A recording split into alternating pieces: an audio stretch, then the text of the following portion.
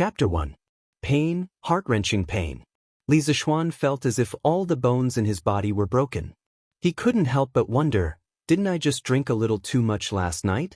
Why is my whole body in so much pain? I won't drink again even if I'm beaten to death. Li Zixuan was an engineering graduate student at an ordinary university. He majored in precision instruments. This year, he was already in his third year of master's degree and was about to graduate. His school was just an ordinary university in Beijing. Facing the army of job seekers after graduation and the sky-high housing prices in Beijing, Li Zixuan expressed that he was under a lot of pressure. Before graduation, a few of his roommates wanted to get together and have a farewell dinner. Li Zixuan, who had never drunk before, indulged himself this time and drank 2 bottles of beer. Then he swayed and passed out. At this time, Li Zixuan used all his strength to open his eyes. The scene in front of him shocked him. He was lying in a bamboo house. Through the small window beside the bed, he could see a small bamboo forest outside. He could also hear the sound of flowing water behind the house. F***ck, shouldn't I be sleeping in the school dormitory? How did I end up in the wilderness? Could it be that someone took advantage of me being drunk and abducted me to this wilderness to do some shameful things? My God, thinking of this, Li Zixuan's chrysanthemum tightened. He quickly glanced around to see if he had any clothes on his body. Phew, fortunately, I'm not naked. But these clothes don't look like the clothes I wore before. Sigh, but the air here is really good. It's 100 times fresher than the air in Beijing. Li Zixuan took a deep breath and felt that the PM2.5 in his heart and lungs were purified a lot. Unable to endure the thirst, Li Zixuan wanted to get up to find some water to drink. Just as he was about to use his arm to support himself, a sharp pain came from his arm. He couldn't help but cry out in pain, "Ouch!" Then his body fell heavily on the bed. His whole body suffered a destructive impact. Misfortunes never come singly. At this time, Li Zixuan also felt a sharp pain in his head. Pieces of memories that did not belong to him appeared in his mind, just like a movie. The physical and mental pain finally made Li Zixuan unable to endure the torture, and he gloriously fainted. After an unknown period of time, Li Zixuan finally woke up. Only then did he realize that he had encountered the melodramatic transmigration that was written in countless novels. Li Zixuan couldn't help but grumble, F***ck, I've been reading time travel novels every day. Who would have thought I'd encounter something like time travel? After sorting out the memories of this body, he discovered that this body actually had the same name as his. He was originally the only son of a wealthy merchant in Jianghu. Since childhood, he had been spoiled by his parents in every possible way. However, due to a congenital deficiency, he had been frail and sickly since childhood. His father, Li Zixuan, had visited all the famous doctors in Jianghu for him, but in the end, they were unable to cure him. Moreover, many famous doctors had said that Li Zixuan would definitely die young and would not live past the age of 8. How could Li Zixuan's father be willing to give up on his son? Later, he used his connections to invite an old imperial physician from the imperial medical department to treat him. The old imperial physician also said that Li Zixuan's weak body was incurable. However, if he could become the disciple of a master of internal energy and use internal energy to nourish his body, it might be able to make up for his congenital deficiency. Li Zixuan's father was originally a merchant. How could he know a true master of Jianghu? He used up all his wealth to invite a group of Jianghu swindlers. They were good enough to guard the house, but not a single one of them was proficient in internal energy. Seeing that his only son's health was deteriorating day by day, Li Zixuan's father was extremely anxious. Mrs. Li also washed her face with tears every day. When Li Zixuan was 6 years old, a white-haired old Taoist passed by the Li Zixuan residence to ask for a bowl of water. Suddenly, he caught a glimpse of Li Zixuan playing in the courtyard.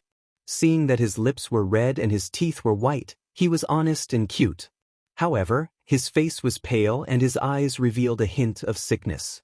The old Taoist immediately felt tender affection for him. He told Li Zixuan's father that he was the great elder of the Celestial Master sect of Mount Longhu.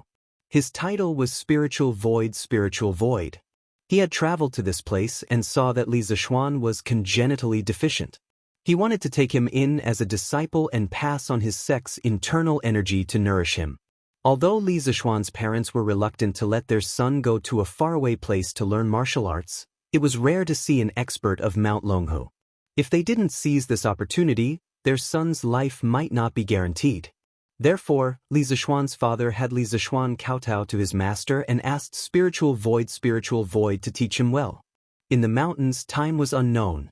In the blink of an eye, 8 years had passed. Li Zishuan had already learned martial arts, but his master was already on the verge of old age and his time was almost up. In the spring of the first year of Zhengguan, Spiritual Void passed away in meditation on Mount Longhu. Thinking of how his master had treated him like a master and a father for the past 8 years, Li Zishuan wept bitterly in front of his master's grave. After kneeling for a day and a night, Li Zishuan kowtowed and bid farewell to his master. He prepared to leave for Chang, and to visit his parents and then wander the Jianghu to become a chivalrous wanderer. Passing by Mount Zhongn, Li Zishuan heard the sound of fighting ahead of him. Thus, he concealed himself and sped forward. He saw over 20 masked men fighting with a dozen or so servants and guards. There was also a pink-draped carriage in the middle of the field. The battle was almost one-sided.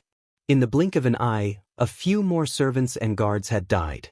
Could it be that some family's young miss ran into bandits when she went out? Li Zishuan was too lazy to think more. He used the cloud-piercing steps, pulled out the long sword at his waist, and stabbed at a burly man who seemed to be the leader of the bandits. In the blink of an eye, the sword was like thunder, and it reached the back of the bandit's neck. The bandit leader was also a master. Feeling a strong wind coming from behind him, he was alarmed and hurriedly dodged to the side. However, a bloody mark was still left on his neck. The bandit leader steadied himself and looked at the attacker. It turned out to be a 14 or 15-year-old boy. He immediately shouted angrily, "Where did this little boy come from? How dare you meddle in my blood-wind stockade's business? Second brother, third brother, go and chop this little bastard up." In an instant, 2 bandits on the battlefield turned to attack Li Zishuan. However, Li Zishuan had been trained by Spiritual Void for 8 years and had learned the authentic Taoist mental cultivation method, Taishen Sutra. How could these bandits compare to him? In a short while, the 20 or so bandits were knocked down one by one. However, he did not take their lives, only seriously injuring them. Li Zishuan was slightly satisfied that he had achieved his goal of being chivalrous. Just as he was about to leave, he suddenly heard a pleasant female voice behind him, "Young hero, be careful." It turned out that during the fight, she had felt the sudden change in the battlefield outside and that someone had come to rescue her.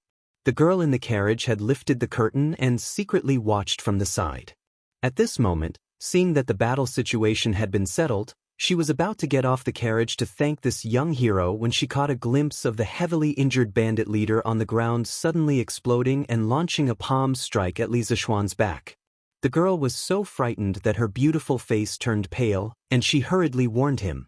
Li Zishuan was in no hurry to dodge and was sent flying to the side of the mountain path by the bandit's palm. However, the side of the mountain path was a very steep hill, about 100 meters high. Li Zishuan had just entered Jianghu and was sent flying off the cliff. When he was seriously injured and on the verge of death, he was taken advantage of by a transmigrator. Li Zishuan painfully rubbed his head. He thought of his parents and girlfriend in his previous life. He really did not expect that after drinking some wine, he would be separated from them for 1,000 years. He could no longer go back. He could not help but feel sad. But this body is also quite unlucky. It originally had the life of a main character. Who would have thought that after practicing martial arts, it would die as soon as it entered Jianghu? It's because it doesn't have enough Jianghu experience. This hero saving a damsel in distress ended with his own death. He didn't even see what the beauty looked like. Tiske, don't you think it's a pity? Alright, regarding the previous owner of this body, Li Zishuan felt that this child had experienced enough twists and turns. He also had the aura of a main character. Originally, he had just mastered his martial arts and might have been famous in Jianghu very soon. However, he still lacked experience. Thinking of this, Li Zishuan found some comfort in his heart. In any case, he had been reborn. This brother had lost his life in order to be a hero and save a damsel in distress. He was much more miserable than he was. At this time, there was a sound of footsteps outside the house. After a while, an old man with white hair and a white beard and wearing a Taoist robe appeared in front of Li Zishuan. "Hey, little Lang Jun, you're finally awake. Don't move first. Your injuries haven't healed yet. Let this poor Taoist take your pulse first." At first glance, Li Zishuan could not help but feel a sense of familiarity from the bottom of his heart when he saw this sage-like Taoist. Perhaps it was because the master of this body was a Taoist, but Li Zishuan also felt a sense of familiarity with Taoism. At this time, the old Taoist finished taking Li Zishuan's pulse and said to Li Zishuan, "Little Lang Jun, since you've woken up, you're fine. However, your injuries were quite serious. When this poor Taoist found you, there were many fractures on your body. You still need to rest for a month to fully recover." Li Zishuan hurriedly propped himself up and cupped his fists at the Taoist priest. "Junior Li Zishuan thanks Taoist priest for saving my life. May I ask for Taoist priest's name and where is this place?" "This is Zhongnan Mountain. This is the thatched cottage where this poor Taoist temporarily stayed when he was picking herbs. 5 days ago, this poor Taoist found you at the foot of the mountain. At that time, you were seriously injured and unconscious. This poor Taoist saw that you were still breathing and brought you back to the thatched cottage. Little Lang Jun, did you encounter some bandits? How could you be so seriously injured?" The Taoist priest leisurely went to the wooden basin in front of the door and washed his hands. He turned around and said, "This poor Taoist is Sun Simiao. Little Lang Jun, where do you live? Why did you come to this deep forest alone?" "Sun Simiao? The king of medicine Sun Simiao, who has lived for 14 emperors, saved countless people, and lived for 141 years? Damn, I've just crossed over and met such a powerful person. I'm so lucky. Do I also have a protagonist halo?" Li Zishuan was extremely shocked. After being stunned for a while, he respectfully clasped his hands to Sun Simiao and said, "So it's Dr. Sunday. I've been saving lives and healing the wounded for a long time. Countless people have admired you for a long time. Thank you for saving my life. If you have any orders in the future, I dare not refuse." Then he told Sun Simiao about how he was weak when he was young and how he followed his master to Mount Longhu to learn martial arts to strengthen his body. When he returned home, he encountered bandits and accidentally fell off a cliff. Hearing this, Sun Simiao did not expect this little Lang Jun to have such a chivalrous heart after experiencing so many twists and turns. He looked at Li Zishuan with some admiration. "Little Lang Jun, I didn't expect your life to be so rough. When I felt your pulse before, I felt that you seemed to be congenitally deficient. Fortunately, your internal strength is quite good. Little Lang Jun, you should rest here for a few days. There is still some rice in this house. I was summoned by His Majesty yesterday and will go to Chang'an today. Little Lang Jun, you can leave on your own after you've recovered. Don't worry, Taoist priest. I've mostly recovered and can take care of myself. In the future, Zishuan will definitely repay you for saving my life." "Ha, it's nothing. Little Lang Jun, you don't have to worry about me. I'll go first." Sun Simiao laughed heartily and turned to carry the medicine basket out of the door. Chapter 2. Phew, it's so hard to learn how to speak like an ancient person. Li Zishuan sighed as he watched Sun Simiao leave. According to the memory of his predecessor, Li Zishuan was currently living in the first year of Jingguan. Li Zishuan was still looking forward to this era. Thinking about the heavenly Khan, thinking about the tens of thousands of countries coming to court, and thinking about Chinatown in the United States 1,400 years later, Li Zishuan's heart was filled with passion. He couldn't wait to see this feudal dynasty that the Chinese people were most proud of. But why don't I have a cheat? Before transmigrating, Li Zishuan had read a lot of transmigration novels. The protagonists who transmigrated either came with an awesome system or had a photographic memory. They were familiar with many poems from the Tang dynasty and Song dynasty. When they had nothing to do, they would recite a poem and then countless beauties would throw themselves at them. Thinking about it made Li Zishuan salivate all over the floor. But why don't I have anything when I transmigrated? Li Zishuan was an engineering nerd in his previous life. After the college entrance examination, he returned all the poems from the Tang dynasty and Song dynasty to his language teacher. He could only vaguely remember some of the famous poems. Apart from writing programs, he usually went online to chat and play games. His girlfriends were all from the internet. Sigh, without a cheat, how can I survive in the Tang dynasty? Without a cheat, I have martial arts. Li Zishuan suddenly remembered that this body had been learning martial arts from a master for 8 years. Li Zishuan was energized. He forced himself to sit cross-legged on the bamboo couch and tried to meditate according to the method in his memory. Originally, he just wanted to give it a try. Who knew that the process would be so natural?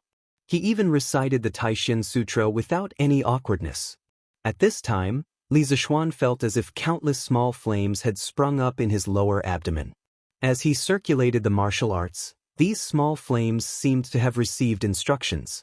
They followed a specific path over and over again, swimming in his limbs and bones. Li Zishuan felt warm all over his body. The places where his arms and knees were fractured were a little itchy, making him want to scratch them. Resisting the urge to scratch the itch, Li Zishuan continued to use the method in his memory. After 36 cycles, Li Zishuan opened his eyes and spat out a mouthful of turbid air. He looked up and saw that the sky was already dark. He couldn't help but sigh at how fast time passed. Feeling his body's condition, he could not help but widen his eyes in shock. His limbs no longer hurt as much as before, and he even felt his body brimming with strength. Didn't they say that it would take 100 days to recover from a serious injury? I fell down from the mountain and suffered multiple fractures. How could I recover in a few days? Could it be that running the Taishan Sutra could speed up the recovery of the injury? Unable to find any other reason, Li Zishuan could only attribute the recovery of his injuries to the miraculous Taishan Sutra. As a young man from the 21st century, Li Zishuan really didn't think that martial arts really existed. According to the memories of his predecessor, the Taishan Sutra was the top internal cultivation method in Jianghu. It was divided into 10 levels. Li Zishuan had practiced martial arts for 8 years and had already reached the 5th level. Just like that, his strength alone had the strength of 1,000 pounds. Li Zishuan's master, spiritual master Ling Su, had already reached the 9th level. His strength was one of the top masters in Jianghu. Phew, I didn't think that there would really be martial arts masters in this world like in TV dramas. Then I can be considered a hero in the future, ha! Li Zishuan excitedly thought. This Taishan Sutra is really a good thing. I have to practice diligently in the future and reach the 9th level as soon as possible. Then I can also go up and down. When I have nothing to do, I can go peek at some rich family's young lady. Goo. At this time, his stomach suddenly made 2 sounds of protest. Hey, I have to get up and get something to eat. Let's see what old son has here. Li Zishuan got up and walked towards the kitchen. There's only some flour and vegetables.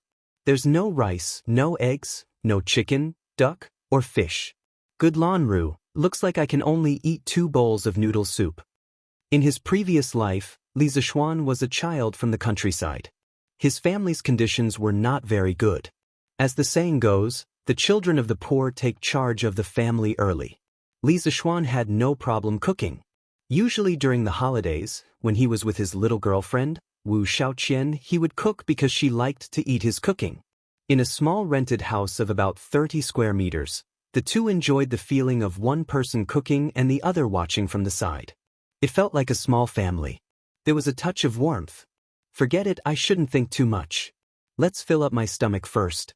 After sighing with emotion for a while, Li Zishuan skillfully began to knead the dough. He rolled the dough, cut it into slices, boiled water, and then put it into the pot. After 5 minutes, he turned off the fire and put in some vegetables and salt. There was no oil, so he just ate it. After not eating for a day, Li Zishuan ate 3 big bowls of food before he put down his chopsticks with satisfaction. After cleaning up the dishes, Li Zishuan sat on the bamboo bed and began to think about what to do in the future. Become an official? Li Shimin had a lot of talented people under him. He had Feng Mao, Du Duan, Wei Jing, and the like. He also had Li Jing, Qin Qiong, Qing Yaojin, and other generals. What can I do if I go? Besides, Li Zishuan was an otaku in his previous life. He was not good at interpersonal relationships. If he wanted to mix well in the government, how could he do it without some tricks of the world? Become a wanderer? This body's wish when he was alive was to go home to visit his parents and then roam the Jianghu to help the weak. Although his martial arts were not bad, there was always someone better than him. What if he met an old monster in the Jianghu who slapped him and made him die? It was not easy to be reborn, so he had to cherish his life. Besides, there were no trains or planes in this era. Going out was bumpy and tiring. Running back and forth was tiring. After thinking about it, Li Zishuan still felt that it was better to go home and be a rich family's son. After being reborn, Li Zishuan had lost the love and affection of his previous life. He cherished everything he had now even more. What was the use of living so hard to earn so much money in one life? Life was only a few decades. Many people came and went in a hurry, but they neglected the scenery of their journey.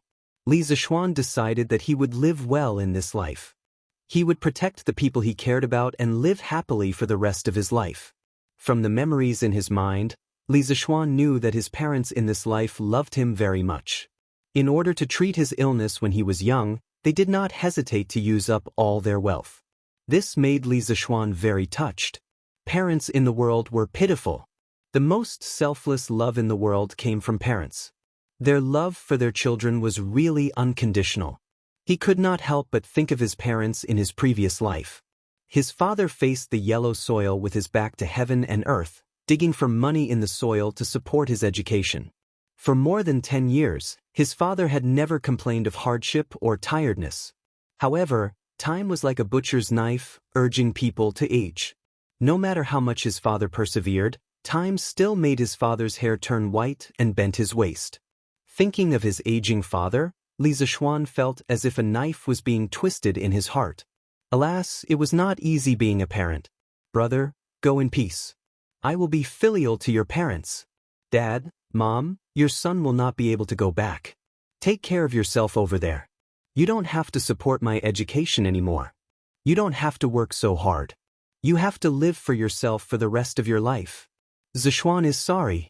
After making up his mind, Li Zishuan lay on the bamboo bed and fell into a deep sleep.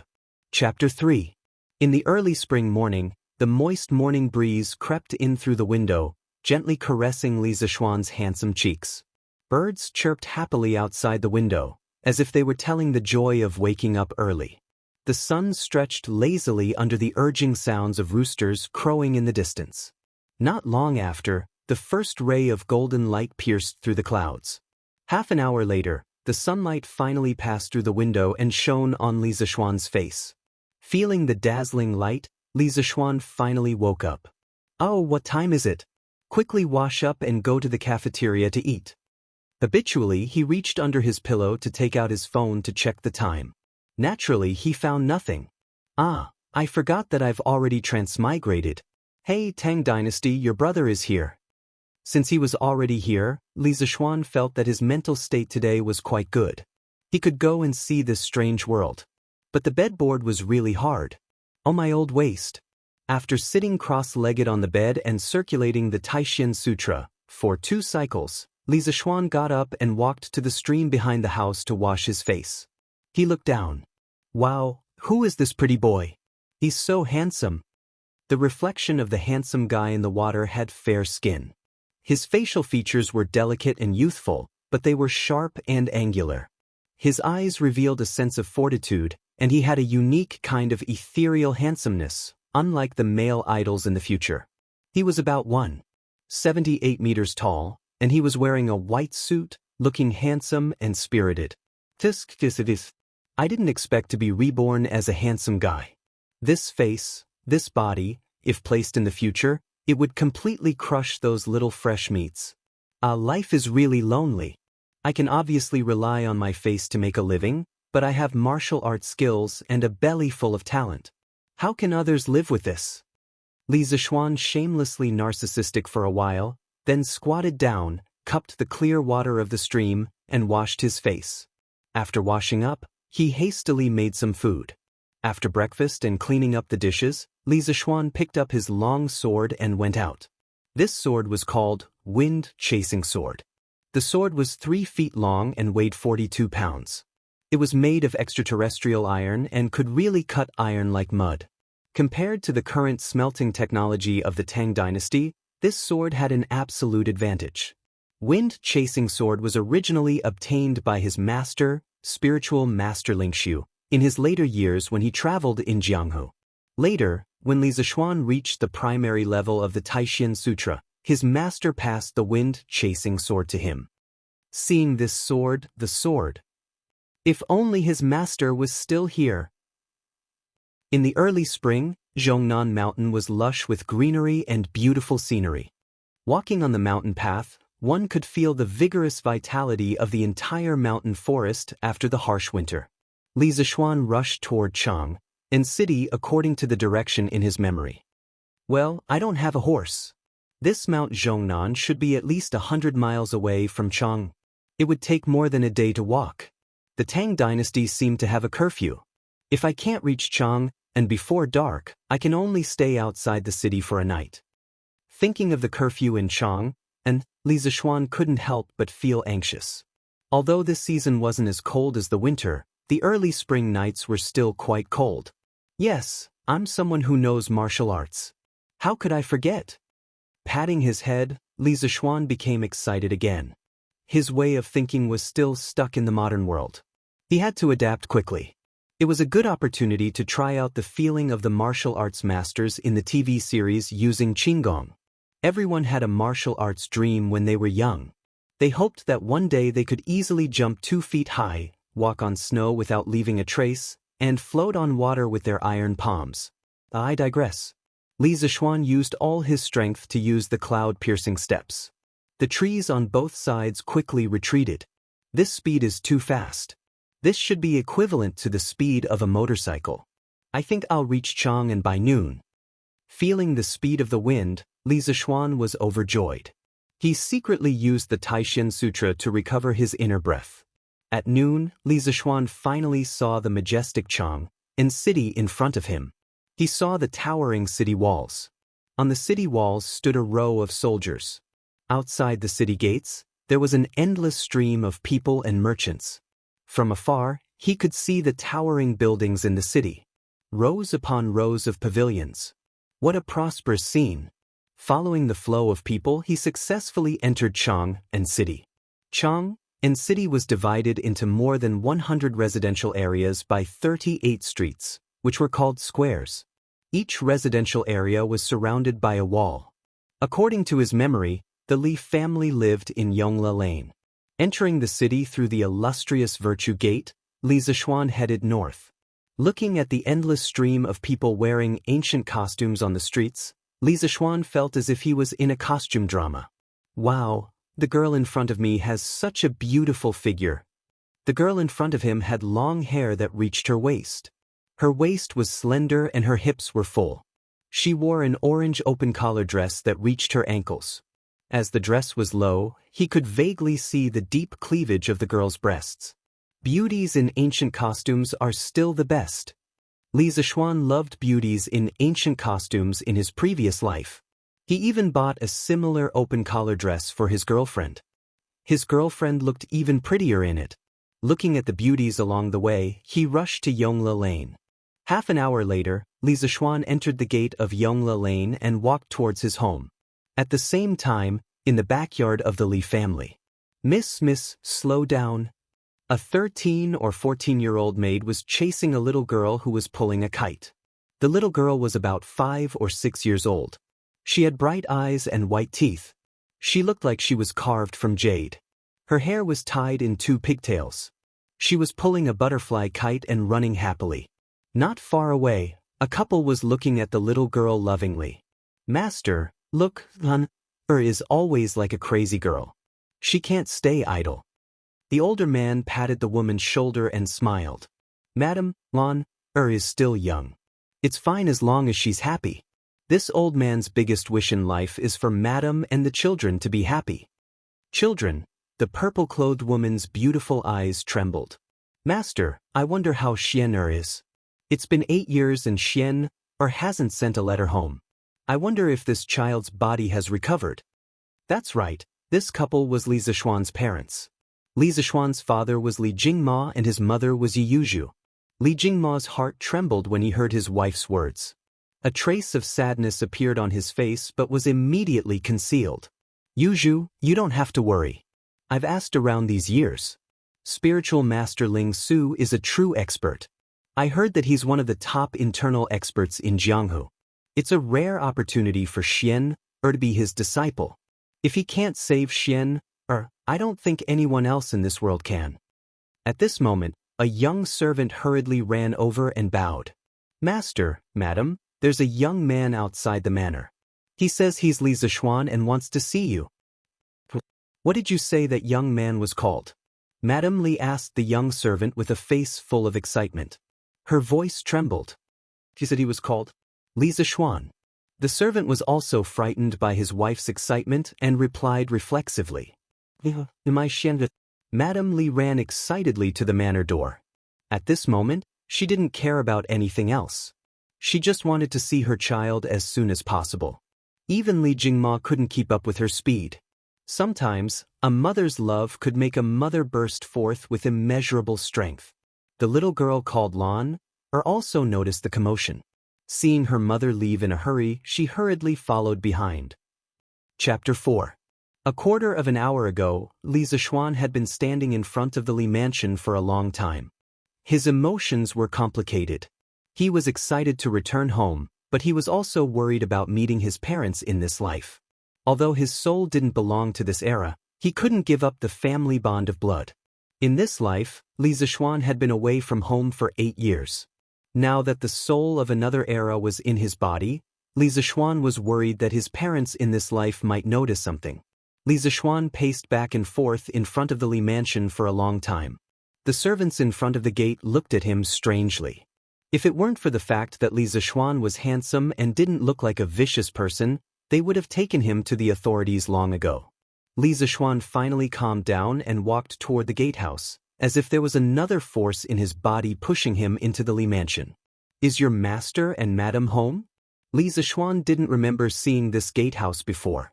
He probably entered the Li mansion after he left home when he was young. Even if this gatehouse was an old member of the family, he probably wouldn't recognize Li Zishuan after so many years. Seeing Li Zishuan's stately appearance, the gatekeeper was afraid that he was a young master of some family, so he didn't dare to be rude. He said, "My master and madam are here. What business does young master have with my master and madam? This humble one will go and inform them. My name is Li Zishuan. I have something to discuss with your master and madam. You can go and inform them." Not long after, a beautiful woman in purple walked quickly to the gate. Looking at the woman in front of him, time didn't leave many traces on her face. However, many strands of silver could be seen in her beautiful hair. Blood was thicker than water. Mother and son were connected by heart. Even if their souls didn't belong to this era, Li Zishuan could still feel the silent call in his heart. He was very sure that this was his mother. Mrs. Li was also very excited at this moment. Looking at the handsome young man in front of her, she could vaguely see the shadow of his childhood on his face.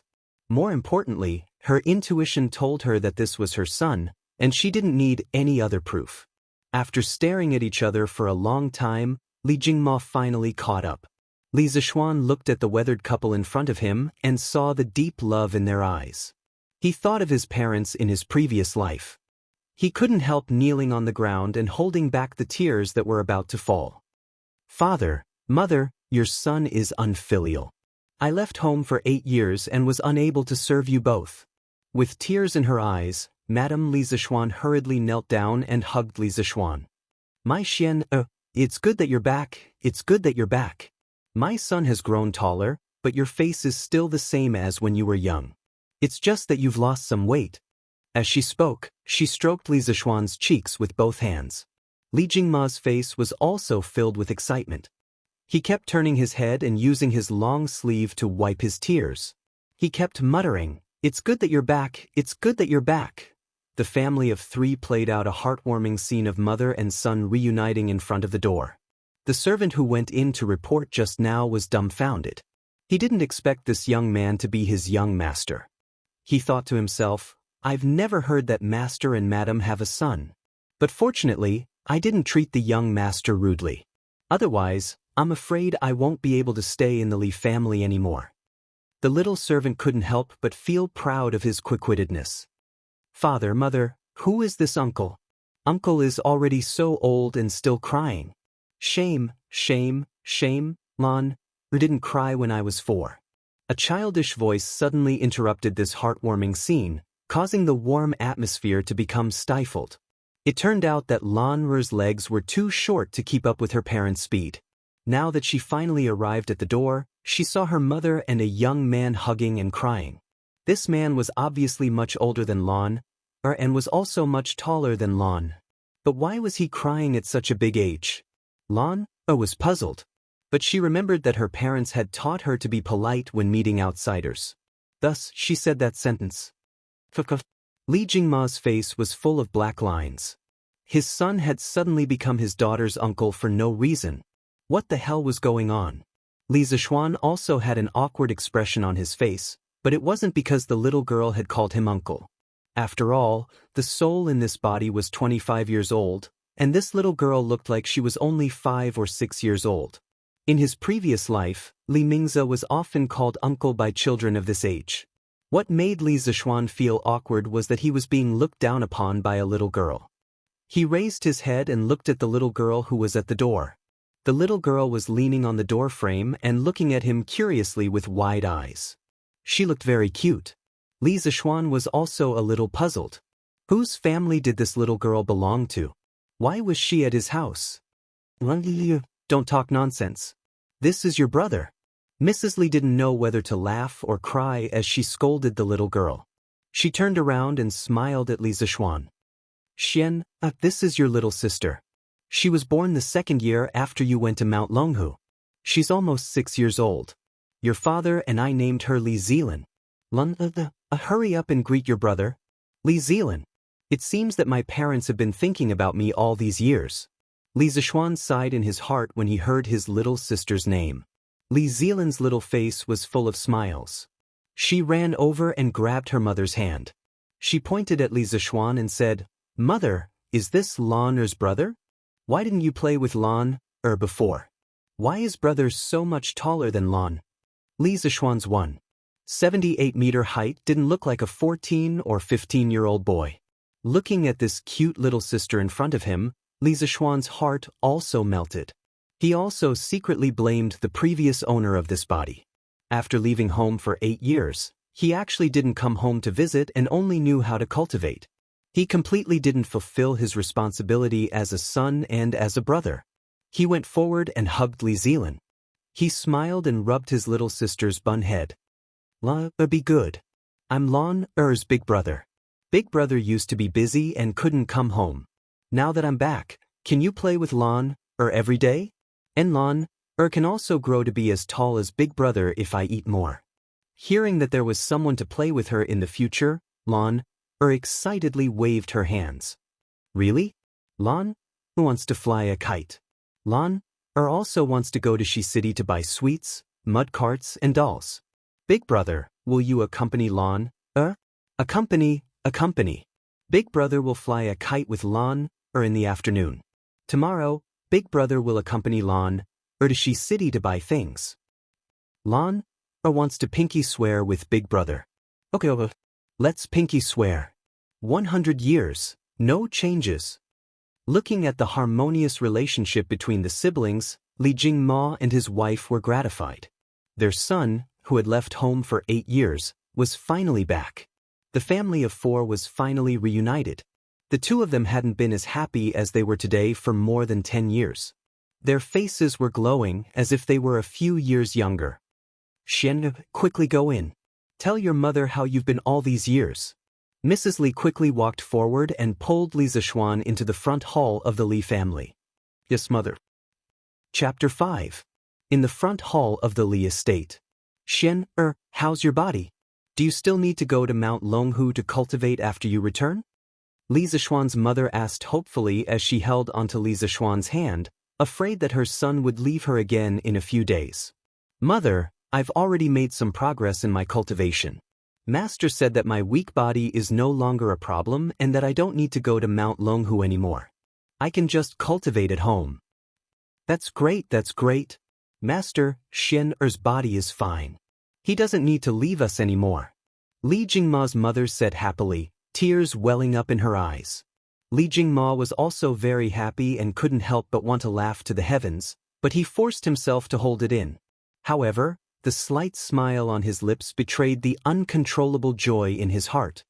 He held onto his wife's hand and patted it lightly, trying to calm her down. Madam, you can finally rest easy now. He then looked at Li Zishuan and said seriously, Xian, it's all thanks to your master that you're where you are today. Although our Li family is a merchant family, we still need to know how to repay kindness. Your master saved your life, so you must be filial to him in the future. Do you hear me? Hearing the mention of his master, Li Zishuan's eyes flashed with a trace of sadness. He recalled the bits and pieces of his memories. Towards the master of this body that he had never met, Li Zishuan still held a lot of respect. Father, master has already passed away half a month ago. Hearing this, Li Jingma and Li Zishuan were both shocked and saddened. After a long while, Li Jingma got up and patted Li Zishuan on the shoulder, saying in a deep voice, Xian, don't be too sad. When you have time in the future, bring me to your master's grave so that I can pay my respects. Your master is our Li family's great benefactor. Li Zishuan nodded heavily. Master, madam, it's time for lunch. At this time, a servant girl dressed in green came to the front of the hall. I was too busy talking. Xian, you must be hungry. Xiao He, tell the kitchen not to serve the food yet. I still need to make some of Xian Er's favorite dishes. Li Jingma's mother stood up and ordered the servant girl. Yes, madam. Xiao He hurriedly accepted the order and left. Xian, sit here and talk to your father for a while. Mother will be back soon. Mother wants to eat candied fruit pastries. Lan hurriedly requested from behind. Okay, mother will make it for you. Li Zishuan's mother went to the kitchen to cook. In the living room, Li Jingma picked up his teacup and took a sip. Xian, come and tell your father how you've been on Mount Longhu all these years. Hearing his father's question, Li Zishuan told him some of the important things that happened in his 8 years of learning martial arts. Of course, he didn't mention that he almost fell to his death on the way back. He just said that he encountered a group of bandits in Zhongnan Mountains and was slightly injured. Father, how has the family been all these years? Father spent so much money to treat my illness when I was young. Has the family business been affected? Hearing that his son was concerned about him, Li Jingma's father felt gratified. He slowly recalled, back then Xian, your health was deteriorating day by day. I only hoped that you would recover soon. I didn't have the heart to take care of the shops and restaurants in Shi City. The other owners took the opportunity to suppress us, and the businesses of those shops became worse and worse. I simply sold off those silk and clothing shops to treat your illness. Later on, your master said that he could teach you inner strength to nurse your body and bring you to Mount Longhu to practice martial arts to strengthen your body. Only then did I have nothing to worry about and began to manage the shops again.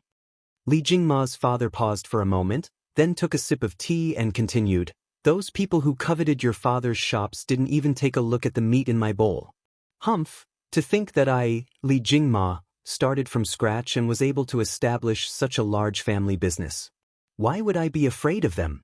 Less than 2 years after you left home, I crushed those shops that were suppressing us. Speaking up to this point, Li Jingma smiled confidently and released a strong and domineering aura. Li Zishuan didn't expect his father to be so powerful. In modern times, he would be a proper business tycoon. It seemed that he could be content to be a rich second-generation heir in the future. He hadn't experienced the life of a rich family in his previous life. Li Zishuan was secretly pleased with himself for being born into a good family in this life. Who knew that his father would sigh again and say, I'm not afraid of my business enemies. I can defeat them, but time is unforgiving. I'm already 48 years old this year, and my physical strength is much worse than before. Xian, I still need you to take care of this family business in the future. He couldn't be cool for more than 3 seconds. Li Zishuan still didn't want to inherit the family business so soon. It would be great to be a rich second-generation heir. He hurriedly said, "Father, you're only 48 years old and in the prime of your life. I've been staying at Mount Longhu all these years and rarely come into contact with the ways of the world. How can I help you take care of your business? Wait for me to learn from you for 2 years, then I'll help share your burdens. At least wait for me to experience the life of a rich second-generation heir for 2 years," Li Zishuan thought to himself. Father Li thought for a while and felt that his son's words made sense. He said, "All right, then we'll wait for 2 years. Master, Xian, it's time to eat." At this moment, Li Zishuan's mother walked in with a group of servant girls carrying bowls and plates. She said to Li Zishuan, "Xian, come quickly. Mother made your favorite base soup, mutton soup, and roast chicken. Come and try it. There's also Lan's candied fruit pastries," the little girl hurriedly said. There's everything. Lan, you're a little greedy cat." Mother Li chuckled. The family sat down one by one. Looking at the dozen or so dishes in front of him, Li Zishuan realized that most of them were steamed or boiled. There were no stir-fried dishes. It seemed that stir-frying wasn't popular in the Tang dynasty. In fact, stir-frying had been invented long ago, but it hadn't been popularized. One of the main reasons was the lack of edible vegetable oil, mainly sesame oil. The earliest introduction of sesame oil could be traced back to the Western Han dynasty, but it hadn't been popularized. The main cooking methods of the Tang dynasty were still roasting, steaming, and boiling. Although they weren't stir-frying, these dishes smelled pretty good. Li Zishuan hadn't eaten properly when he was unconscious for a few days. Seeing these dishes stimulated his appetite, he lowered his head and began to eat. "Big brother, try Lan's candied fruit pastries. Mother's candied fruit pastries are delicious." The little girl picked up a piece of candied fruit pastries and stood up. It took her a lot of effort to place it in Li Zishuan's bowl. Of course, there was a trace of reluctance on her face, like a child giving away her favorite food to someone else. It was very cute. Thank you, Lan. What do you want to eat? Big brother will help you get it." Looking at the candied fruit pastries in the bowl and the expression on his little sister's face, Li Zishuan was very happy. It was good to be home. Lan also wants to eat fish. Mother's fish is also very delicious, but there are bones in the fish. It will hurt Lan's throat. Lan looked at the fish on the table. She had an expression of wanting to eat it, but she was also afraid. "Hey, what's so difficult about that? Look at Big Brother." Li Zishuan picked up a piece of fish breast. There were fewer bones here. He infused his internal energy into the chopsticks. With a light shake, a few fish bones flew onto the table. Then he dipped the fish into the fish soup and placed it in his little sister's bowl. "Here, Lan, eat quickly. This piece of fish has no bones." The maids and servants at the side opened their mouths in shock. Looked at her brother with eyes full of admiration. She clapped her hands excitedly. "Wow, Big Brother is so awesome." Father Li and Mother Li were also dumbfounded. Using internal energy to eat a meal.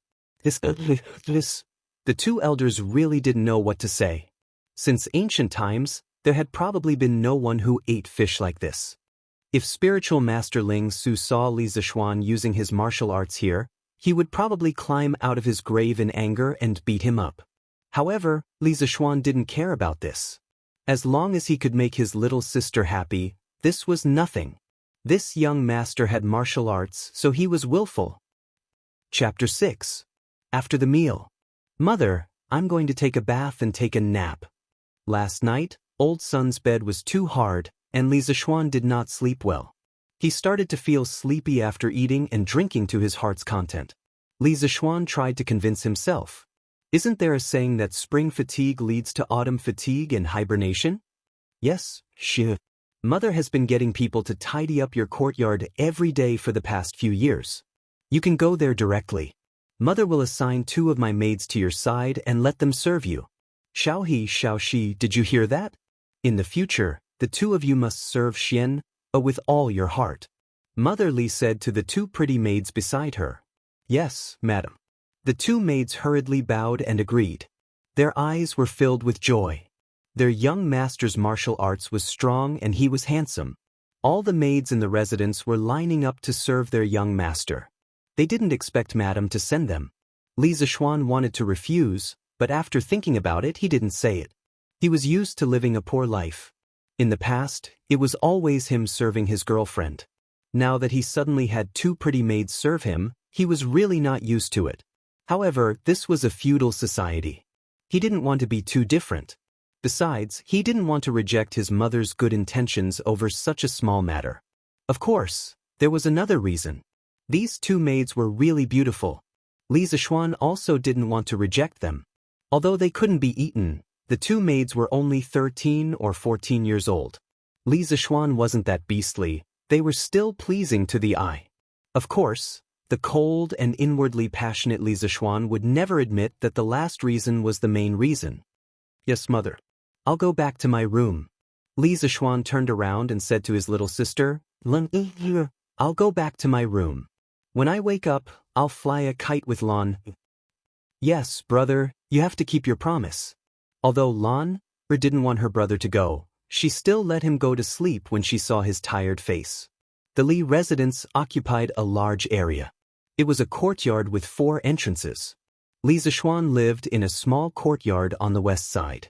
He looked at the artificial mountains and ponds in the courtyard, the pavilions and terraces, and the corridors. Li Zishuan was deeply moved. In his previous life, he couldn't even afford to buy a place the size of a toilet in Beijing. He didn't expect that he would be able to live in such an antique supermansion.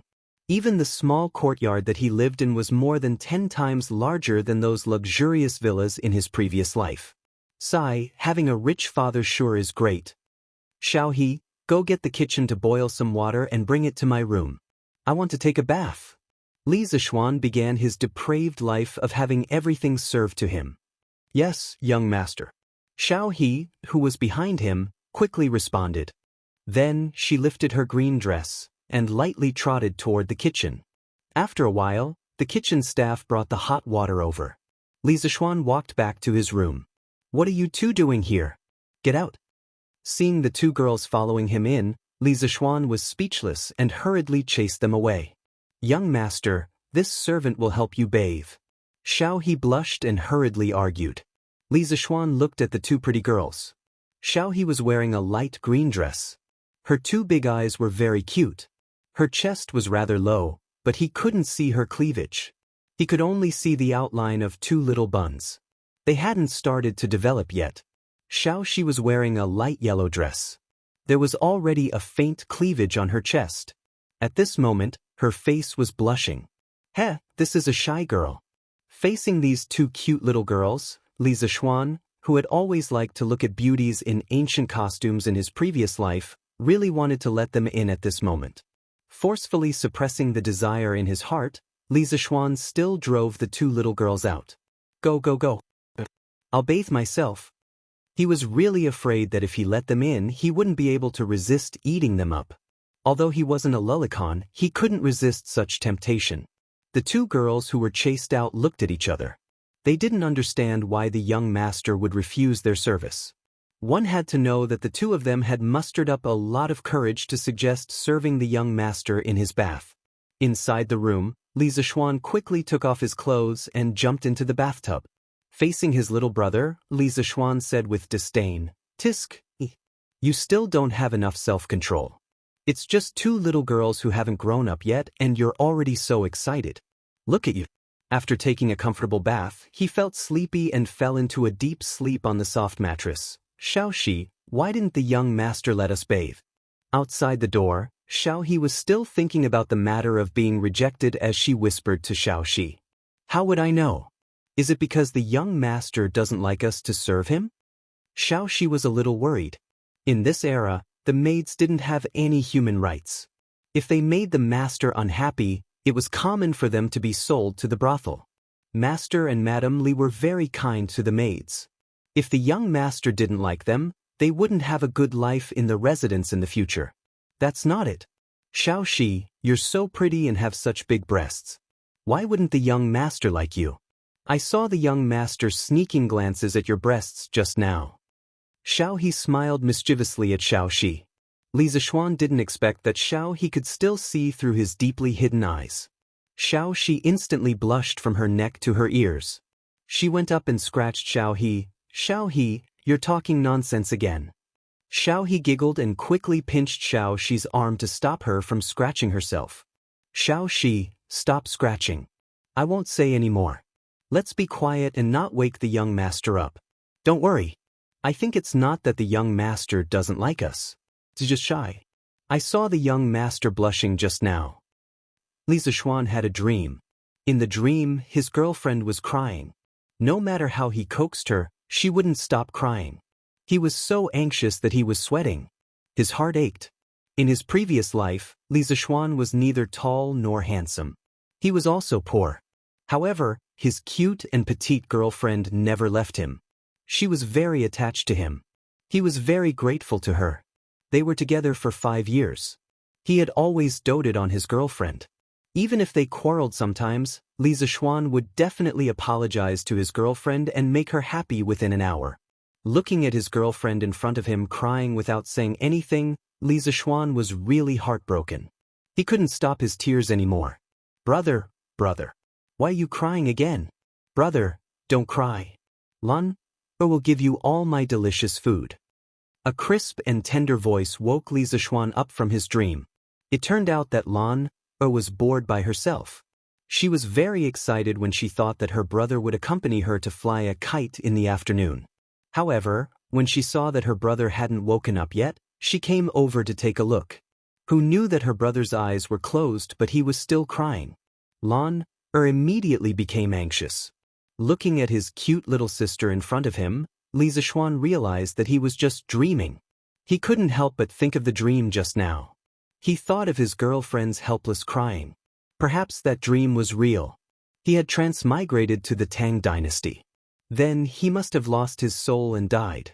If his girlfriend knew about this, she would cry even more sadly than in the dream. Thinking of this, Li Zishuan's heart was ruthlessly stabbed by a knife. Brother, what's wrong?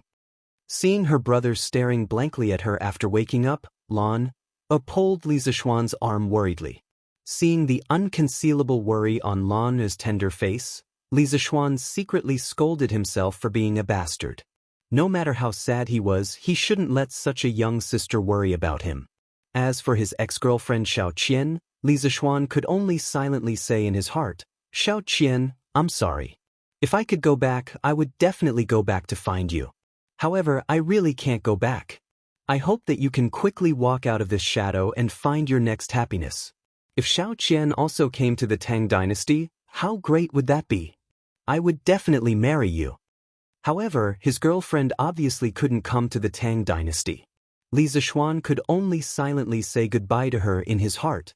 In the previous life, goodbye. Brother is fine. Let's go.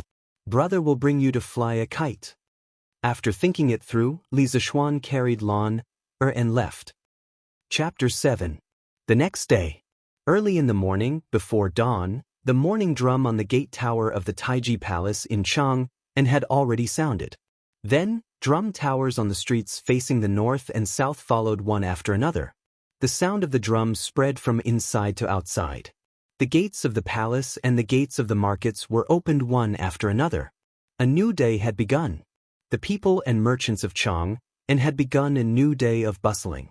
At the same time, more than 100 temples in the city began to ring the morning bell. The sound of bells and drums intertwined, trying to wake up the whole city. But there was still one person who had not been woken up. It was Li Zishuan, who was still sleeping in his bed. As a glorious second-generation rich man, why did he get up so early? In the east courtyard of the Li mansion. At the moment, Mrs. Li was helping Li Jingma dress. Madam, I'm going to check the accounts of the clothing store in the West Market today. I won't be back at noon. You can eat first. Why did you suddenly want to check the accounts today? Mrs. Li asked curiously. Nothing, just a sudden whim. Li Jingma seemed to not want to say more. He was about to wash up when he suddenly paused as if he had thought of something. He frowned and said, Why hasn't Xian gotten up yet? Isn't he a martial artist? Shouldn't he get up early to practice martial arts? Would his master allow him to get up so late? Hey, why are you pinching me? What a scandal! Humph, Xian has suffered so much outside for so many years. What's wrong with enjoying life when he finally comes back? Are you still his father? You don't know how to care for your son at all. Mrs. Li pinched Li Jingma's soft waist with hatred. Okay, let go of me. I won't ask any more, okay? Let the brat sleep for as long as he wants. Li Jingma finally escaped from the clutches of the devil. He immediately walked out of the door, muttering as he walked. Unreasonable. Since ancient times, loving mothers have spoiled their sons. Mrs. Li naturally ignored Li Jingma. Since she had taken advantage of him physically, she would let him take advantage of her mouth. Otherwise, he would feel unbalanced, Mrs. Li thought.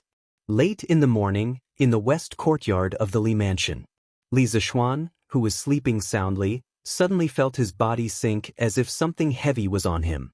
He hurriedly opened his eyes. What he saw was a little angel in a pink dress sitting on top of him. Big brother is such a lazy bum. It's already so late in the morning and he's still not awake. Lan is already awake. As she spoke, she stretched out her small hand to pull Li Zishuan's cheek, giggling mischievously. All right, since Lan dares to ride on Big Brother, let's see how Big Brother will deal with you. After saying that, he straightened his body and put his hands under Lan's armpits, throwing her high into the air. Then, when she was about to fall onto the bed, he used his hands to cushion her fall. Lan immediately screamed in fright. She used her hands and feet to move around. After landing on the bed, Lan immediately got off the bed. She pouted and frowned. She shouted at Li Zishuan, "Smelly brother, will never talk to you again." After saying that, she was afraid that Li Zishuan would throw her again, so she quickly ran away. This little girl.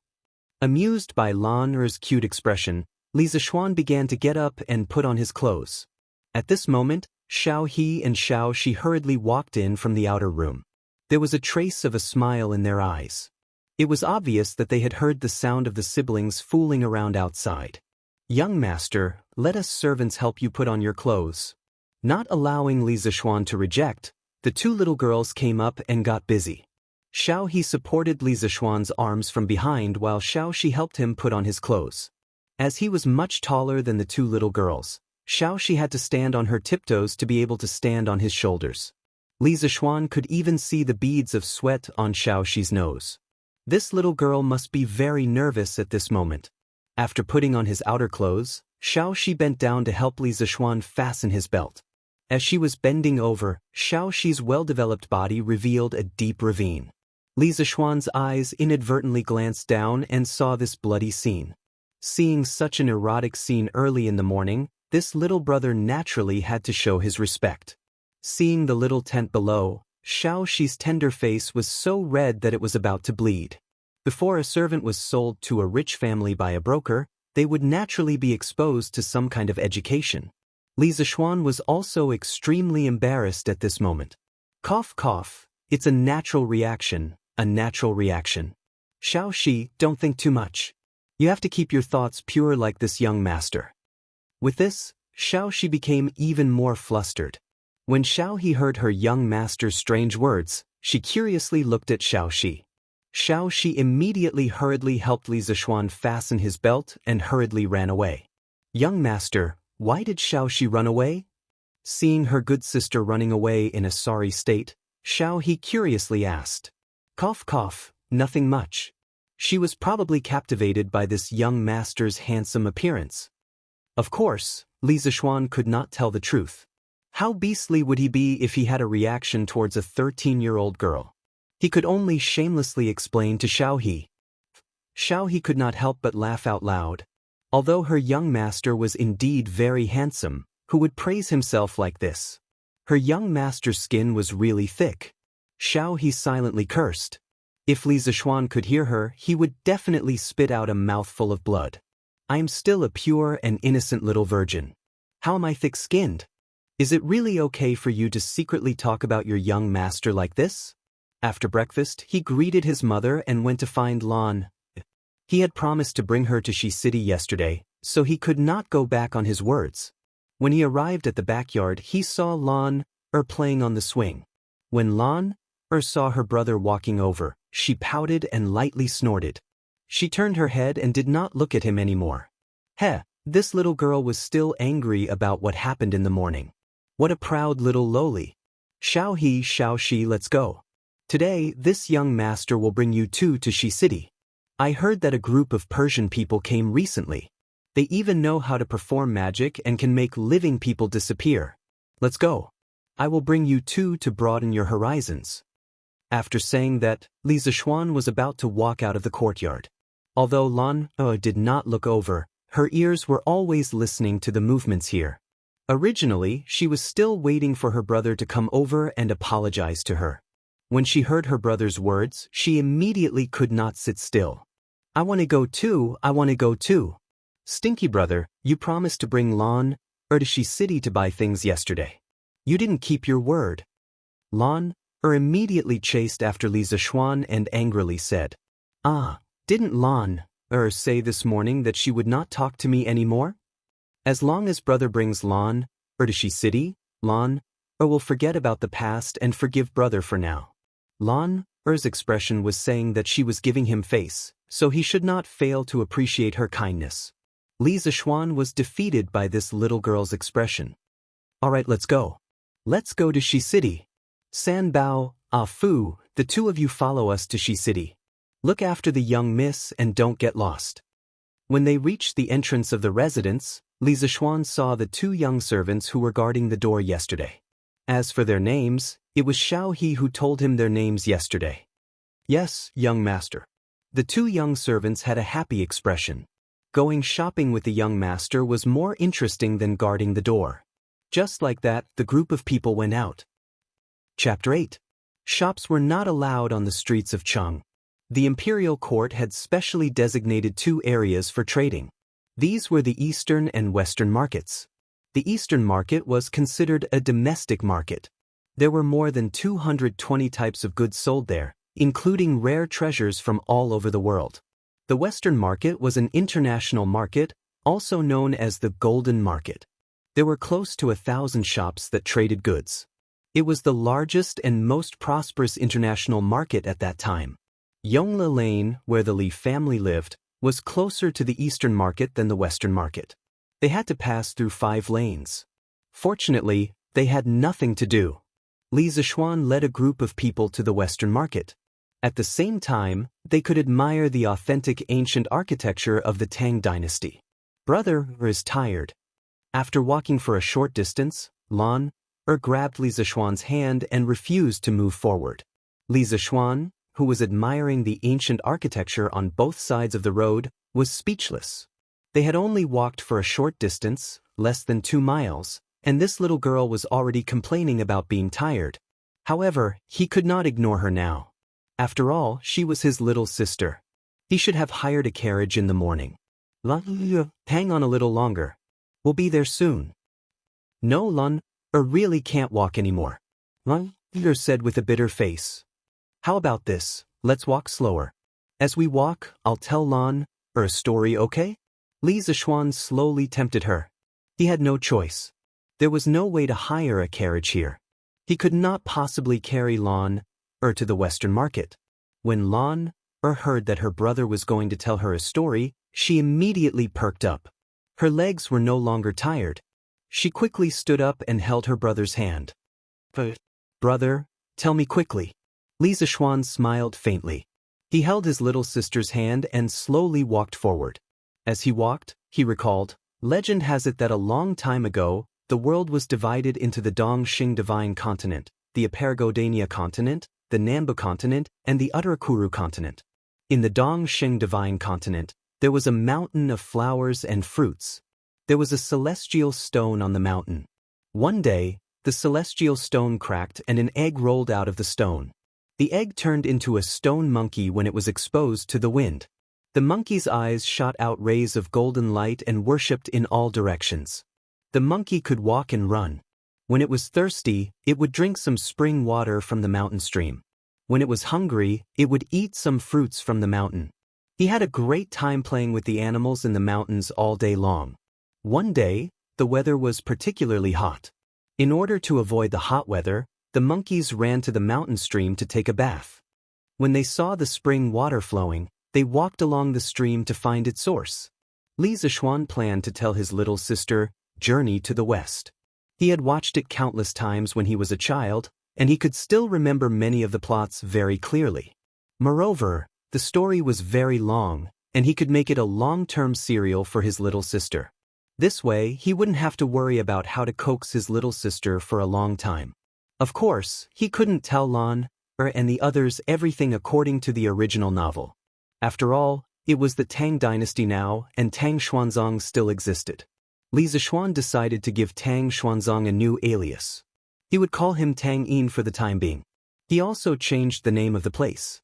Haha, I wonder what Tang Bohu would think of Journey to the West in the Great Ming Dynasty hundreds of years later. Li Zishuan thought so mischievously. Just as he was talking about how the great sage equaling heaven wreaked havoc in the heavenly palace and was imprisoned in the 8 trigrams furnace by Taishang Laojun, they had arrived at the West Market. Alright, let's stop here for today. Let's go. Big brother will bring you to buy sweets and watch the juggling. Li Zishuan was prepared to experience this ancient market. We're here already? The little girl obviously hadn't heard enough and looked reluctant. Behind her, Xiao He, Xiao Shi, Fu, and San Bao obviously didn't have enough and looked regretful. Dear friend, please wait a moment. May I ask which story you told me earlier came from? My little sister likes this story very much. Suddenly, an 11 or 12-year-old boy quickly walked out from behind him. Beside him was a 6 or 7-year-old girl. He cupped his hands and said to Li Zishuan. In fact, Li Zishuan had already noticed that there were 2 people following them for a long time. After all, his kung fu wasn't for nothing. Since he felt that the 2 of them didn't have any bad intentions, he didn't bother to pay attention to them. They went their separate ways and he didn't have the right to restrict them. He just thought that they were going to the West Market like him. He didn't expect that they were following behind to eavesdrop on the story. Li Zishuan glanced behind the boy and found that there seemed to be more than 10 people disguised as pedestrians in the crowd. They seemed to be faintly protecting the boy. He's probably the son of an official going out to experience life. Li Zishuan muttered in his heart. However, seeing that the boy was dressed luxuriously and had a polite attitude, and the little girl was looking at him with anticipation, Li Zishuan didn't want to be arrogant and offend them for no reason. Thus, he cupped his hands and returned the greeting. I'm afraid I'll disappoint you. This isn't a story sold in the market. It's just a story that I made up to coax my little sister. Oh. The boy in luxurious clothes looked disappointed. In fact, he also liked this story. He was just about to ask for the name and send someone to buy a copy to read. He cupped his hands again and said, Brother, you're a genius. This story can't be made up without a wild imagination. I'm Li Gaoming. This is my little sister Li Lizzie. I want to make friends with you. How should I address you? Li Zishuan didn't expect to meet 2 brainless fans of Journey to the West when he went out for a trip. He was helpless. Seeing that the boy didn't look like an arrogant and domineering person, he thought that he could make friends with him. Thus, he smiled and said, Little brother, you flatter me. It's just a story that I made up. It's not elegant. My name is Li Zishuan. I live in Chenglifang. I'll make friends with you. This boy was the current crown prince, Li Zishuan. His courtesy name was Gaoming. As a result, he wasn't lying when he called himself Li Gaoming. However, in his previous life, Li Zishuan was an engineering student. How could he have studied the history of the Tang dynasty so deeply? Naturally, he didn't know what Li Qingxian's courtesy name was. The little girl was Princess Changel, Li Lizzie. She was 7 years old this year. As her name suggested, she was a natural beauty. Her skin carried a sickly white color. Although she was only 1 year older than Lan, she was much taller. Li Lizzie had suffered from qi since she was young. This could be considered a hereditary illness in the Li family. Li Qingxian had seen his little sister sulking all day in the palace. As a result, he brought her to the Western market to relax. He didn't expect to meet a boy who told such an interesting story. Just as he and his little sister were listening to the story with great interest, their blood boiling, the story suddenly stopped. Only then did Li Chengqian have the intention to chat. After the two introduced themselves, they chatted for a while. Li Chengqian said, "Brother Zishuan, there must be more to that story." Li Zishuan didn't expect that the charm of Journey to the West would be so great during the Tang dynasty. Of course there's more. What I told you just now was only the beginning. There's still more to come. Li Chengqian's face was filled with joy. In the end, he was only a child of about 10 years old. He excitedly said, "Then this little brother will pay a visit another day. Brother Zishuan, you must continue to tell me the rest of the story." Li Lizzie's face was filled with regret. Her brother, the crown prince, could frequently leave the palace, but as a princess, she could not disregard imperial etiquette. Li Zishuan naturally agreed. Afterwards, he parted ways with Li Chengqian, taking his little sister to go shopping. Seeing Li Lizzie's melancholy expression, Li Chengqian understood what was going on after thinking it over. He then said to Li Lizzie, "Little sister, don't worry. In the future, after I finish listening to Li Zishuan's story, I will immediately return and tell it to you, okay?" Only then did Li Lizzie's expression change from gloomy to sunny. She happily smiled at Li Chengqian. "Thank you, Crown Prince." Chapter 9. Li Zishuan and his group arrived at the Shi market. There were many inns, pavilions, taverns, and food stalls on the streets. Among them, there was an endless stream of tourists and merchants. In the distance, there were also some who, from the western regions, Central Asia, and West Asia who came to Chang and to do business through the Silk Road. Some were selling gold, silver, and jewelry, while others were buying silk, porcelain, and so on. Looking at the bustling market in front of him, Li Zishuan was also a little shocked. One must know that the entire Tang dynasty only had a population of 20 million, far less than later. It was really not easy to have such a bustling market in this era. In a few years, the people of the Tang dynasty will welcome an unprecedented prosperity. Li Zishuan sighed in his heart. He accompanied Lan to buy sweets, dolls, and her favorite toys. He even brought her to see the Persian juggling show that she had been talking about for a long time. It was already noon. After walking for half a day, Li Zishuan was also very hungry and wanted to find a restaurant to eat. Xiaohe, which restaurant nearby has good food? Not knowing which restaurant to choose, Li Zishuan decisively threw the question to Xiaohe, a native of the Tang dynasty. "Young master, Xiaohe also doesn't know. Xiaohe rarely leaves the residence and has never eaten here before." Xiaohe blinked her eyes and said carefully. Li Zishuan patted his head and thought that it was true. How could this little maid be willing to spend money to eat in a restaurant in the Shi market? "Young master, why don't we go to the drunken Immortal restaurant opened by old master?" Xiaohe suggested. My father opened a restaurant in the Shi market?" Li Zishuan was very surprised. "Young master, how come you don't even know about your family's business?" Xiaohe could not help but laugh. Li Zishuan was also quite embarrassed. "Okay, then let's go to the drunken Immortal restaurant. Does anyone know where it is? Lead the way." "Learn knows. Father brought Lan here last year." Lan said enthusiastically. The little girl was excited when she heard about food. She was simply a little foodie. He bought so many snacks for her in the morning and she was still not full? Li Zishuan was a little puzzled. "Then let's go." The group of people arrived at the Drunken Immortal in under Lan Er's lead. This was a 5-story restaurant. It was very conspicuous among the low-rise shops. Just by looking at it from the outside, it looked quite grand. Tiske say, "Dad is really rich. This is equivalent to a 5-star hotel in the future, and this is one of the family's businesses." Tiske say, "I only knew that Dad was rich, but I didn't expect him to be so rich. Looks like the path of a rich second-generation prodigal has a long way to go. How can he spend so much money?" Li Zishuan was just a poor loser in his previous life. He really didn't know how to spend this much money. When they entered the restaurant, the manager of the restaurant was a fat man in his 40s. When he saw Lanner, he immediately came up to her and smiled like a Maitreya Buddha. "Io miss, why are you here today? Please come upstairs." He had never seen Li Zishuan before, so naturally he didn't know that this was his young master. Shopkeeper Lu, this is my family's young master. He just returned from Mount Longhu yesterday.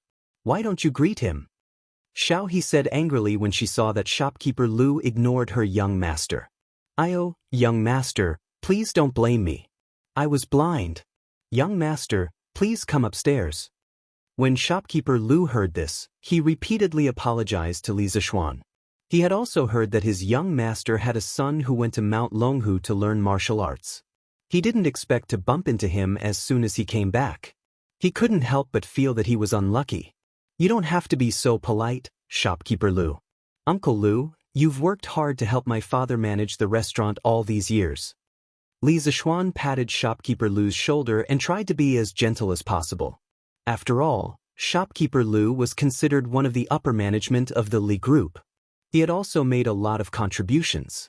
A few words of encouragement would let him continue to contribute to the Li Group. There was no need to make things difficult for him over such a small matter. Li Zishuan wasn't such a petty person.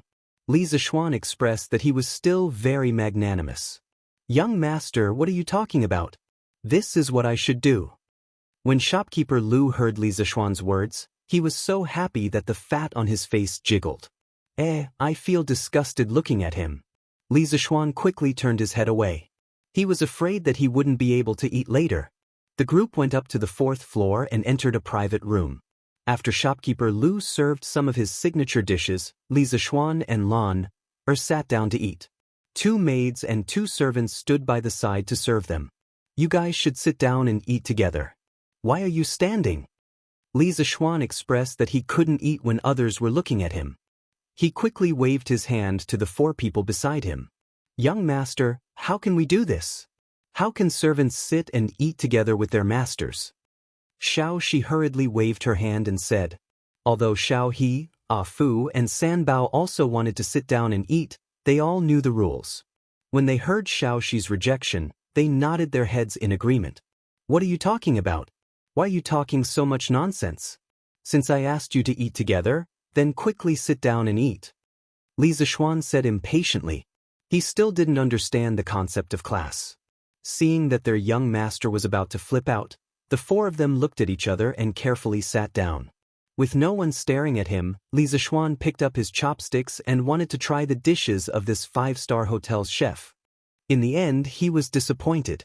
It was not as good as the shark fin soup made by his mother yesterday. Li Zishuan cursed in his heart. It couldn't be helped. The main reason was that the Tang dynasty's cooking method was too simple.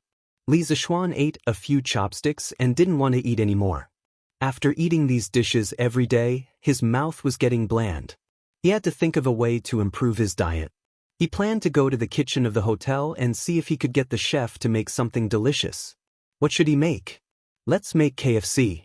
It was suitable for both young and old. The key was that in his previous life, in order to please his girlfriend, he learned how to make KFC online for a long time. He still remembered the process of making KFC in detail. At this time, Lana also put down her chopsticks. She had eaten too many snacks in the morning. At this time, Li Zishuan said to Lana, Lana, Big Brother will go to the kitchen and ask the chef to make something delicious that you have never eaten before. Do you want to eat it? What is it?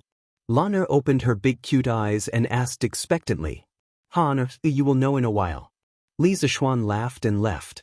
He went to find Shopkeeper Lu and said that he wanted the chef to make something new. He asked Shopkeeper Lu to bring him to the kitchen of the hotel. Come here. Come and greet the young master. The young master wants you to make something new. Do whatever the young master asks you to do. Do you hear me? Shopkeeper Lu waved his hand at a fat young man in his 30s. Yes, shopkeeper. Wang Eru quickly replied.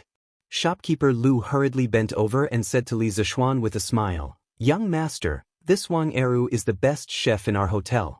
If you need anything, just ask him. Well, sorry to trouble you, Shopkeeper Lu. If you have something to do, go ahead. Don't worry about me. Li Zishuan waved his hand at Shopkeeper Lu. No hurry, no hurry. I also want to see what kind of new food the young master wants to make. Whatever. You can have a look if you want. The dish I want to make is called Kentucky Fried Chicken. Li Zishuan said indifferently. Then he ordered Wang Eru, get me 20 pairs of chicken legs. Since he had already made it, he might as well make more. After a while, Wang Eru brought back a large pile of chicken legs. Li Zishuan continued to instruct. First, cut each drumstick into 3 equal pieces. Then, add some sugar, salt, and ginger to each piece. You can estimate how much to add. If it tastes good later, your salary for this month will be doubled. If it doesn't, I'll deduct your salary. Wang Eru suddenly felt a lot of pressure. His forehead was secretly sweating. He carefully controlled the ratio of seasonings with his years of cooking skills. Seeing that Wang Eru was done, Li Zishuan continued to instruct. Pour half a pot of wine into it. Yes, that's all. Well, bring it over and steam the chicken cubes first. After half an hour, the chicken cubes were steamed. Li Zishuan ordered again, roll the chicken cubes in the starch. Okay, go and beat 4 more eggs. Mix them well and add more eggs to the chicken cubes. After a while, Wang Eru was done. Do you have sesame oil? Li Zishuan remembered that there should be sesame oil in the Tang dynasty. Yes, how much do you want, young master? A pot. Half a pot will do. So much? Young master, sesame oil is very expensive. Wang Eru was a little distressed. It's okay. Go ahead. I don't lack money. Li Zishuan said that he was so poor that he only had money. Wang Eru had no choice but to get the sesame oil. Under Li Zishuan's instructions, he poured the sesame oil into the pot and boiled it. After that, he put the chicken cubes in and fried them until the skin was golden brown. Suddenly, a fragrant and crispy chicken smell filled the kitchen. The other cooks looked over and secretly swallowed their saliva. Wang Eru was also a little dumbfounded. Looking at the golden chicken cubes in front of him, he couldn't believe that it was made by him. Li Zishuan picked up the chopsticks and couldn't wait to pick up a piece. It was crispy on the outside and tender on the inside. The key was that it was neither salty nor bland. The taste was just right. It was not much different from KFC in the future. He happily patted Eru's shoulder and said, "Oh, well done. Manager Lu, Eru's salary will be doubled in the future. Eru, work hard in the future. My Li family will not treat you unfairly. Don't think about changing jobs. I can give you what other families can give you." Li Zishuan valued a talent like Eru very much. After saying that, he ignored Eru's continuous declarations of loyalty and left with the KFC. Passing through the hall on the first floor, the fragrant smell of the fried chicken cubes immediately attracted the attention of all the diners. They all looked at the food plate in Li Zishuan's hand. They all fiercely sniffed and secretly swallowed their saliva. Seeing that Li Zishuan was about to go upstairs, a dark and thin young man stood up and said, "Wait a minute, little brother. What food are you holding in your hand? Why haven't I seen it in the drunken Immortal restaurant?" Li Zishuan heard this and stopped. He looked at the dark and thin young man and said, "This is KFC. It's a new dish from the drunken Immortal restaurant. It will be available tomorrow. Today is only a trial. If you want to try it, you can try it tomorrow morning. In a while, I'll ask Manager Lu to add this dish to the restaurant's menu. Perhaps it will increase the restaurant's income." Li Zishuan was inwardly pleased with himself as he thought to himself, "This can be considered as increasing my dad's income." After saying this, Li Zishuan ignored everyone's reaction and quickly went upstairs. His little sister was still waiting for him. Chapter 10. In the private room on the 4th floor, Li Zishuan pushed open the door and entered. Instantly, the gazes of the few people in the room all gathered on him. The smell was really too fragrant, and the appearance was also very good. "Wow, is this the new delicious food that brother made? It looks delicious, Lun wants to eat." Excitedly went forward to take the chicken with her hands. Li Zishuan quickly pushed Lan's hands away. Go, it's hot, use chopsticks. Come xiao shi, fu sen bao, try it too." After saying that, he placed a large plate of fried chicken on the table. Lun impatiently picked up a piece of chicken and put it into her mouth. Her small mouth bit on the fragrant and soft chicken, and her cute big eyes narrowed into a line. While eating, she exclaimed, "Nen, it's really delicious. Brother, what's the name of this?" Brother named this food Kentucky Fried Chicken. Don't speak when you eat, be careful not to choke. After saying that, he dotingly rubbed Lan Er's little head and said to the other 4 people, don't just stand there, come and try it. There's so much Lan Er can't finish it all by herself. Don't care about so many rules, follow young master and you will have meat to eat. Xiao He, Ah Fu, and San Bao impatiently picked up a piece of chicken and began to wolf it down. Only Xiao Shi was more reserved, and she ate in small bites. This little servant girl had always been more gentle and quiet, but from her slightly raised lips, it could be seen that she was eating happily. Sob sob, young master, this is the most delicious thing that San Bao has ever eaten in her life. This chicken is really too delicious. The uncultured San Bao suddenly cried while eating. Then why are you crying? If it's delicious, eat it. No one is stopping you. Li Zishuan was rather speechless. Eating a piece of fried chicken could actually make someone cry. Young master, but San Bao can't eat anymore. Xiao He and Ah Fu at the side nodded with a bitter face. In fact, this was also difficult for the 3 of them. As servants, it was rare for someone to bring them to such a high-end restaurant for a feast, and the young master didn't dislike them and let them eat together. The food in this restaurant might not be considered delicious in the eyes of Lan Er and Li Zishuan, but in the eyes of these people, it was a delicacy. Therefore, when Li Zishuan and Lan Er put down their chopsticks and did not want to eat anymore, they opened their stomachs and ate boldly. When Li Zishuan came back from the kitchen, more than a dozen dishes on the table had basically been finished. Now, facing the even more delicious fried chicken, they really wanted to cry but had no tears. Li Zishuan looked at the dozen or so empty plates in front of him and understood what was going on. Oh, that's a pity. Such a delicious thing is unique in the Great Tang. Lan, little Shi, since they can't eat it, let's destroy it, huh? Lan Er's face was also filled with joy. Fortunately, she didn't eat too much just now. She didn't have time to talk and just kept eating. Xiao He and the other 2 looked at the tempting chicken and drooled. Although they were full, they still couldn't bear to part with such delicious food. The 3 of them resolutely attacked the fried chicken. With such delicious food, it was worth it even if they were stuffed to death. San Bao thought so tragically. After a while, the 6 of them really couldn't eat anymore, but there were still 5 pieces of chicken left on the plate. At this moment, a voice came from the door. Little brother, since you can't eat anymore, why don't you give the rest to me? Li Zishuan turned his head and saw that it was the dark and thin man he met at the drunken Immortal restaurant. Although his clothes weren't gorgeous, he had an intimidating aura. Li Zishuan didn't dare to underestimate him and cupped his hands.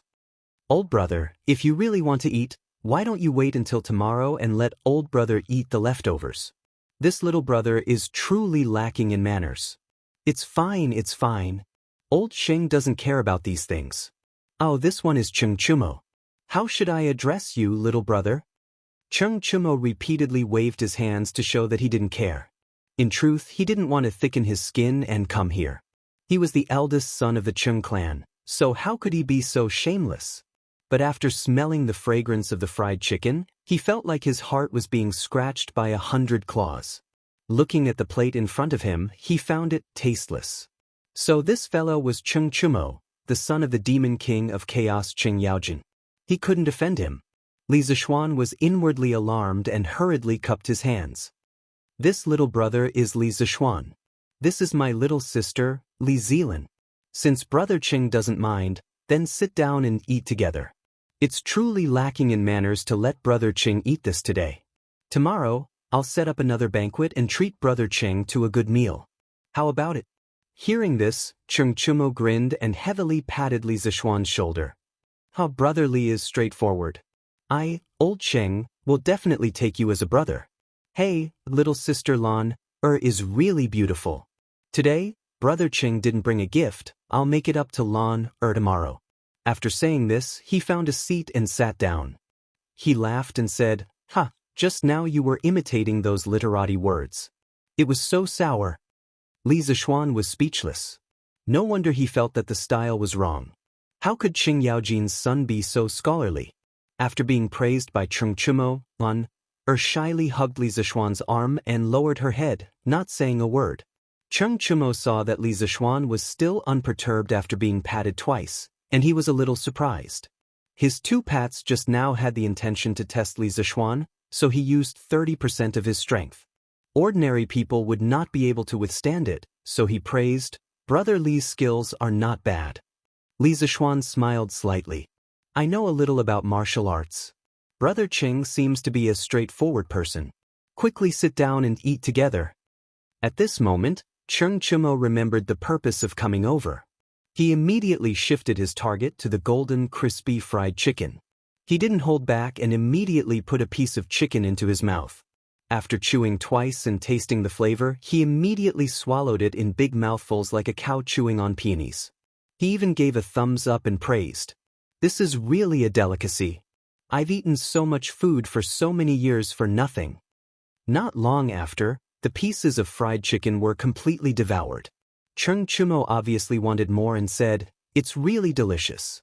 This is the most delicious thing I've ever eaten in my life." Then he asked doubtfully, "Brother Li, why did the Drunken Immortal restaurant let you taste the new food they released today?"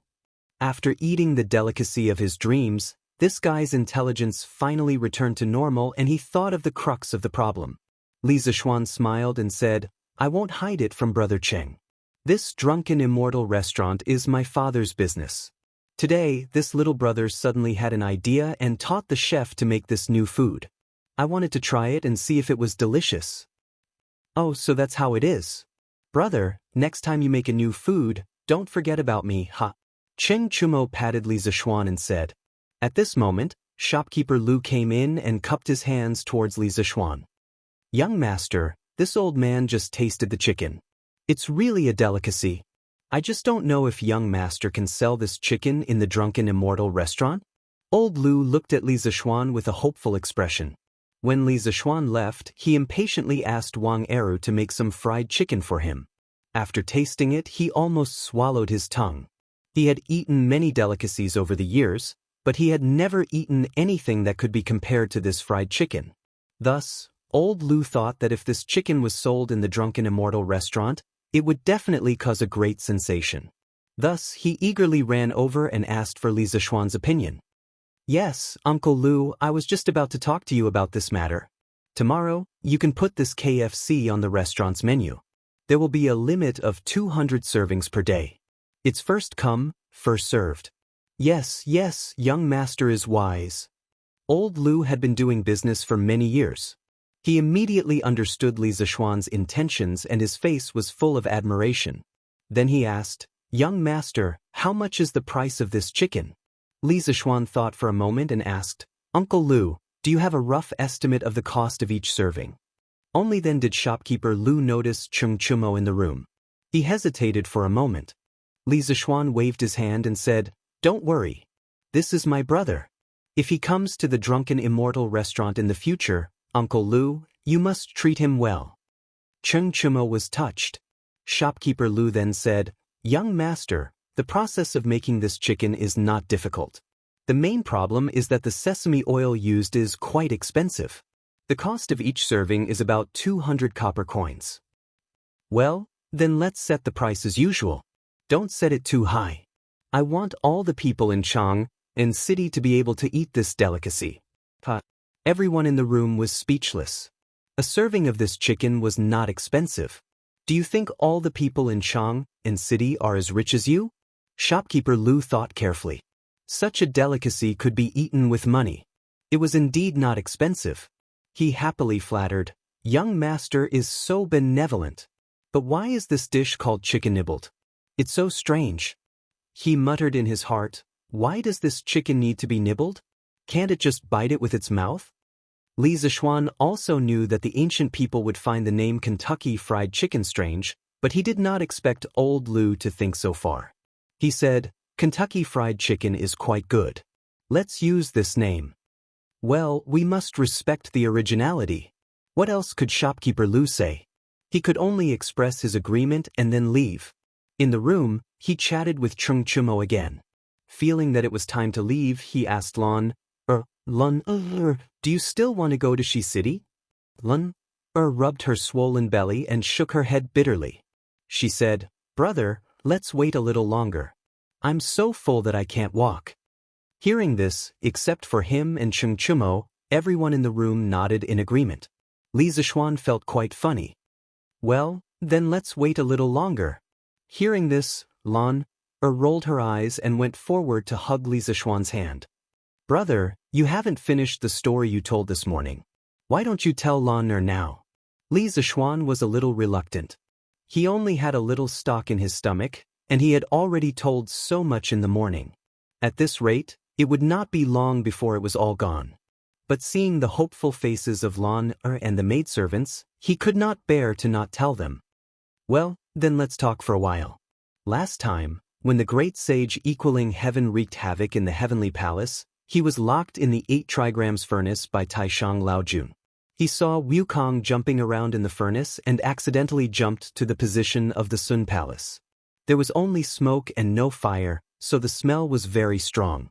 He bent down and squatted inside. After 49 days, Taishang Laojun gave the order to open the furnace door. Suddenly, Wukong heard a sound from the top of the furnace. He looked up and saw a ray of light. He used all his strength to jump out of the furnace, kicked down the furnace, turned around and ran. Everyone quieted down and listened attentively. Although Cheng Chumo did not hear the first 3 times, just listening to the latter part was quite interesting. Soon, he was conquered by this unconstrained story. Tang Sanzang saw that he already knew his mistake, so he stopped talking. Wukong's head immediately stopped hurting. He thought that this incantation must have been taught by Guanyin Bodhisattva, so he clamored to go to the South Sea to find Guanyin Bodhisattva to settle the score. Tang Sanzang said, "Since she can teach me this band-tightening incantation, she must also know how to chant the incantation." Wukong took a deep breath and stopped messing around. He swore that he would listen to his master in the future and protect Tang Sanzang in his journey to the west. Alright, that's all for today. After telling them 2 more chapters of Journey to the West, Li Zishuan saw that it was getting late. He guessed that Lan and the others should be able to walk, so he stopped talking. Everyone had a look of pity on their faces. After bidding farewell to Cheng Chumo and making an appointment to meet again tomorrow, Li Zishuan left the drunken Immortal restaurant with Lan and the others. As for the money for the meal, Li Zishuan chuckled. Did it cost money to eat in his restaurant? Chapter 11. Young master, look over there. Isn't that old master? Xiao He pointed at a nearby shop. That's Daddy. That's Daddy. Big brother, let's go see Daddy. Lan glanced in that direction and immediately grabbed Li Zishuan's hand as she cheered. Actually, after Xiao He finished speaking, Li Zishuan saw that the person was his father. The shop had a signboard with the words Li Jiqing Clothing Shop written on it. His father was talking to a middle-aged scholar with his back facing them. Seeing that Lan wanted to look for his father, Li Zishuan could only let her pull him in that direction. Li Zishuan was now completely obedient to his younger sister. When the group of people was about to reach the clothing shop, Lan let go of Li Zishuan's hand and ran towards Li Jingma. Daddy is here to see you. The little girl was bouncing around like a beautiful butterfly. Hearing the sound behind him, Li Jingma hurriedly turned around and saw his daughter bouncing over. When Li Jingma was talking to the middle-aged scholar, his face was originally very serious. However, when he saw his daughter, his face instantly melted and a smile blossomed on his old face. Worried that his beloved daughter would fall, he quickly went forward and held Lan's small hand. Bending down, he patted Lan's head and asked worriedly, "Why did you come here alone?" Lan came with Big Brother. After saying that, she pointed at Li Zishuan who had just entered the door. Only then did Li Jingma see Li Zishuan and his group. His heart was slightly relieved.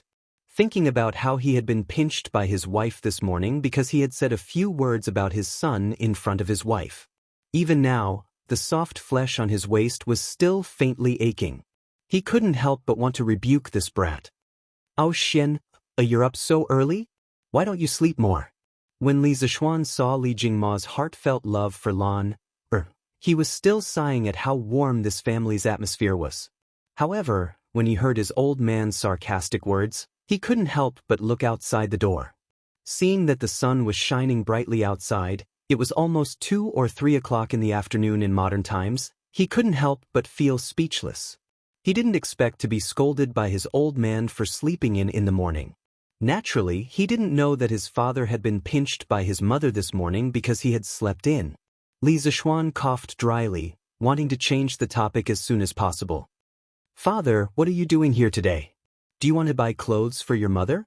When he saw that this shop was a ready-made clothing store, he thought that his father was here to buy clothes for his mother. He didn't expect his father to be so affectionate towards his mother. "Brat, this is my family shop. Do I need to buy anything here?" When Li Jingma heard Li Zishuan's teasing words, he knew that this brat was up to no good, so he said angrily. "Lan, Xiao He," and Xiao Shi at the side couldn't help but laugh. Ah Fu and San Bao didn't dare to be too presumptuous, so they lowered their heads to hold back their laughter while looking at the ants on the ground. Li Zishuan was even more embarrassed. He quickly said, "Then why did father come here today?" After scolding his son, Li Jingma's mood improved a little. When he heard that, he said, "Father came to Shi City today to check the accounts of our family's shops. This is the last shop. You guys wait at the side first.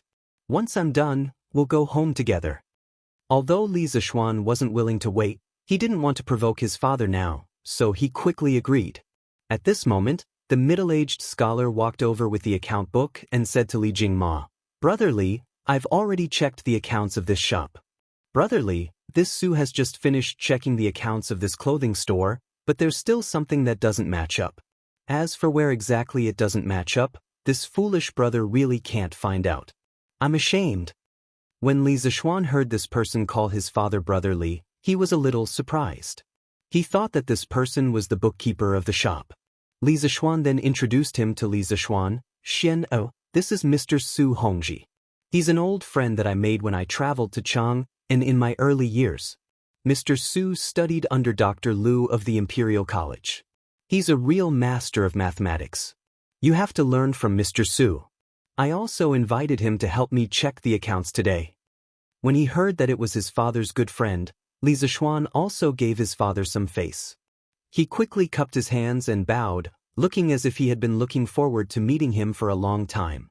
"Hello, Mr. Su. I've admired Mr. Su's talent for a long time." Mr. Su smiled reservedly and said, "You flatter me." However, his expression clearly showed that he enjoyed Li Zishuan's flattery. Scholars were always somewhat arrogant. After seeing that his son and Mr. Su had finished greeting each other, Li Jingmo returned to the topic at hand. He frowned and said to Su Hongji, "Even Mr. Su can't find out where the problem is. What should we do?" Su Hongji was a little ashamed at this moment. His old friend trusted him, but he had failed him. He explained, "The person who made the accounts is also a master of mathematics. I have little talent and knowledge. It's really difficult for me to find the loophole in the accounts in such a short time. I've really failed brotherly. I'm ashamed." When he heard this, Li Jingma hurriedly said, "Sir, please don't blame yourself. It's all that old thing's fault for making fake accounts." After saying this, he angrily said to the middle-aged man in gray standing by the door, "Wang Jingkun, how dare you? This old man handed this shop over to you to manage, but you falsified the accounts to fool this old man. Master, I've been wronged. I've been wronged. How could I dare to deceive you?" When the middle-aged man in gray heard this, he immediately bent over and complained tearfully. Li Jingma clearly knew that there was a problem with the accounts, but he couldn't find any evidence. Since the other party refused to admit it, he couldn't beat him into a confession. Li Jingma was very depressed. "Father, let me take a look at the accounts." At this moment, Li Zishuan suddenly came forward and said, his father could make up a few things in private, but he couldn't stand others maliciously deceiving his father. Li Zishuan still respected and loved his father very much.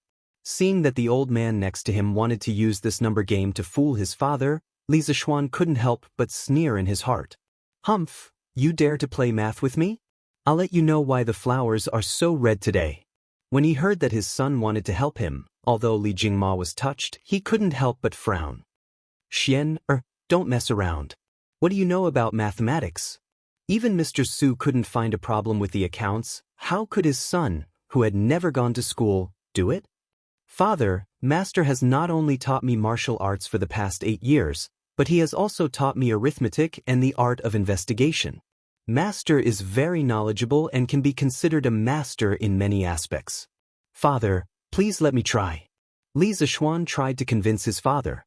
Fortunately, his master was considered an expert. Ordinary people rarely came into contact with him, so no one knew what his master was capable of. Li Jingma couldn't help but hesitate. Then you can try.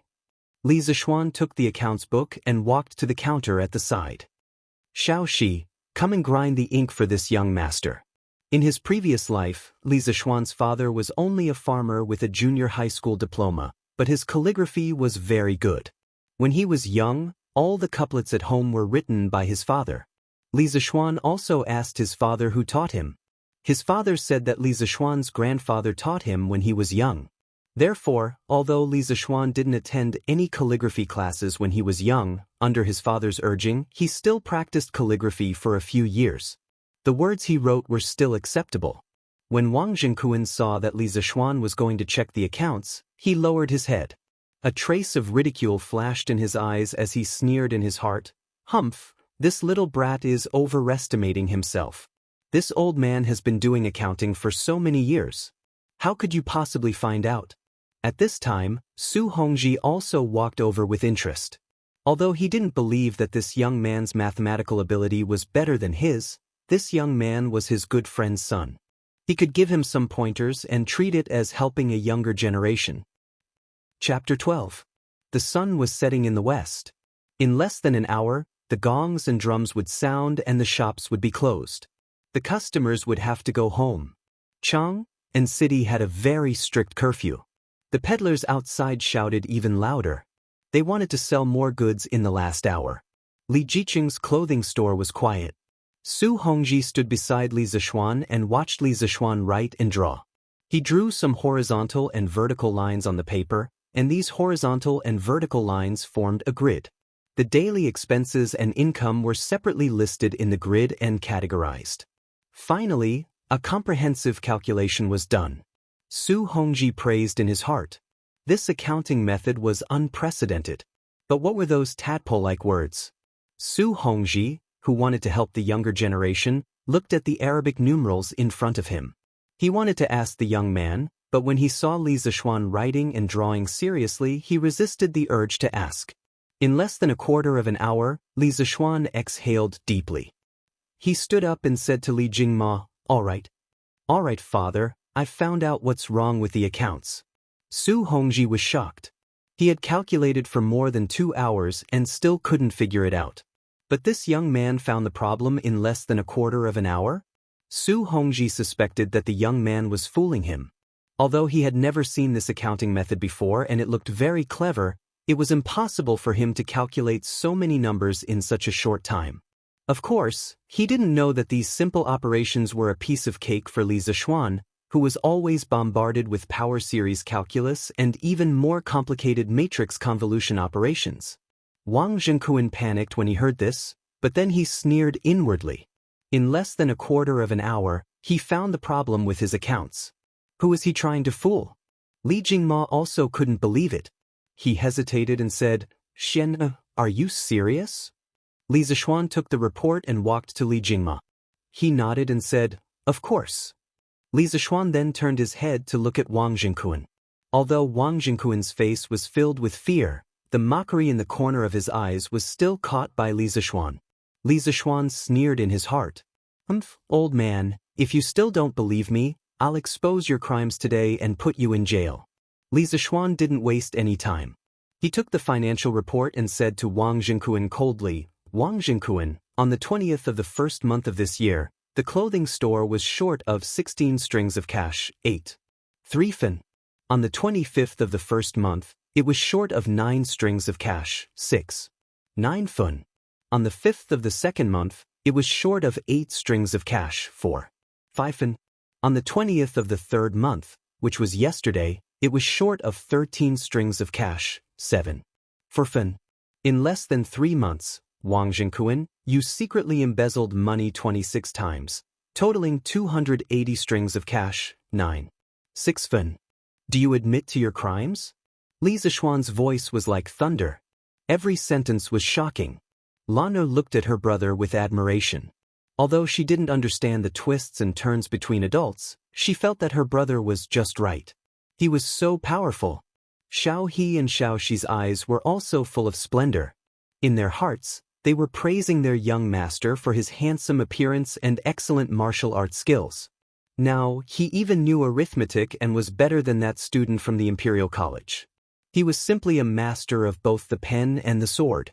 The two young maidservants were now a little infatuated. However, Wang Jingquan was not in such a good mood right now. As Li Zishuan reported the accounts one by one, even though it was still spring, his sweat could not help but drip down. The ridicule in his eyes was no longer there, replaced by endless fear. When Li Zishuan finished, his back was completely wet and his legs were trembling. He couldn't help but kneel down in front of Li Jingma and cry, "Master, master, I know. Master, master, this old servant knows his mistake. It's all the fault of this old servant's unfilial son. He was swindled into the gambling house and owed a debt. If this old servant didn't help him pay his debts, those people would break his arms and legs. This old servant only has one son. Master, this old servant was blinded by greed. Master, please forgive this old servant this time for the sake of this old servant's conscientious work in the clothing store." At first, Su Hongji didn't believe that Li Zishuan found the problem with the accounts. However, seeing Wang Jingquan like this, it was obvious that Li Zishuan was right. He was shocked and eager to try. He wanted to grab Li Zishuan and ask him about his accounting method and the strange words. However, it was obviously not the right time. His old friend still had family matters to deal with. Li Jingma saw Wang Jingquan pleading guilty and was very surprised by his son's arithmetic ability. He was angry at Wang Jingquan's malicious deceit. If it wasn't for his son's help today, he would have been deceived by this old servant. He was very angry and was about to send this old servant to the officials. However, after hearing Wang Jingquan's words, he was a little soft-hearted. He also had a son. As a father, he sympathized with Wang Jingquan's experience. However, since he embezzled so much money, it would be unreasonable to not send him to the officials. Seeing that Li Jingma was a little soft-hearted, Li Zishuan hurriedly said, "Father, don't be soft-hearted. Father, please don't be soft-hearted. Even if he wants to repay his son's debt, he can't harm the interests of the boutique. He can borrow money from you. Taking money without permission is stealing. He falsified the accounts to avoid responsibility. If he really knows that he was wrong, he should have taken the initiative to admit his mistakes when you questioned him just now. He shouldn't have waited until the irrefutable evidence to admit his mistakes. If the price of committing a crime is so low, then who will abide by the law in the future? A pitiful person must have something hateful. Father, you should send him to the officials. You should choose another honest shopkeeper for the clothing store." Su Hongji nodded repeatedly as he listened. When Li Zishuan finished speaking, he said to Li Jingma, "Brother Jingma, what your son said is true. People like Wang Jingquan must not be condoned." After that, he looked at Li Zishuan and praised Li Jingma, "Brother Jingma, you have a good son. Your son is knowledgeable in mathematics and is sensible. His reasoning has impressed even your foolish brother. It's true that a hidden dragon in the abyss will turn into a dragon when it encounters the wind and clouds." Li Zishuan hurriedly said that Mr. Su was overpraising him. He didn't deserve such praise. Li Jingma also felt that his son's words were quite reasonable. When he heard his old friend's praise, he was also very happy. However, he couldn't show it in front of others. He said in a reserved manner, "Mr. Su is overpraising. My son is lazy and needs to be polished."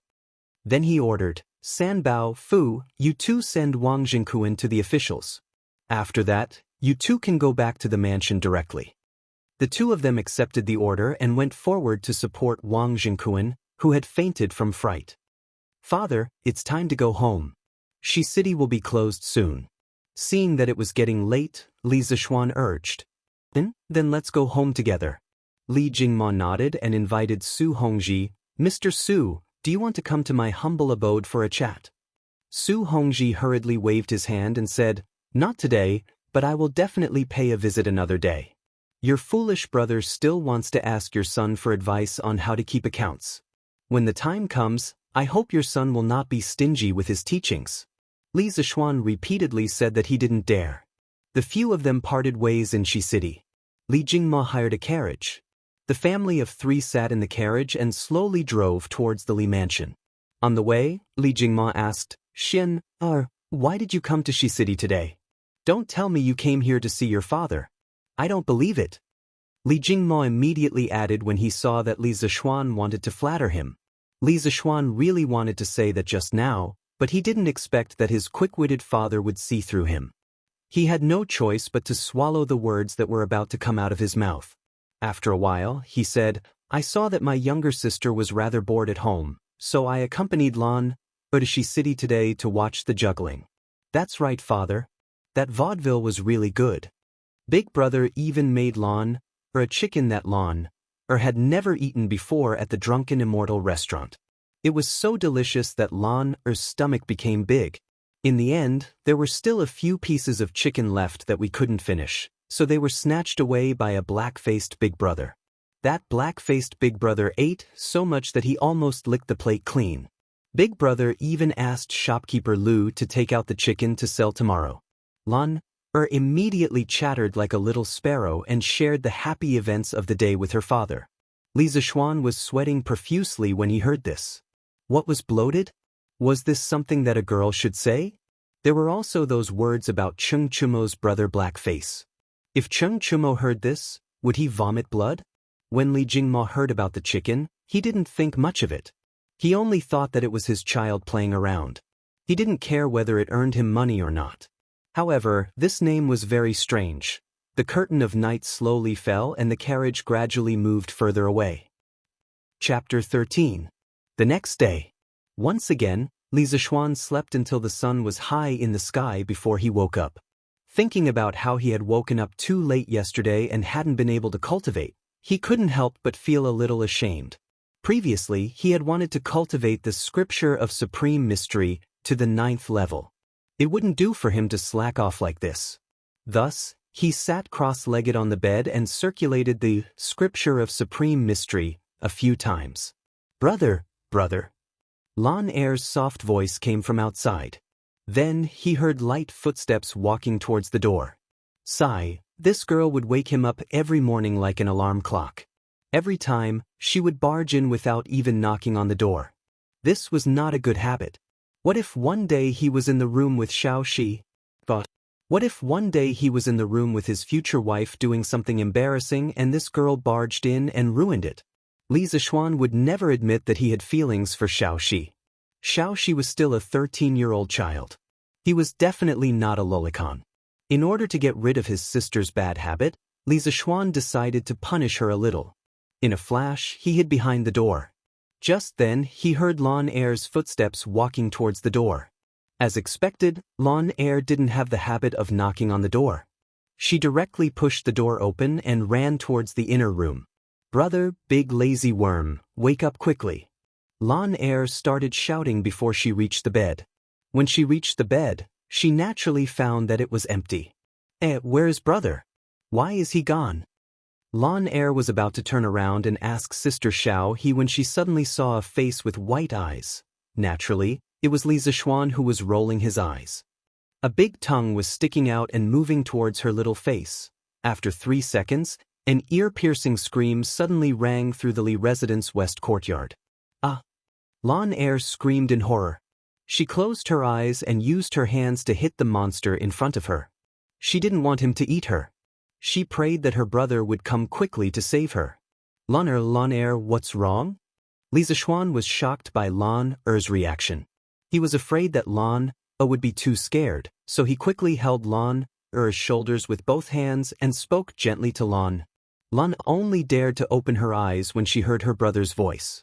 When she saw that her brother was really in front of her, she hurriedly ran over and hugged her brother. "Big brother, where did you go?" Just now, there was a demon with a big tongue who wanted to eat Lan. Li Zishuan didn't expect that he would scare Lan to tears. He secretly blamed himself, but now that things had come to this, he could only make the best of it. Otherwise, Lan wouldn't let him off easily. Lan did you not knock on the door when you came in? No. Lan sobbed. Lan the monster you saw just now is actually a door demon. If you don't knock when you enter the room, he will come out if he's in a bad mood and will only eat young ladies. Li Zishuan began to trick her. Don't eat Lan. Lan doesn't taste good. Lan will knock on the door next time. Lan immediately became scared. As long as Lan knocks on the door, the demon won't come out. Lan, don't cry. Li Zishuan was very happy to trick children now, but when Lan grew up and remembered this incident, he would regret what he did today. But that's a story for the future, so let's not talk about it for now. After coaxing Lan, Li Zishuan went to wash up and eat breakfast. Li Zishuan woke up late every morning, so Mrs. Li told the kitchen to leave a portion of breakfast for the two of them and Lan, who woke up early, to eat together. At this moment, Li Zishuan was eating breakfast alone in the front hall. He happened to see his parents walk in. His father even had dark circles under his eyes. "Father, Mother, why are you here? Let's eat together." Li Zishuan greeted his parents as he ate. "Xin, hurry up and eat. Your father and I have already eaten," Mrs. Li said with a smile as she and Li Jingma sat on the bench next to him. Mrs. Li sat down and looked at Li Zishuan with a smile. Her face was full of love, and the more she looked at him, the wider her smile became. Li Zishuan felt his hair stand on end under his mother's gaze. He thought to himself, "I haven't done anything bad recently. Mother, if you have something to say, just tell me. I can't eat with you staring at me like that," Li Zishuan said helplessly. He really couldn't eat with his mother staring at him. It's nothing. I just came to ask if you're short on money recently." Li Zishuan was stunned. He didn't expect that his parents were here to give him pocket money. Generally, people would ask their parents for pocket money. Which parents would take the initiative to give pocket money to their children? Li Zishuan was a little touched at this moment. He smiled and said, "Mother, I don't lack pocket money recently." Mrs. Li was a little disappointed. Last night, she heard her husband tell her everything about Li Zishuan at the ready-made clothing store. As a mother, she was happier than anyone else that her son was successful. However, she was a little too happy. She was so excited that she didn't sleep well the whole night. She kept asking Li Jingma about the details. Li Jingma had already told her about it 7 or 8 times, but she still didn't get tired of it. Just like that, Li Jingma was tormented the whole night and woke up with dark circles under his eyes. Hearing that her son had woken up, Mrs. Li hurriedly pulled Li Jingma over. She wanted to give her son some motherly love. After all, her son had been away from home for so many years. As a mother, she was trying her best to treat her son better. "Xian, if you're short on money, just tell me. You have to spend money to eat and drink with your friends. Don't embarrass yourself. Don't worry about money. Your father has plenty of money. He earns so much money for you to spend. Don't be afraid of spending money." Mrs. Li got up and patted Li Zishuan's back. Her face was full of love as she encouraged him to be a prodigal son. Hearing this, Li Jingma almost spat out a mouthful of blood. Just as he was about to object, he was glared at by Mrs. Li. Of course, Li Jingma didn't dare to glare back. He could only glare fiercely at his son. He thought angrily in his heart. Ever since this brat came back, his status in the family had plummeted. Yesterday, he told Mrs. Li that this brat knew how to do mathematics. After that, this brat's status rose again. Now, he was the ancestor of the family. In the future, he definitely couldn't tell Mrs. Li about this kind of thing. Li Zishuan was also dumbfounded after hearing his mother's words. What does this mean? Is she telling me to quickly become a prodigal son? Li Zishuan felt that the world was changing too quickly. He couldn't understand it. He muttered to his mother. Thank you, Mother. If I'm short on money, I'll ask Mother for it." Seeing that his father didn't say a word, Li Zishuan thought that his father was unhappy because he was only talking to his mother. He shamelessly struck up a conversation with his father. "Father, why didn't you go to the shop today?" Li Jingma originally planned to go to the shop in Shi City this afternoon to take a look. After all, the clothing shop hadn't found a new shopkeeper yet.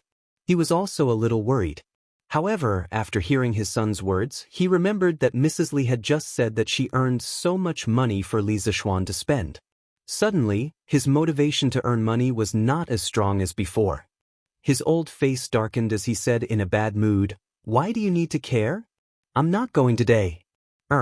Cough, I think there's nothing going on at the shop today, so I don't plan to go." It was Li Jingma's father who felt the slight murderous intent in his wife's eyes. He changed his words and used a gentle tone to speak. Li Jingma's father felt that he couldn't stay in the front hall any longer. He hurriedly put his hands behind his back and went back to sleep in the east courtyard. Li Zishuan could see that his father was afraid of his mother. His father's status in this family was really low.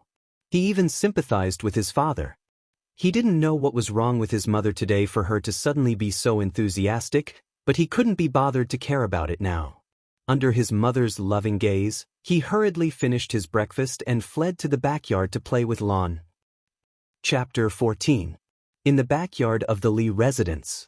Li Zishuan was pushing Lan on the swing when Xiao He suddenly ran over and said to Li Zishuan, "Young master, Cheng Chumo, who ate with us yesterday, is here. He is waiting for you in the front hall. He said that you owe him a meal and is waiting for you to treat him." Speaking of this, Xiao He couldn't help but laugh. Li Zishuan was stunned. He almost forgot about this. However, Cheng Chumo was really interesting. Who would run to someone's house and ask them to treat him?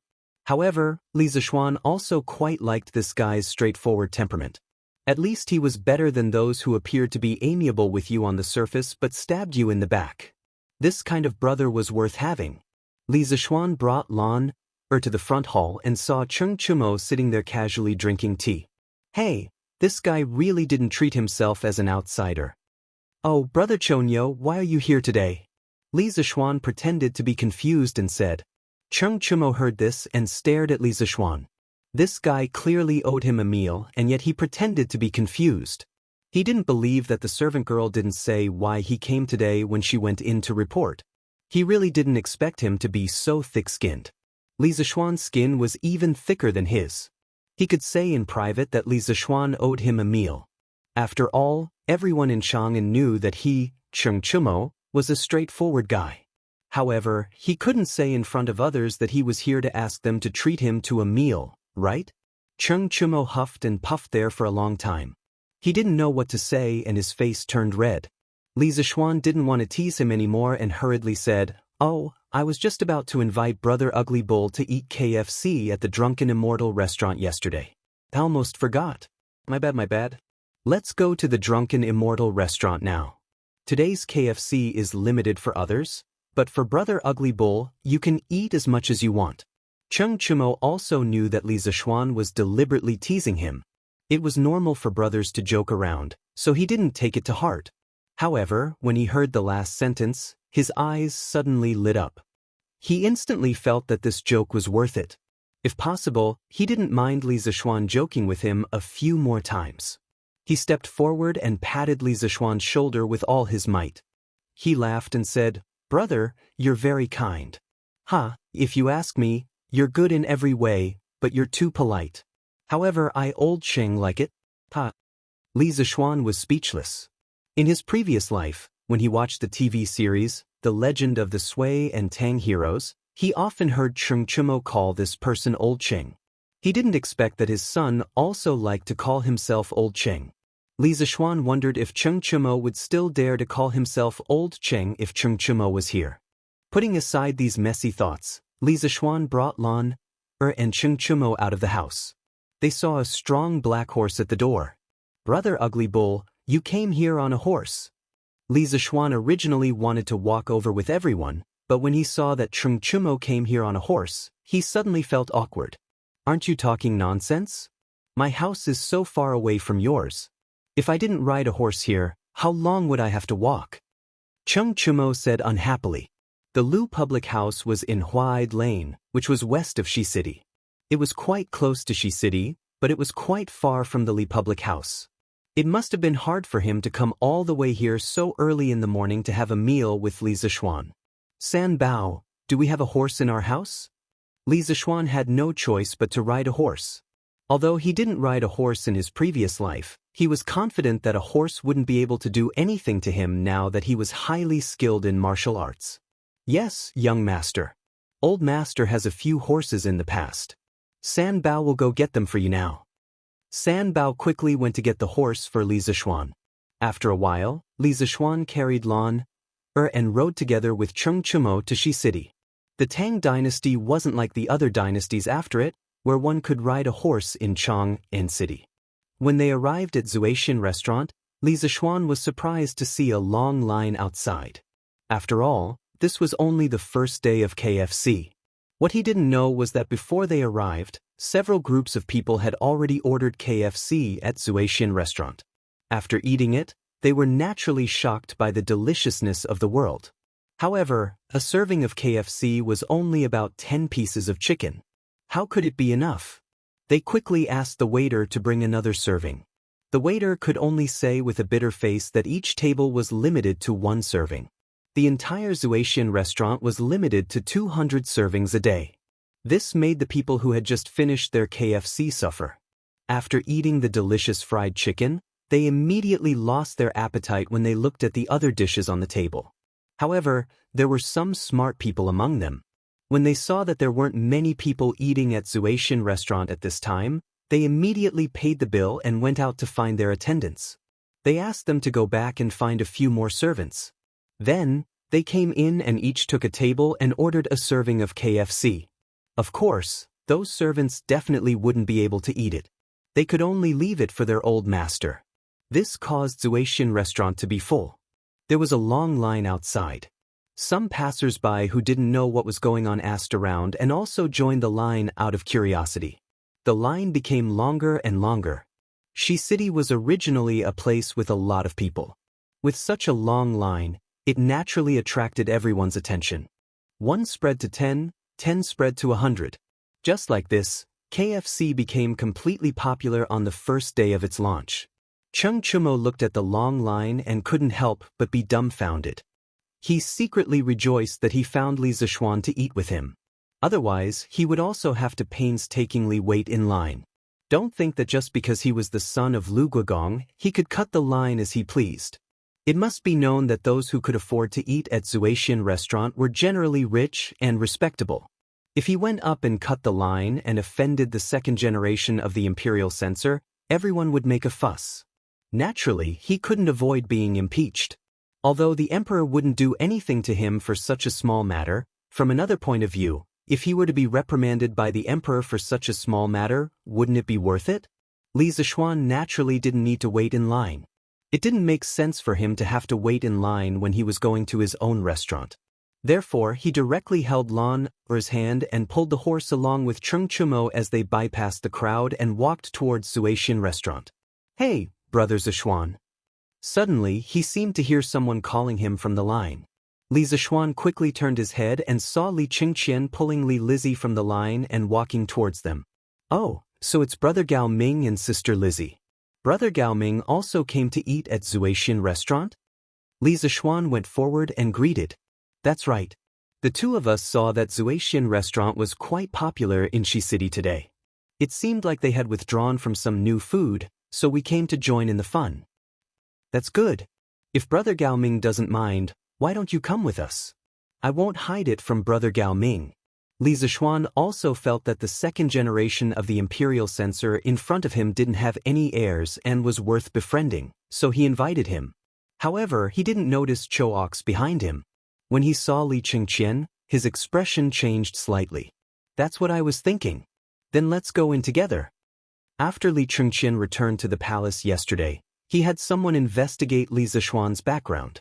Naturally, he knew that this restaurant was the property of Li Zishuan's family. When he saw Li Zishuan just now, he was quite happy and decisively gave up on waiting in line for half a day to hitch a ride with Boss Li to go in and have a big meal. Hey, Cho Ox, why are you with Brother Zishuan?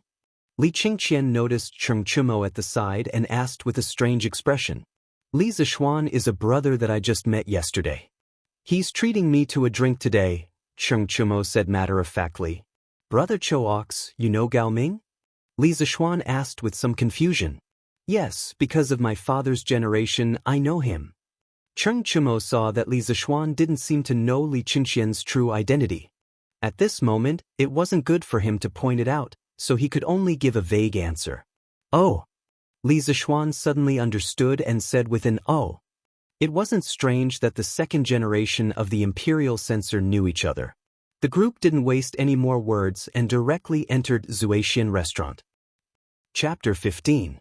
Shopkeeper Lu also saw Li Zixuan and hurriedly came out to greet him with a smile. Hey, the young boss is here. Seeing Li Zixuan make the KFC so popular today, Boss Lu was naturally happy at the moment. Well, I brought my friend here for dinner.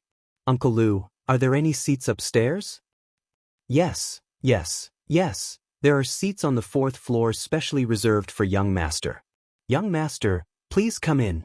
Shopkeeper Lu hurriedly responded. At this time, someone in the line outside the door was unhappy.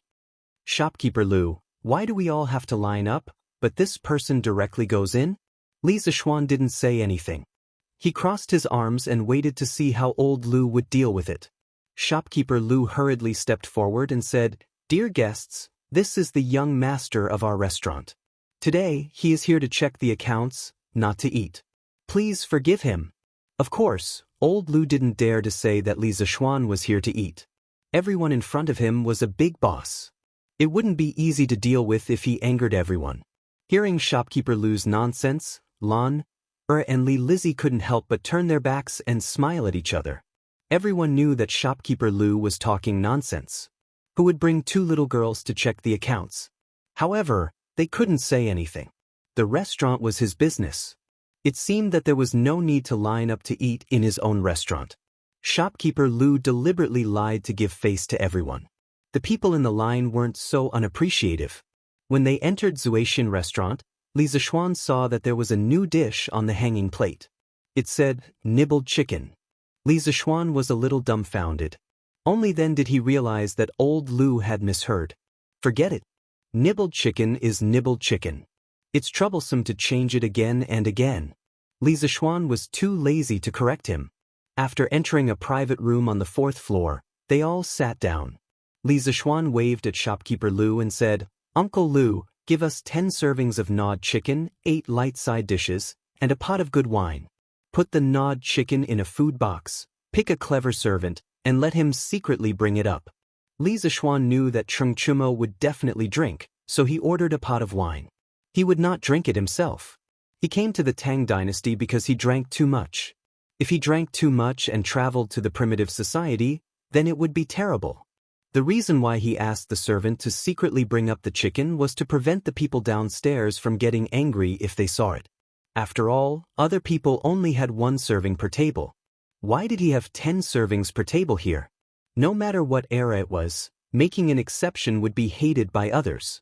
Hearing this, Shopkeeper Lu hurriedly agreed, and then went downstairs to have people prepare.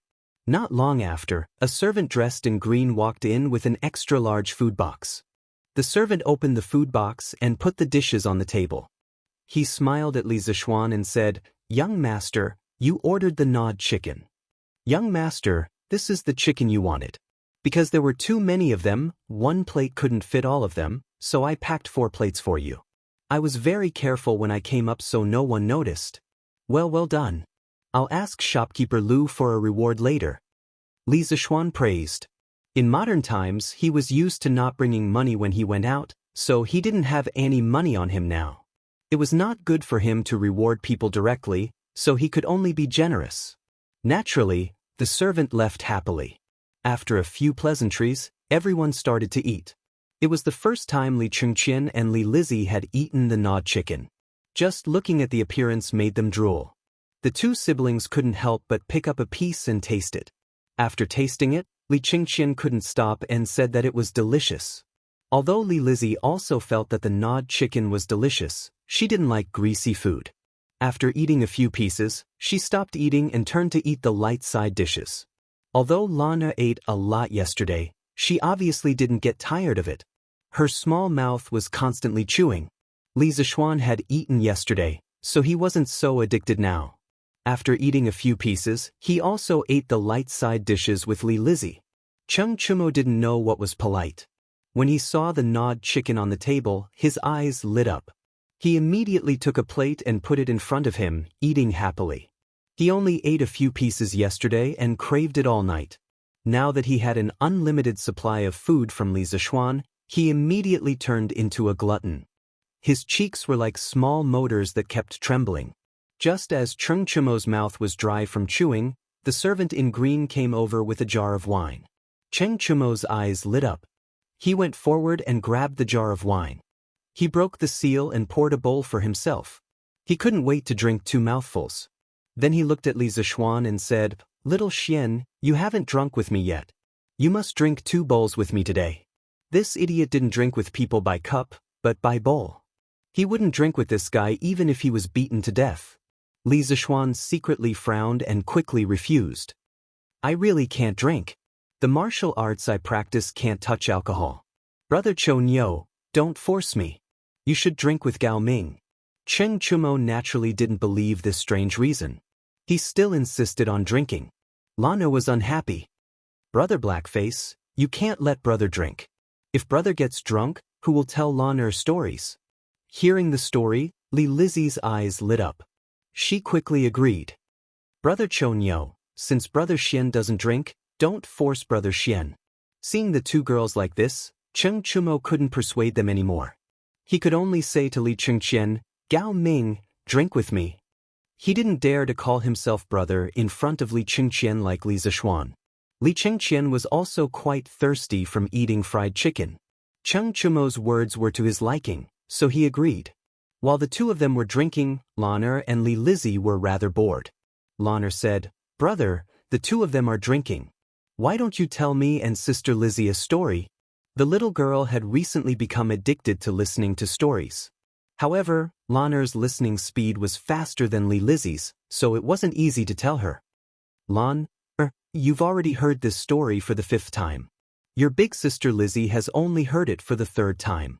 Why don't you tell your big sister Lizzie the first 2 chapters you heard yesterday? I want to see if Lon listens to my story seriously."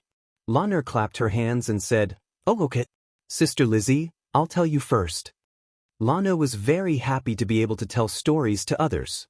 Li Lizzie smiled and said, "Thank you, Sister Lon." After saying that, she also smiled at Li Zishuan. When they were eating, Li Zishuan saw that Li Lizzie's movements were elegant and refined.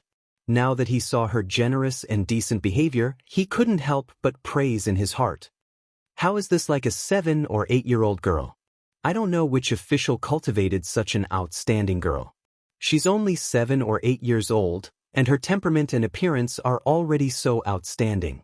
I don't know who will be lucky enough to marry such a proud girl when she grows up." Lana excitedly told Li Lizzie the 2 chapters yesterday. When she talked about the passionate parts, she even gesticulated. Her dancing appearance was so cute that Li Lizzie couldn't help but laugh. Li Chengqian was also eavesdropping. He was also very interested in this story. There, he was pulled by Cheng Chumo to play finger-guessing games while listening to Lana's story. Naturally, he lost more than he won when he was multitasking. Cheng Chumo forced him to drink a lot. Cheng Chumo was unbearably thirsty, but he couldn't lose even if he wanted to. Seeing that all the wine had entered Li Chengqian's stomach, he said angrily, "I'm not going. I'm not going. You go listen to the story." He snatched the wine jug and poured himself a drink. Although he felt that the story was interesting, it was still lacking compared to the chicken and wine in front of him. Moreover, he had already heard the 2 chapters yesterday. Li Chengqian naturally couldn't ask for more. He listened to the story attentively from the side. After a while, Lana finished and hurriedly ran over to ask for credit. "Brother, was Lana's story good?" Li Zishuan was also a little surprised. He didn't expect Lana to be able to recite it so well after listening to it once. Her memory was pretty good. He praised, "Lana's story is really good. It's almost the same as brother's." At this moment, a black-clothed brawny man hurriedly came in and whispered a few words in Li Chengqian's ear. Li Chengqian stood up and said, "Brother Zishuan, I have some family matters to attend to, so I'll go back first. In the future, I'll drink and chat with Brother Zishuan. Thank you for your hospitality today." "It's fine. Gao Ming, if you have something to attend to, go do it." Brother Zishuan, can I bring back a portion of the chicken for my father to try? My father's appetite hasn't been good recently. Li Qingqian was a little embarrassed. Wasn't this a typical case of not being able to eat the consequences? Li Lizzie also felt that her brother was a little embarrassing. Her tender face was slightly red. Li Zishuan smiled and said, "Of course. Gao Ming, since you have urgent matters to attend to, why don't you go back first and let your attendant stay? I'll have shopkeeper Lu prepare 2 portions of the chicken for your guard to bring back. How about it?" Li Chengqian hurriedly said gratefully, "Brother Zishuan is still the most considerate. Thank you very much. Wusan, did you hear that? Go to shopkeeper Lu and get the chicken. Go back later." The black-clothed brawny man bowed and said, "Yes." Li Lizzie stood up and smiled at Li Zishuan. She politely said, "Brother Xian, goodbye. Lizzie will listen to Brother Xian's story again next time." Li Zishuan was also very happy to have such a cute lowly fan. He hurriedly replied, "Okay, goodbye Lizzie sister." Li Qingqian then pulled his sister out of the private room. Chapter 16. In a private room on the 4th floor of the drunken Immortal restaurant. Seeing the Li siblings leave, Cheng Chumo hesitated for a moment before nudging Li Zishuan's arm. "Little Xian, do you really not know the identity of this Li Gaoming?" Li Zishuan shook his head, somewhat hesitantly replying, "I don't know. If they don't say, it wouldn't be good for me to take the initiative to ask. However, judging from the temperament of the siblings, they should be from an official's family." Cheng Chumo somewhat admired his observation skills.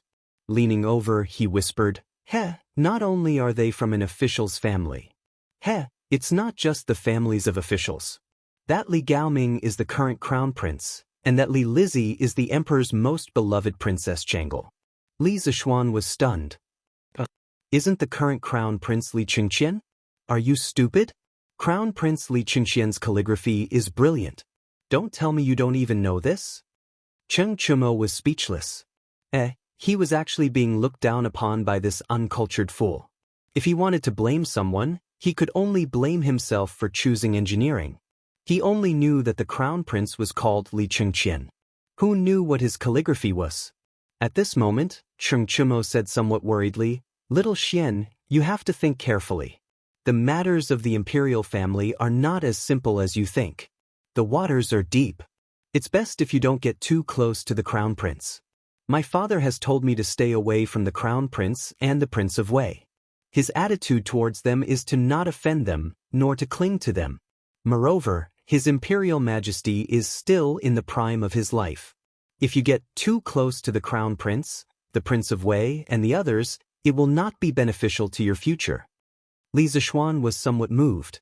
For Cheng Chumo to say these words to him, it proved that he truly regarded him as a friend, a brother. Smiling, he patted Li Zishuan's shoulder and said, "Brother Chumo, don't worry.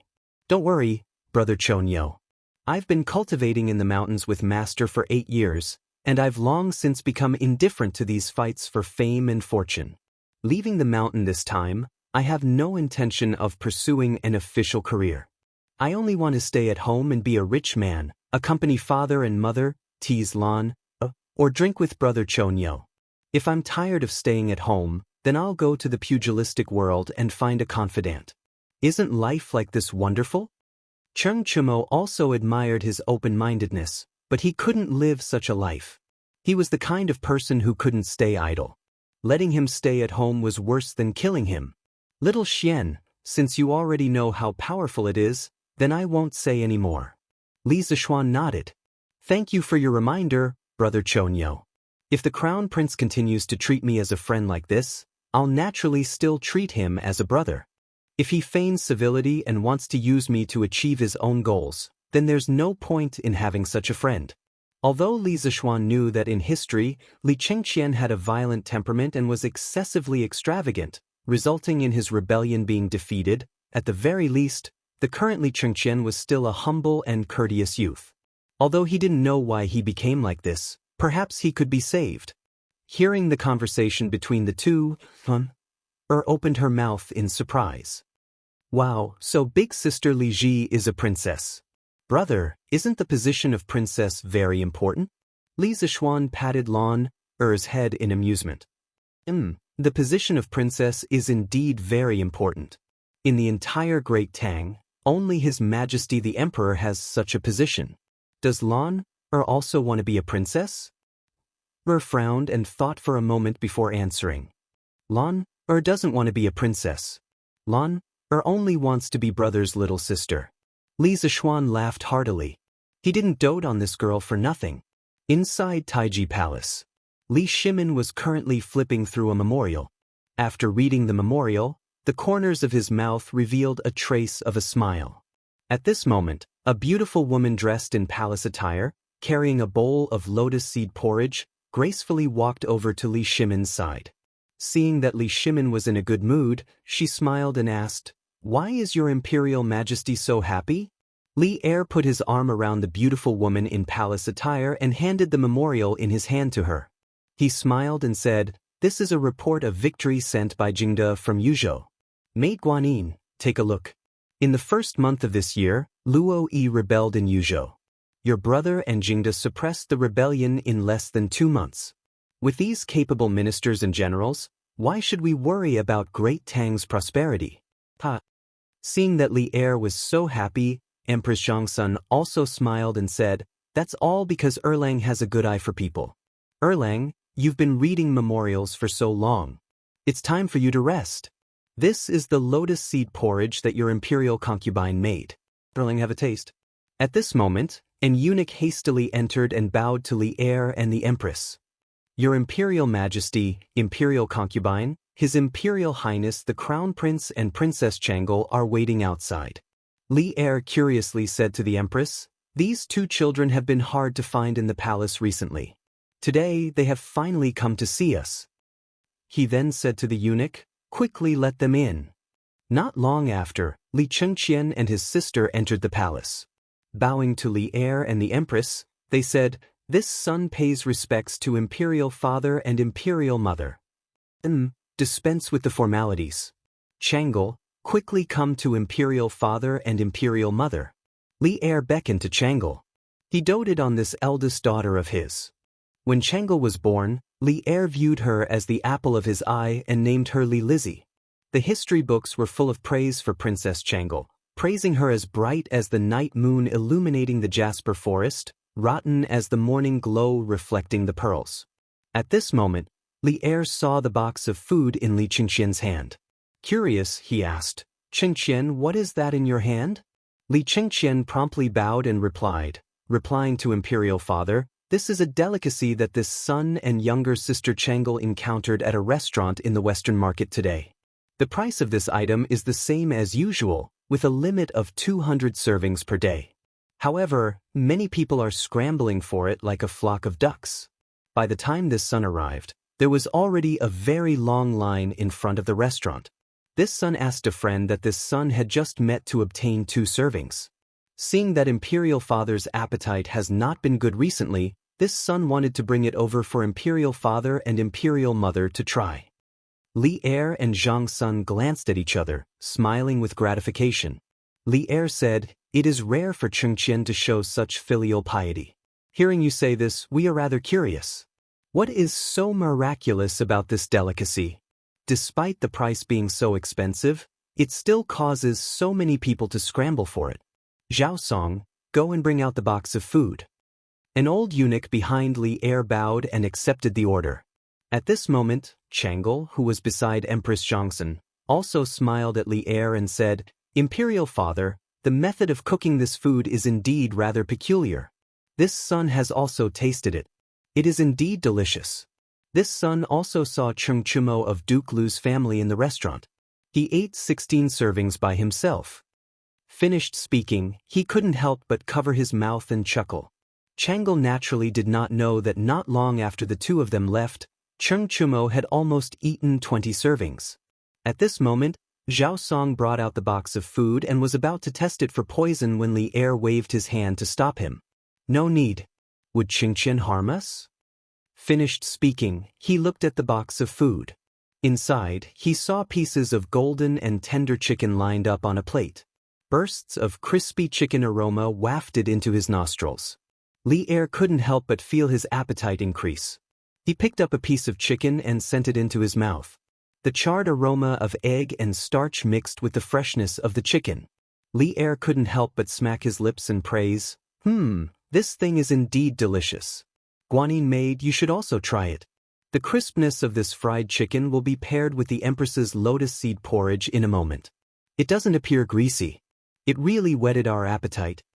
Seeing that the Emperor finally had an appetite, Zhang Sun was also happy. She picked up a piece and tasted it. The taste was indeed rather peculiar. In the future, she could have the royal chef try it and see if they could make it. Zhang Sun was not a greedy person. After eating 2 pieces, she put down her chopsticks. It was rare for Li Er to have an appetite, so she left the rest for the Emperor to eat. The Empress turned her head and looked at Li Chengqian. Chengqian, what is the name of this delicacy? Imperial Mother, this food is called nibbled chicken. Li Er interjected as he ate, nibbled chicken? This name is very strange and rather inelegant. After eating the piece of chicken in his hand, Li Er asked again, Chengqian, where have you and Chang'e been these 2 days? Li Chengqian hurriedly replied, Imperial Father, I saw Sister Chang'e in the palace a few days ago. Furthermore, Chang'e's health has always been poor. I was worried that she would fall ill from boredom, so I took Chang'e out of the palace to relax in Chang. Hearing this, a rare trace of warmth appeared on Li Er's face.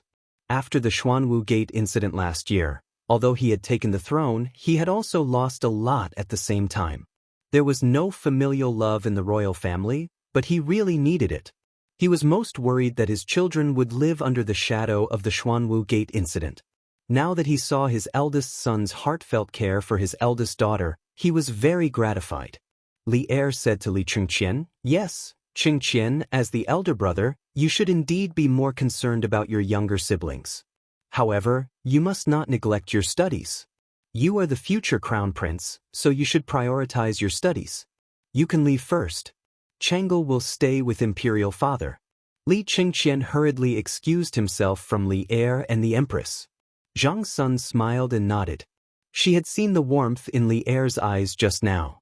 She and Li Er were husband and wife and had helped each other in difficult times for 15 years. They had long known each other deeply. She was also quite satisfied with what her son had done this time. Chang'e, has your qi flared up recently? Why did Chengqian say that you were depressed a few days ago? Li Er asked with some worry. Chang'e and Zhang Sun had always had qi. The imperial physicians in the palace were all helpless. A few days ago, they had asked Sun Simiao to enter the palace to treat the 2. Sun Simiao had also said that he could only help the Empress and Princess recuperate, but could not cure them completely. The 2's qi had now become Li Er's mental illness. Imperial Father, my qi has not flared up recently. However, a few days ago, I did feel that my chest was stuffy. These 2 days, Brother Crown Prince has taken me out of the palace. I have seen many interesting things, and my mood has improved a lot. Imperial Father, don't worry. Thinking of the stories she had heard outside the palace these 2 days, the delicious food she had eaten, and the interesting siblings she had seen, the corners of Chang'e's mouth could not help but curl up slightly. Li Er saw that his daughter was in a good mood and was truly happy. He said, Chang'e, then tell Imperial Father what interesting things you have seen these 2 days. It just so happens that your Imperial Mother is here today.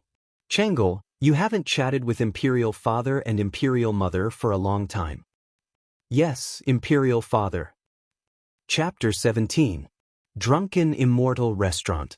Private room on the 4th floor. There were already a dozen plates in front of Qing Chumo. Lun and Li Zishuan had already put down their chopsticks and were watching Qing Chumo eat and drink to his heart's content. According to Drunken Immortal Restaurant's portions, 10 chicken pieces were counted as a portion. Li Zishuan estimated that Qing Chumo alone had eaten 18 portions. Without Li Chengqian and Li Lizzie by his side, he had even less scruples and ate as if he was flying. Lunhuter asked curiously, Big Brother Blackface, you've eaten so much. Why hasn't your stomach gotten bigger? Where did you put those gnawed chickens? Qing Chumo had just taken a sip of wine, but upon hearing this, he choked and spat it out. Li Zishuan's figure flashed, pulling to avoid this fellow's saliva. Luckily, I'm agile. Li Zishuan secretly rejoiced. Cheng Chumo felt wronged. Lan, you can't say that about Big Brother Chonyo. Your Big Brother Chonyo can eat so much and still not get fat. Isn't that also a skill? Big Brother Chonyo, you're really thick-skinned. Lan, giggled. Cheng Chumo finally couldn't eat anymore after eating 20 portions. The three of them laughed and joked for a while before leaving drunken Immortal restaurant, each returning to their own homes. When they left, shopkeeper Lu looked bitterly at Cheng Chumo. This fellow had eaten 20 portions of gnawed chicken by himself. When he left, he even took away 5 portions, saying that he was taking them back to show filial piety to his father. Drunken Immortal restaurant only provided 200 portions a day, and this beast alone had taken 25 portions. Shopkeeper Lu wailed in his heart, hoping that the young master wouldn't bring this beast to Drunken Immortal restaurant to eat next time. Taiji Palace. At this moment, Chang Sun and Changle were no longer present. Li Er sat alone on the dragon throne, frowning and deep in thought. The hall was silent. After a long time, Li Er's voice rang out in the hall. Zhao Song, send someone to investigate Li Zishuan's background, especially his activities in the past month. See if he deliberately approached Qingqian and Changle. As an emperor, Li Er was very careful in everything he did. Of course, if Li Zishuan were here, he would definitely say that Li Er had a persecutory delusion.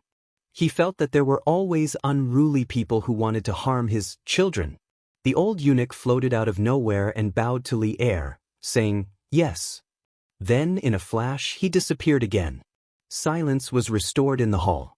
But today, Chang and city was not quiet. In the afternoon, the popularity of the chicken at Zuaishan restaurant in the West Market had spread through the entire Chang and through word of mouth. Those who had eaten it naturally praised it as a rare delicacy in the world. Those who had not eaten it naturally salivated after hearing the descriptions of those who had eaten it and looked forward to buying a serving to try it the next day. Although one serving would cost a lot, there were many rich people in Chang and city who could afford it.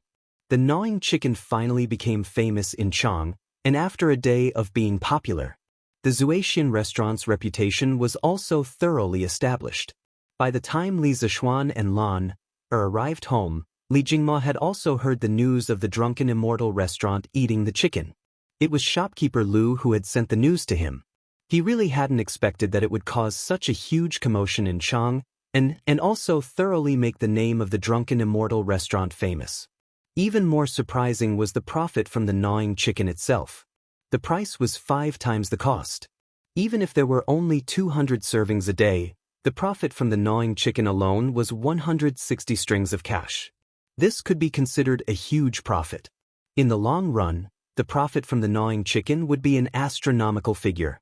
During dinner, Li Jingma finally could not help but ask Li Zishuan, "Xian, how did you come up with that gnawing chicken?"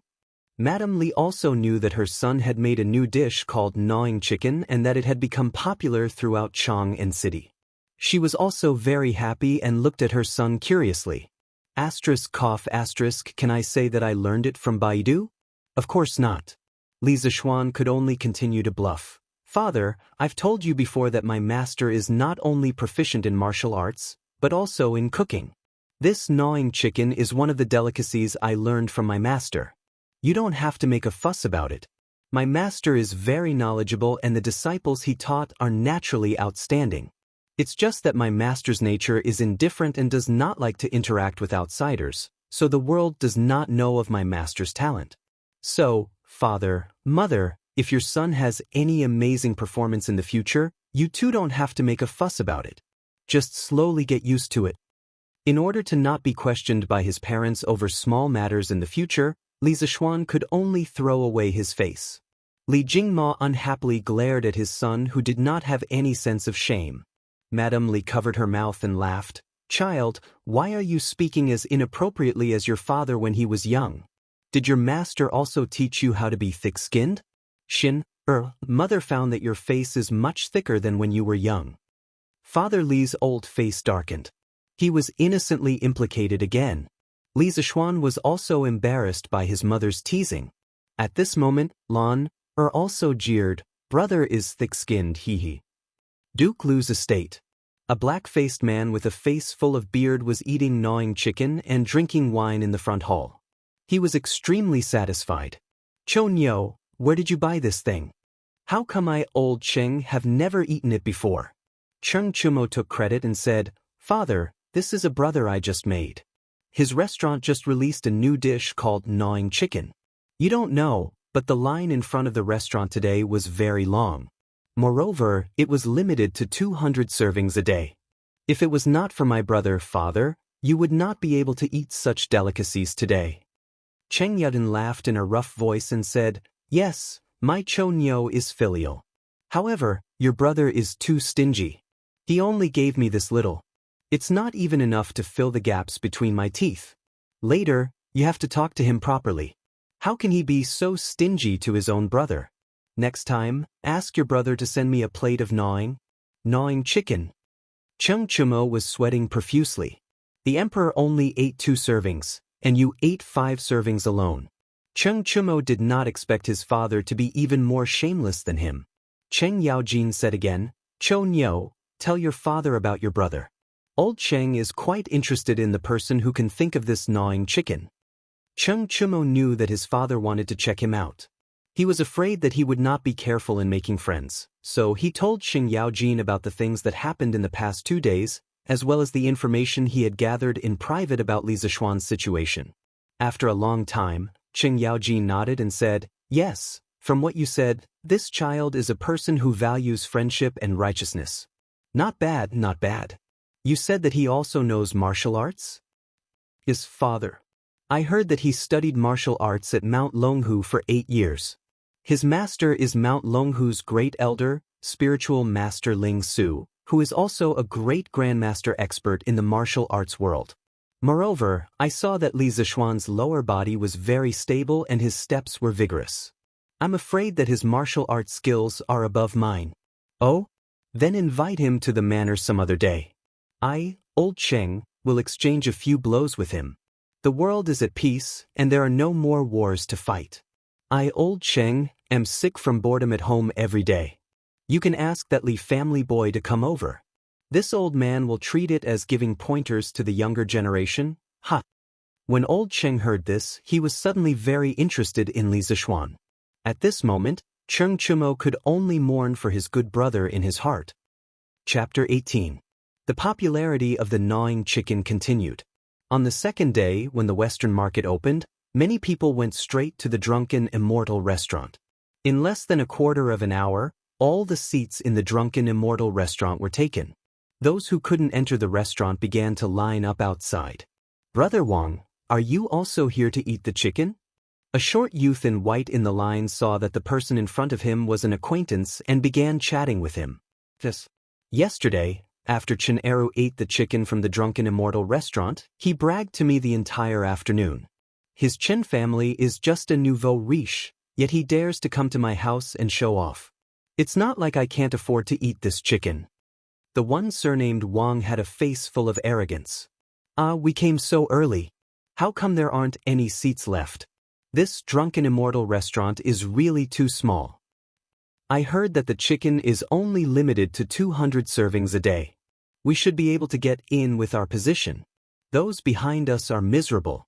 Today, we'll have a taste of what the chicken that everyone talks about tastes like. 2 hours later, the 200 servings of chicken from the drunken Immortal restaurant were all sold out. However, there was still a line of at least 100 people outside. Those who did not get in immediately became unhappy and began to make a ruckus. The order was in chaos, even alarming the Marquis of Chang'an. Helpless, shopkeeper Lu could only announce that the supply of chicken for the day would be increased by 100 servings. Only then was the chaos resolved. Taiji Palace. The old eunuch Zhao Song was reporting to Li Er everything he had found out about Li Zishuan's background. He also presented a piece of paper to Li Er. After hearing this, Li Er stood up and walked 2 steps with his hands behind his back. He said, "According to what you said, Li Zishuan did not intentionally get close to Qingqian and Chang'e?" Finished speaking, he picked up the piece of paper and said with interest, "This Li Zishuan is actually proficient in mathematics, and even better than Su Hongji. I didn't think that this kid would have so many skills." But what are these squiggly words on the paper? If Li Zixuan was here, he would definitely recognize that the piece of paper was the financial statement he made at the ready-made clothing store that day. He didn't expect that the old eunuch would even get this. This old servant doesn't know either. According to the servant who was present at the time, Su Hongji didn't know what the word was either. Li Zixuan didn't explain either. While Li Er was still confused by the Arabic numerals, Li Zixuan was lying on a recliner in the west courtyard of the Li residence, flirting with two servant girls. No, he was telling a story. This recliner was made by Carpenter Zhou from the east of the city by San Bao 2 days ago. The blueprint was naturally drawn by Li Zixuan. Such a simple thing was a piece of cake for an engineering student like him. Li Zixuan told them Liang Shambua and Zhu Yingtai. In fact, he didn't have many stories in his head. He only remembered some TV dramas that he had watched many times when he was young. He basically didn't watch TV dramas during his university days. He felt that they were all the same, and it was heart-wrenching to watch. If he wasn't playing games every day, he would be chatting with his little girlfriend online. Being in a long-distance relationship was also very tiring. Young master, this Liang Shambua is so stupid. He slept with Zhu Yingtai for so long, yet he didn't know that she was a girl. How is this possible? Young master, you are making things up again. Not long after, Xiao He protested. How is it impossible? How am I making things up? Li Zixuan wasn't convinced. How could the love classics in his previous life be made up? Young master, a girl is a girl. Even if she is dressed as a boy, she can still be seen through. Young master, you must have watched too many TV dramas. Xiao He said as if she was very experienced. Who said that? Some girls dressed as boys can be easily seen through. For example, Xiao Shi. But for a girl like you, if you dress as a boy, it will be very hard to see through you. After Li Zixuan finished speaking, he looked at Xiao He's small chest with some bad intentions. Young master, you? Xiao He followed Li Zixuan's gaze and looked down. She instantly jumped up and blushed. She mumbled something to Li Zixuan for a long time, but she didn't know what to say. She stomped her feet in embarrassment, turned around, and ran away. Xiao Shi's face was also red. She didn't dare to raise her head to look at Li Zixuan again. She thought in her heart, did young master just compliment my big chest? The more she thought about it, the redder her face became. At this moment, Li Zixuan noticed a tall servant girl in green walking into the courtyard. Li Zixuan recognized this servant girl. She was his mother's servant. She seemed to be called Qing. Seeing that she was almost here, Li Zixuan stood up and said, "Why is Sister Qing here? Is my mother looking for me?" Qing nodded with a smile and said, "Madam invites young master to the front hall." After a while, Li Zixuan came to the front hall and saw his mother sitting in front of the hall. There was also a skinny old man in the hall. This person was the Li residence's housekeeper Wang. Li Zixuan had met him a few days ago. You're here. Come sit with mother." When Madame Li saw her son coming, she quickly smiled and waved her hand. Li Zixuan walked over and sat down. He said, "Mother, why did you ask me to come over?" Madame Li handed a small booklet to Li Zixuan. Li Zixuan took it and flipped it open. It seemed to be an account book. He asked curiously, "Mother, what is this?" Madame Li smiled and said, "This is the rent account that Steward Wang just sent over from the Han Manor in the eastern part of the city. Originally, the rent should have been paid a long time ago, but last year's harvest was not good, so mother gave them a few more months. Originally, they should have been charged 50% of the rent, but mother only charged them 40%. Isn't this because my Xian is good at reading? Mother asked you to come over and help mother do the reading. In the past, every time mother collected rent, mother had to do it for a few days. This year, Xian happened to be here, so mother saved a lot of trouble." Madame Li was very gratified when she said this. Her son could now help her share her worries. After Li Zixuan heard this, he smiled and said, "Yes, mother. In the future, leave these things to me. Mother, just relax and enjoy your life. Mother's heart is really good. You reduced the rent for those farmers by 10%. But then again, those farmers don't have it easy." After saying this, he asked with some doubt, Mother, why does our family still have so much fertile land? Why haven't I heard father mention it? Madame Li unhappily rolled her eyes at him and said, These are all land that mother bought in the past few years and rented to those farmers. Mother saw that there was so much spare money at home and couldn't just leave it lying around, so she took out a portion and bought some land. TSK, he didn't think that his mother's awareness was so advanced. Even in the Tang dynasty, she knew to invest money to buy land. He asked curiously, Then mother, how much land have you bought in the past few years? Not much, only about 3,000 mu. Your father's shop often needs a lot of money, so mother only bought this much. Pooh! Li Zishuan almost knelt down in front of his mother. 3,000 mu wasn't a lot, but he didn't think that he could be considered a big landlord. Mother, then I'll take this account book with me. I'll give it to you after I finish the reading tomorrow, Li Zishuan said as he flipped through the account book. Yes, then Xian, or we'll have to work hard. Mother will make something good for you at noon to nourish your brain. Madame Li smiled and said, Mother, it's not hard. In the future, let me do these things. Actually, it's really easy for me. I don't want mother to waste her energy on these things. Yes, mother knows. Xian, is so filial. Go quickly. Chapter 19. The next morning, Li Zishuan took the account book and went to the east courtyard. Mother, I have finished calculating the account book you gave me yesterday morning. Please take a look. After saying that, he handed over the account book in his hand. Mrs. Li took the account book and said happily, I heard from your father that you are very knowledgeable. I didn't expect you to finish it so quickly. You have saved me a lot of trouble. Li Zishuan smiled and said, Mother, I want to go to the Han village to take a look. Mrs. Li was curious and asked, That place is so far away from home and the road is not easy. Why do you want to go there? Li Zishuan thought for a while and said, I want to see how the villagers are doing. I have been learning martial arts at Longhu Mountain for 8 years, but I don't know the hardships of the world. Master also wants me to do something for the people of Tang Empire. So I want to go to the Han village today. Mrs. Li thought about her son's words and said happily, Since you want to go, I will go with you. Housekeeper Wang will go with you. Xian, bring some pastries. I don't think you will be able to make it back in the afternoon. Don't go hungry.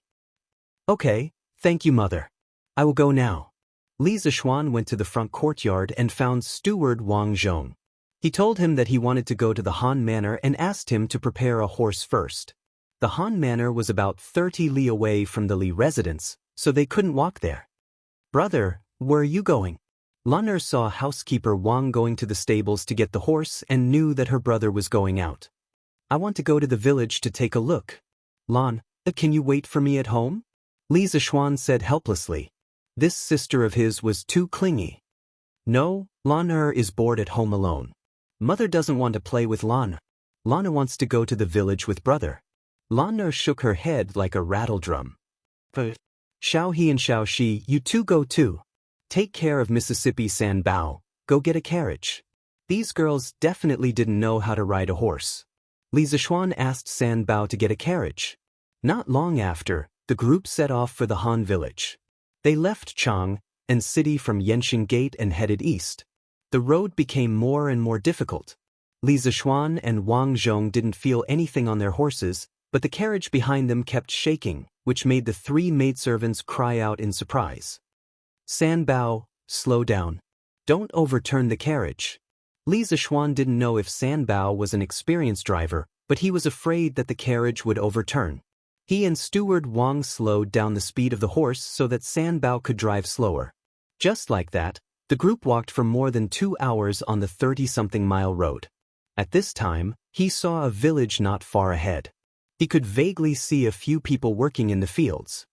Young master, that's the Han village. Wang Zhong stopped his horse and pointed at the village. Well, then let's go quickly. It's almost noon. Uncle Wang, can you find a family and give them some money? We'll have lunch in the village. Li Zishuan ordered. Wang Zhong was more familiar with this place than him. His family often sent him to collect rent, so it was best for him to arrange it. Yes, young master. Why don't we go to Han Lijing's house at noon? Every time Madam sends me here to collect rent, Han Lijing is very cooperative. Wang Zhong suggested. Okay, then Uncle Wang, you lead the way. The group of people rode into the village. It was the spring plowing season. At the entrance of the village, they could see many people pulling oxen to plow the fields. There were also 2 or 3 children chasing and playing on the ridges of the fields. Occasionally, there would be a few roosters and dogs barking in the village. Li Zishuan often saw this scene in his previous life. He was born and raised in a village. Lan was very new to this scene. She had been the little princess of the family since she was born. She had never seen such a scene in a village before. She got off the carriage and held her brother's hand, looking around as they walked. Li Zishuan left the horse and carriage at the entrance of the village and asked San Bao to take good care of them. He led the group into the village, and under Wang Zhong's lead, they went straight to Han Lijing's house. Young master, we're here. This is Han Lijing's house. After a while, Wang Zhong pointed to a rundown farmhouse in front of them. Li Zishuan was a little surprised. In his opinion, if this place was in the future, it would be equivalent to a village chief. How could the place be so run down? Since they were in front of someone's house, it was not good to say much. He immediately walked in with Wang Zhong. Oh, Butler Wang, you're here. A dark-skinned middle-aged man in the courtyard saw Li Zishuan and the group and quickly went up to greet them. However, Li Zishuan noticed that the man's right leg seemed to be a little disabled, and he was limping as he walked. However, from the thick muscles on his arm, it was obvious that this middle-aged man's body contained a lot of strength. Han Lijing, this is my family's young master and young mistress. My madam has calculated the rent that your farmstead paid this year, and there's no problem. Today, my young master wants to come to the Han Manor to take a look. Wang Zhong introduced to Han Lijing. When Han Lijing heard this, he quickly bowed respectfully to Li Zishuan and Lan, and said, "Greetings to young master and young mistress." Li Zishuan quickly returned the greeting and said, "Uncle Han, you don't have to be so courteous. We'll be bothering Uncle Han later. Seeing that it's almost noon, I'll bring this group of people to Uncle Han's house for lunch. Uncle Han, don't worry, we've brought our own ingredients and pastries. We only need to borrow Uncle Han's kitchen to heat them up, and we'll pay the corresponding remuneration." When Han Lijing heard this, his face instantly turned red, and he straightened his neck and said, "Young master, you're flattering me.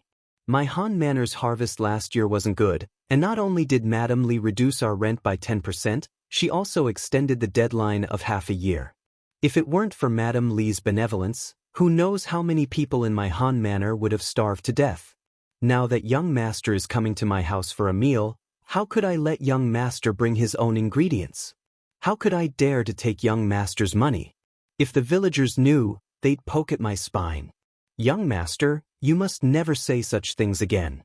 Although I, Han Tianhu, am a boor, I still know how to repay kindness." Well, he accidentally hurt the other party's self-esteem. Li Zishuan quickly explained, "Uncle Han, don't misunderstand. I don't have any other intentions by giving you money. This is what you deserve. There's no such thing as not paying for a meal in this world." Seeing that Han Lijing straightened his neck and wanted to decline again, Li Zishuan hurriedly said, "Since Uncle Han doesn't want to accept it, I won't force you. Thank you for your hospitality today, Uncle Han. If the Han Manor has any difficulties in the future, Uncle Han can look for Steward Wang. I'll try my best to solve it. Use our ingredients for lunch. After all, the ingredients we brought will definitely spoil if we don't eat them. It's just that we'll have to use some of Uncle Han's firewood." Only then did Han Lijing reluctantly accept. He waved his hand and said, "It's just some firewood, it's not worth much money. Young master, use it as much as you can. Once you're done, I'll go to the mountains to chop some more. Young master, young miss, please come in and have a seat." The group of people then entered the house. Chapter 20. My humble abode is too simple and crude. I'm sorry for neglecting young master and young mistress. After entering the house, Han Lijing said embarrassedly. Li Zishuan looked around. It was indeed very simple and crude.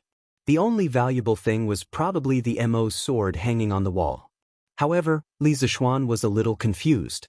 This kind of sword was usually only found in the army. Why did Han Lijing have one in his house? It's okay, Uncle Han. We don't mind. Uncle Han, where's your kitchen? I'll ask my maid to heat up the food. Li Zishuan waved his hand and said unconcernedly.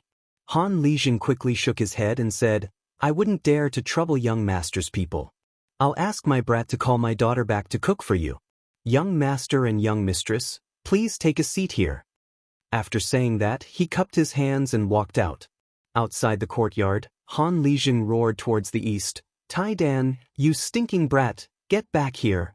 After a while, a young child's voice could be heard outside the courtyard. Father, why did you call me? Han Lijing said, Brat, quickly go up the mountain and call your sister back. Tell her that there are important guests at home. Tell her to come back and cook.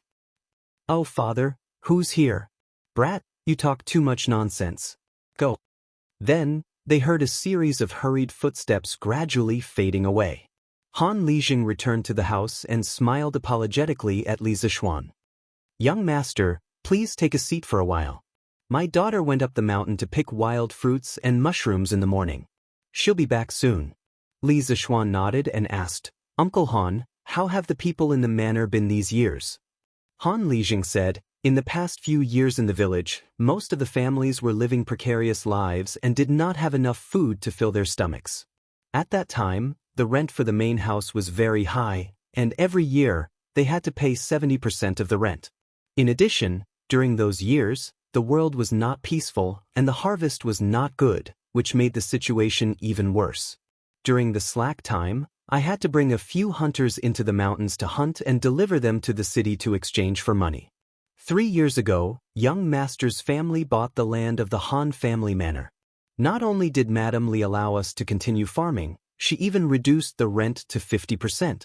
In addition, in recent years, the world has gradually become peaceful, so life in the manor has become much better. At the very least, no one will starve to death now. This is all thanks to Madame Li. After saying that, Han Lijing's eyes were filled with gratitude. Li Zishuan was somewhat speechless. These villagers weathered wind and rain year after year, working themselves to death just so that they wouldn't starve to death, just so that they could survive. It was such a simple request, but it was difficult to satisfy in this era.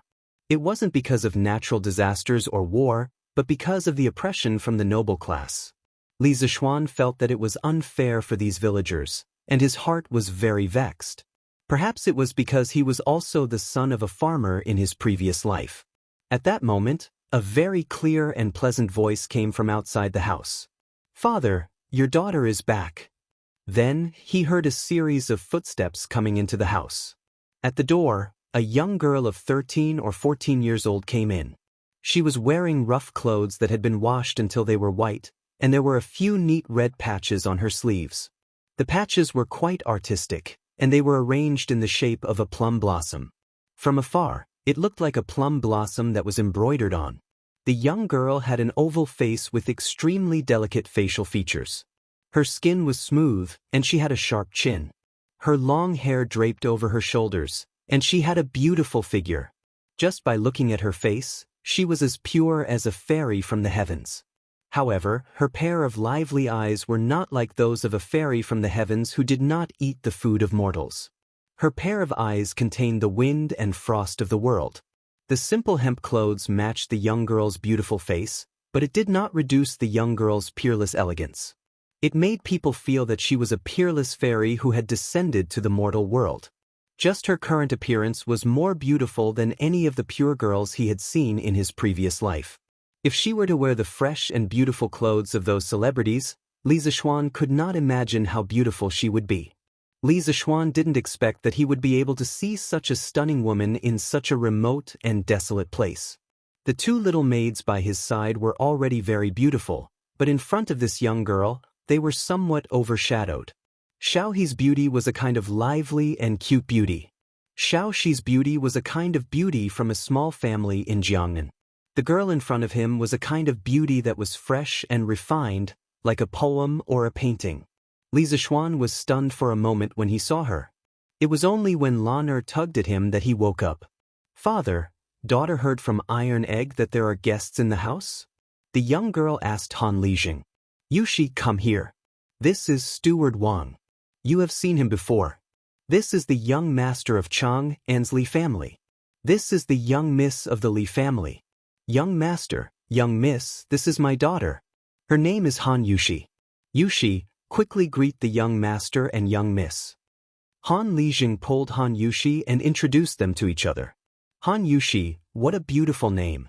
Li Zishuan inexplicably praised in his heart. Yushi greets young master, greets young miss. Han Yushi bowed to Li Zishuan and Lan. Li Zishuan hurriedly returned the greeting and said, "Hello, Miss Han." Lan'er saw Han Yushi and happily jumped up and said, "Wow, Sister Han is so beautiful. It would be great if Lan'er could be as beautiful as Sister Han when she grows up." Han Yushi was a little embarrassed by Lan'er's praise. Her pink cheeks were slightly red. However, seeing that Lan'er was really cute, she couldn't help but like this little girl. She squatted down and touched Lan'er's little face. She smiled and said, "Young miss will definitely be 100 times more beautiful than Yushi when she grows up." "Really? Really?" Lan'er heard this and became even more excited. At this moment, Han Lijing said to Han Yushi, "Yushi, young master and young miss will be having lunch at home. Father knows that your cooking skills are excellent. Quickly go to the kitchen and prepare a few dishes. Stew the pheasant that father hunted yesterday. Go quickly. Don't let the guests wait for too long."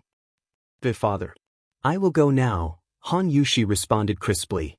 She then turned to Li Zishuan and Lan'er and said, "Young master and young miss, please take a seat. Yushi will be back soon." Listening to her gentle voice, Li Zishuan felt that his heart was about to melt. It was as if the dry land was moistened by the spring rain. "Xiao He, quickly go to the carriage and get the ingredients and pastries that we brought. Send them to the kitchen and let Miss Han heat them up," Li Zishuan said to Xiao He. Xiao He was about to accept the order and leave when she heard Han Lijing say to the door, "Brat, quickly come in. What are you hiding outside the door for?" A little boy with a strong head walked in. He was about 6 or 7 years old. When he saw so many strangers, he was still a little shy. The little boy said to Li Zishuan and Lana, "Hello, young master and young miss." Obviously, he had been eavesdropping outside for a long time. Li Zishuan nodded at him. Lana smiled mischievously at him. When the little boy saw this, he became even more shy. He then said to Han Lijing, "Father, you called me." Han Lijing pointed at Xiao He and said to him, "This young miss is going to the carriage at the entrance of the village to get something. Accompany her. Be careful and don't run around. Do you hear me?" "Yes, father." "I got it." Li Zishuan smiled. This Han Lijing was quite thoughtful. Xiao He might really get lost in the village alone. He smiled kindly at Han Lijing and said, "Thank you, Uncle Han." He then said to Xiao He, quickly go with Iron Egg. Be careful." "Yes, young master." Xiao He will go now. Chapter 21. After Li Zishuan chatted with Han Lijing for a while, he saw Han Yushi and Iron Egg coming in with dishes. "Young master, young miss, father, it's time to eat." Han Yushi placed the dishes on a square table that was very old but very clean. She smiled and called for everyone to eat. "Young master, young miss, sit down and eat." Han Lijing quickly greeted. "Well, Uncle Han, you don't have to be so polite. Sit down too. Miss Han, you have worked hard cooking. Come and sit with Iron Egg." Li Zishuan said. Han Yushi was a little hesitant, but Iron Egg was very happy. He had been drooling over the pheasant meat on the table and the chicken that Li Zishuan brought over. He had not eaten meat for a long time. When he saw the golden and crispy chicken, he could not control himself. Just now, he wanted to stretch out his hand to steal a bite in the kitchen several times, but he was discovered by his sister and was chased out of the kitchen. Now that he heard Li Zishuan invite him to eat together, he could not hold back anymore. He lifted his foot and was about to walk over, but Han Lijing glared at him fiercely. He was so scared that he immediately retracted his foot. "Young master, you and young miss eat first. There is still food in the kitchen. Iron Egg and my daughter can eat in the kitchen." Although Han Lijing also wanted his son and daughter to eat together, the Li family was a great benefactor to the Han village. This time, the young master and young miss could come to his house for dinner. He was also very happy. He specially asked his daughter to stew the pheasant that he was going to sell yesterday to treat the guests well. At this time, he could not be rude. How can this be? We came to Uncle Han's house to eat. Uncle Han, you did not charge us for the meal. How can we steal the limelight at this time? If Miss Han and Iron Egg do not eat together, we will not eat this meal. Li Zishuan firmly disagreed. He saw how Iron Egg looked at the table and drooled just now. He could not help but sympathize with the people of this era. They might not even be able to eat meat during the new year. Li Zishuan's abilities were indeed limited. He couldn't make the people of the world live a good life, but he could still make Iron Egg's family eat a good meal. Another reason was that it was indeed a great pleasure to be able to eat at the same table with such a beautiful woman like Han Yushi. Of course, our upright Li Zishuan would never admit this reason even if he was beaten to death. Han Lijing was helpless. He could only nod at his son and daughter. Since young master is kind, come and eat with us. Iron Egg cheered and immediately sat in the empty seat next to Lana. Han Yushi smiled gratefully at Li Zishuan and sat beside Han Lijing, which happened to be opposite of Li Zishuan. She was not greedy, but she also hoped that she could let her little brother eat meat. Only then did the group of people take their seats and start eating.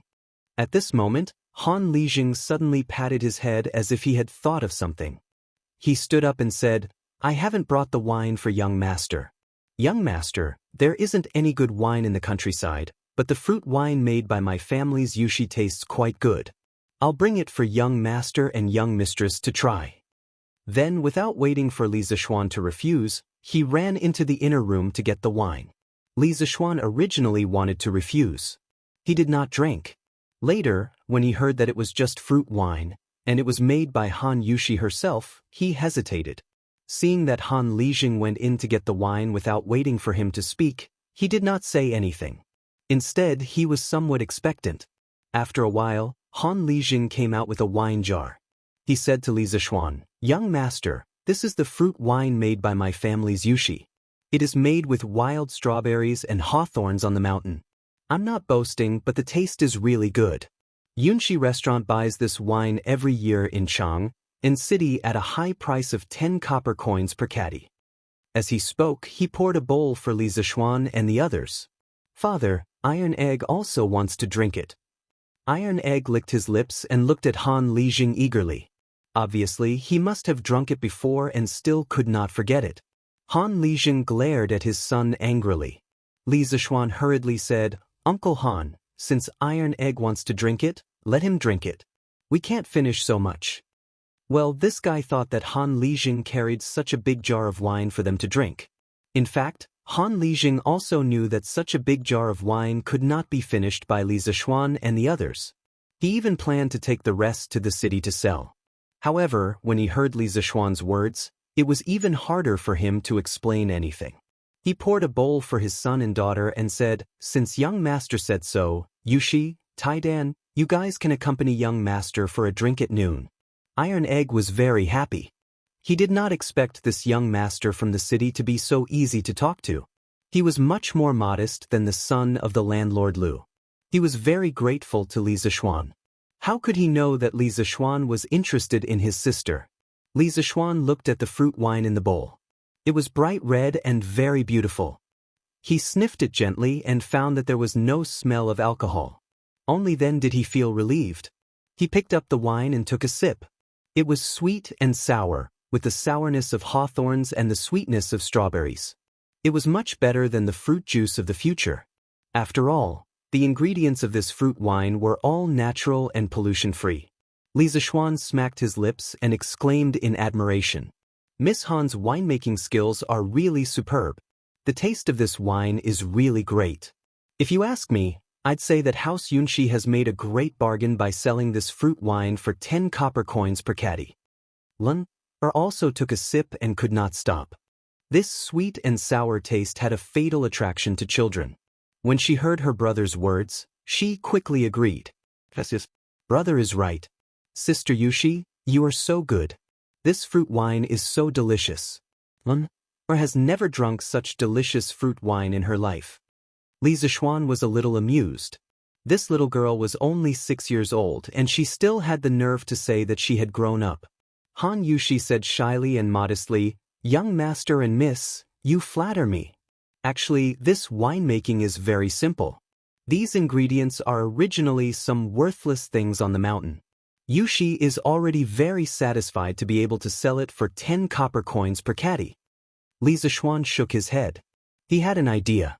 If he slightly modified this mountain fruit wine, it would definitely sell well in the summer. He said to Han Lijing, "Uncle Han, do you know the Zuaxian restaurant in Chang and West City?" Han Lijing nodded. "I know. I went to the West City yesterday and saw that the Zuaxian restaurant's business was very good. There was a long line in front of the door. I don't know what they were queuing for." Li Zishuan smiled and said, "To be honest, Uncle Han, the Zuaxian restaurant is my family's business. Those people queuing in front of the Zuaxian restaurant yesterday were precisely to buy this gnawed chicken." Li Zishuan pointed to the plate of gnawed chicken and saw that there were only a few pieces of chicken left on the plate. It turned out that Iron Egg saw that the adults were talking happily at the side. After he tasted a piece of the golden gnawed chicken, he could no longer stop. While the few of them were talking, this brat wretchedly developed at the side and gorged himself on the food. Han Lijing was instantly furious. "Iron Egg, you little bastard." After saying that, he stood up and was about to beat him up. Li Zishuan quickly pulled Han Lijing back. "Uncle Han, don't be impulsive. This gnawed chicken is not something valuable. I have a lot of it at home. Iron Egg ate it. Today, everyone is eating happily together. Don't be angry." Li Zishuan persuaded Han Lijing for a long time before he finally stopped. Han Lijing sat down and glared at Iron Egg fiercely. When Iron Egg saw that his father was angry, he was about to run away. Seeing that Li Zishuan stopped his father, he didn't want to run away. He was a little embarrassed and whispered, "Thank you, young master." Lan Er was watching from the side and was quite interested. She said to Iron Egg, "Brother Iron Egg, what do you want to eat? Call me sister and I will get it for you. Then, your father won't be angry at you." Seeing that such a beautiful and cute little girl like Lan Er was talking to him, Iron Egg instantly blushed and said, "Miss Lan Er, you might not be older than Iron Egg, right?" Lan Er picked up a piece of chicken and stared at Iron Egg when she heard what he said. She shook the piece of chicken in her hand and threatened him. Iron Egg looked at the piece of chicken and swallowed his saliva. He had never eaten such delicious chicken before. After hesitating for a long time, he bitterly shouted, "Sister Lan Er." Lan Er smiled and replied, Brother Iron Egg, good boy." After saying that, she put the piece of chicken into Iron Egg's bowl. Iron Egg looked at the piece of chicken in his bowl and thought to himself, "It's worth it to call me sister." Li Zishuan ignored his little sister's nonsense and continued to talk to Han Lijing. "Uncle Han, as you can see, Drunken Immortal Restaurant's business is very good. In the future, if you sell fruit wine to Drunken Immortal Restaurant, we will buy it for 30 copper coins per caddy. We will buy as much as you have. You can also ask the villagers to go up the mountain to help you pick wild fruits. You can give them some compensation. After all, Miss Han can only pick a limited amount, and if there are wild beasts in the mountain, Miss Han won't be safe alone. Don't you think so?" Han Yushi heard that Li Zishuan was faintly concerned about her and felt happy for some reason. She lowered her head and ate without saying anything. When Han Lijing heard that Li Zishuan was offering 30 copper coins per caddy, his breathing quickened. However, after a while, he still rationally refused. "No, how can we do business like young master? Young master will lose money if he does this. We will sell the wine to young master in the future, but we will still only sell it for 10 copper coins per caddy. We, the people of the Han village, cannot do such an unkind thing." Alas, why were the people these days so simple? Li Zishuan said, "Uncle Han, listen to me. Since I dare to buy it for 30 copper coins per caddy, I will definitely not lose money. I will even make a lot of money. As long as Uncle Han sees that I have made so much money and doesn't regret it, it will be fine." Li Zishuan said half-jokingly. Han Lijing heard this and his face turned red. He stood up and said, "Young master, how can I, old Han, be the kind of person who goes back on his words?" Seeing him like this, Li Zishuan quickly comforted him. "Uncle Han, don't worry. I am just joking with you. I know that Uncle Han is a person who values loyalty. Uncle Han, there is a reason why I am offering 30 copper coins per caddy. Look, you hired the villagers to pick wild fruits for Miss Han. You can't not pay them, right? This is all part of the cost. This will also increase the income of the villagers of the Han family village. When Han Lijing heard this, he carefully thought about Li Zishuan's meaning. As Lijing, he naturally knew that the villagers of the Han family village lived a very poor life. Although compared to the villagers of other villages, it was still much better. However, he also wanted the villagers to live a better life. Li Zishuan's suggestion also moved him. After thinking for a while, he said to Li Zishuan, "Since young master is kind enough to give us a way out, then I, old Han, will represent the entire village to thank young master." After saying this, he stood up and bowed to Li Zishuan with cupped fists. Li Zishuan quickly came over to support him and told him not to be so polite.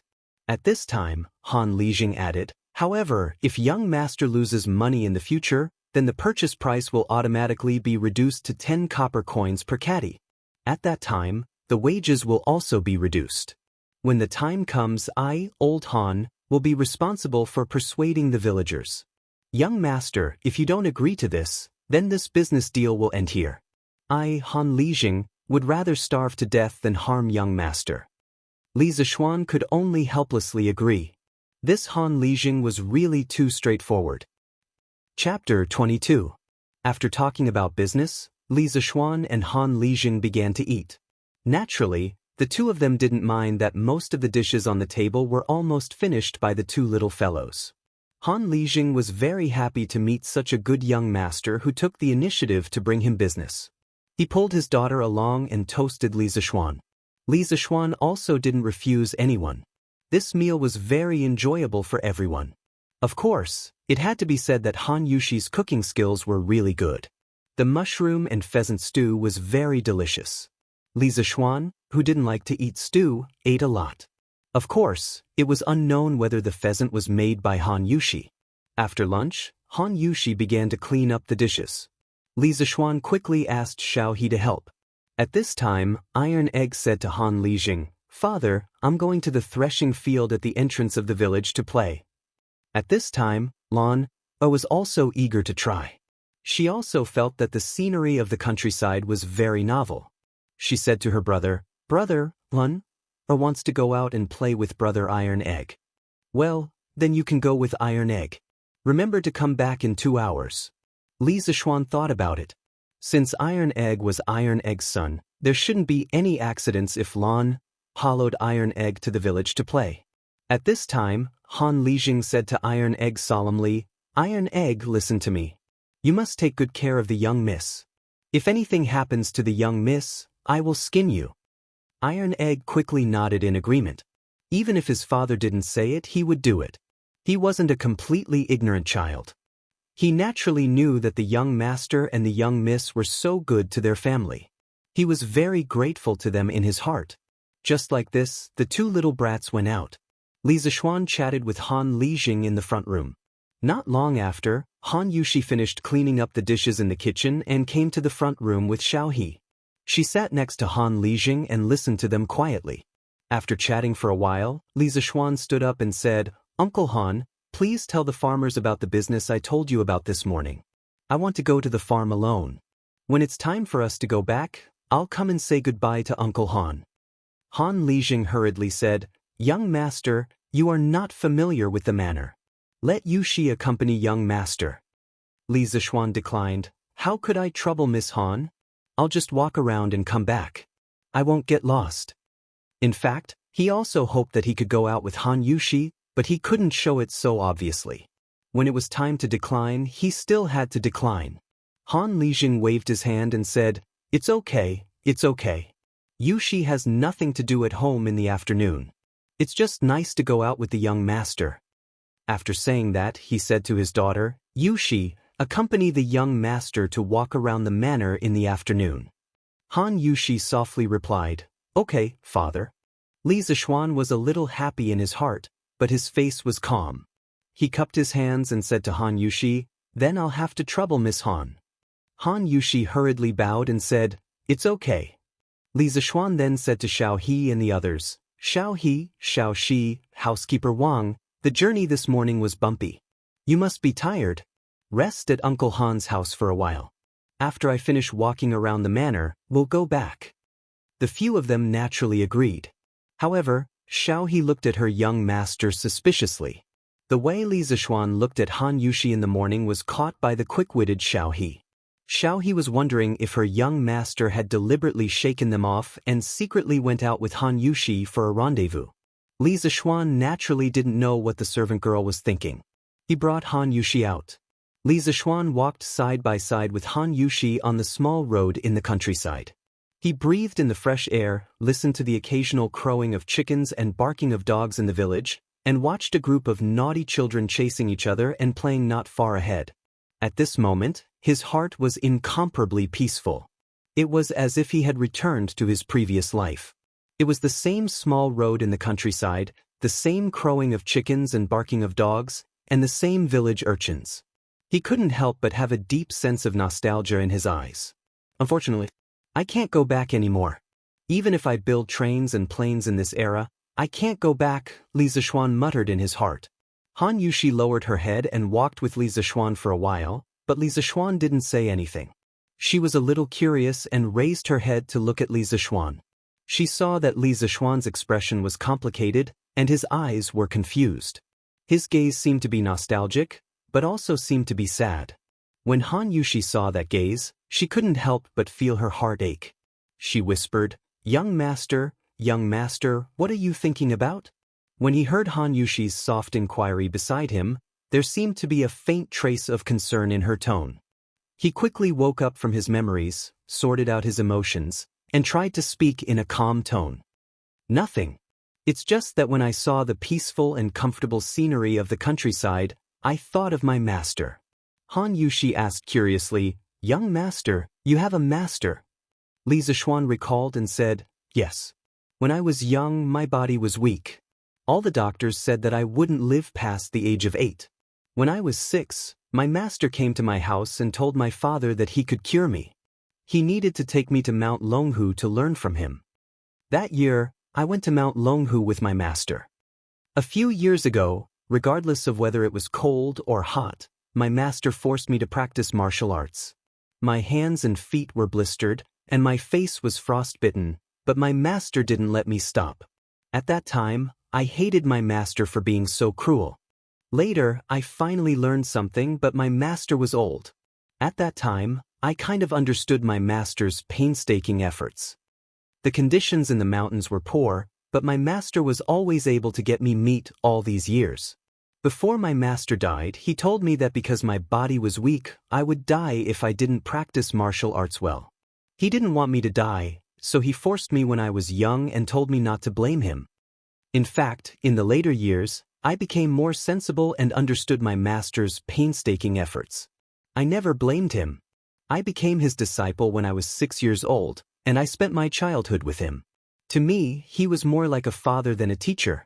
For 8 years, he taught me top-notch martial arts without asking for anything in return, allowing me to live to this day. Before I could even repay him, he had already passed away. Of course, Li Zishuan couldn't tell her that he was thinking about his family more than 1,000 years later, so he told her what happened to this body when he was young. However, he spoke with sincerity. As he spoke, he couldn't help but put himself in the role of this body. When he got emotional, the corners of his eyes couldn't help but moisten. As Li Zishuan spoke, Han Yushi's heart also became sad. When she heard the end, she couldn't help but cry. She originally thought that Li Zishuan was a rich young master who didn't eat the hardships of the world. She didn't expect his life experience to be so rough. Looking at Li Zishuan's wet eyes, she saw Li Zishuan's bruised soul under his strong appearance. She couldn't help but feel her heart ache. "Young master, your master will definitely be very happy if he sees that you're doing well from the heavens. You said it yourself, your master treats you like a father treats his own child. Parents treat their children well, and they don't want their children to repay them. Young master, don't blame yourself. You living well now is the best way to repay your master," Han Yushi comforted gently. "That's right. When parents treat their children well, Why would they think about their children repaying them in the future? Their love is the most selfless love in the world. They only hope that their children will live well in the future. When Li Zishuan heard this, he couldn't help but mutter in his heart, "Father, Mother, your son is unfilial and can't be filial in front of you. However, in this great Tang dynasty, I will live well. I will live well. You don't have to worry. Thank you, Miss Han. I'm fine." After thinking it through, Li Zishuan looked seriously into Han Yushi's eyes and thanked her. "You're welcome." Han Yushi was a little flustered by Li Zishuan's serious gaze and hurriedly said. Chapter 23. The two of them chatted and soon finished touring the village. Li Zishuan was a little reluctant to part with her. "Miss Han, where do you usually go to pick wild fruits?" Li Zishuan, who was reluctant to part with her, began to find a topic to talk about. Han Yushi pointed to the mountain behind them and said, "It's on that mountain." Li Zishuan looked in the direction of her finger and saw the dense forest on the small hill. He said, "Aren't you afraid when you go alone? What if you meet a wild beast like a tiger?" Han Yushi smiled and said, "A few years ago, there were indeed some fierce tigers and fierce beasts in this mountain. But during those years, the world was in chaos and the harvest was not good. Many people in the village were starving. My father organized the villagers to go into the mountain to hunt. In the past few years, all the large beasts in the mountain have been hunted." Li Zishuan heard and said, "Oh, then let's go up the mountain to take a look." Han Yushi nodded in agreement. The two of them walked up the mountain. At the foot of the mountain, a few peach blossoms were in full bloom. It was very beautiful. A few butterflies danced in the wild flowers by the roadside. A few birds chased each other and played in the forest on the mountain. Li Zishuan was very happy with the beauty by his side and the beautiful scenery in front of him. "Miss Han, I have a question, but I don't know if it's appropriate to ask." Li Zishuan asked. "Young master, if you have something to say, Yushi will tell you everything she knows." Li Zishuan hesitated and said, "Why didn't I see your mother at your house?" Han Yushi's face instantly turned pale. Deep sadness flashed in her eyes. Li Zishuan saw this and immediately apologized. "I'm sorry, Miss Han. I took the liberty. Don't be sad."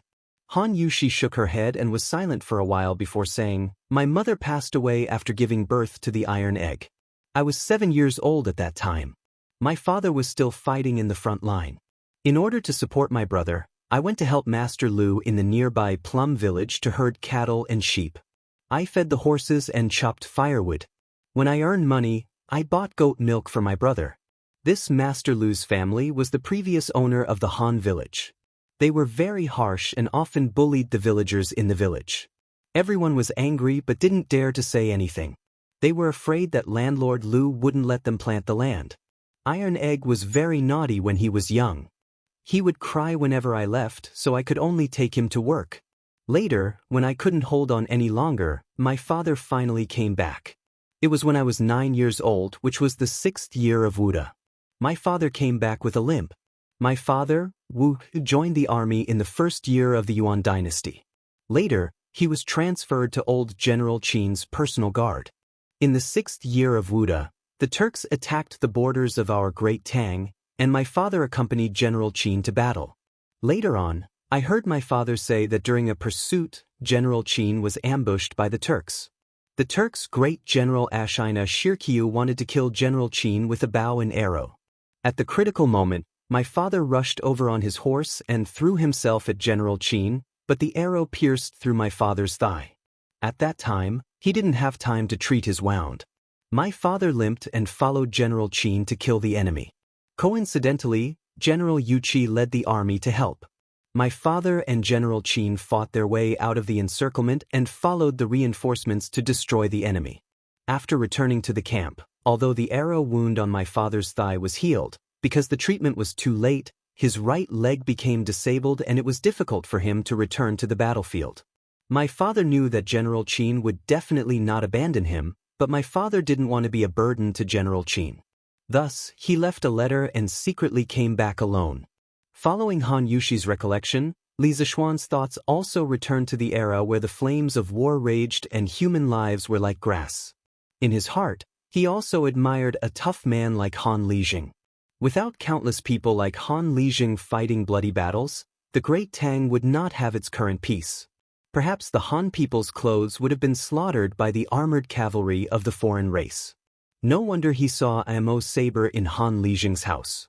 He didn't expect him to be a respectable soldier of the Great Tang.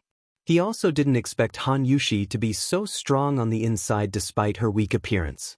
At the age of 7, she raised her infant brother alone. One could imagine the difficulties and hardships she went through. Li Zishuan saw that Han Yushi's eyes were still filled with sadness.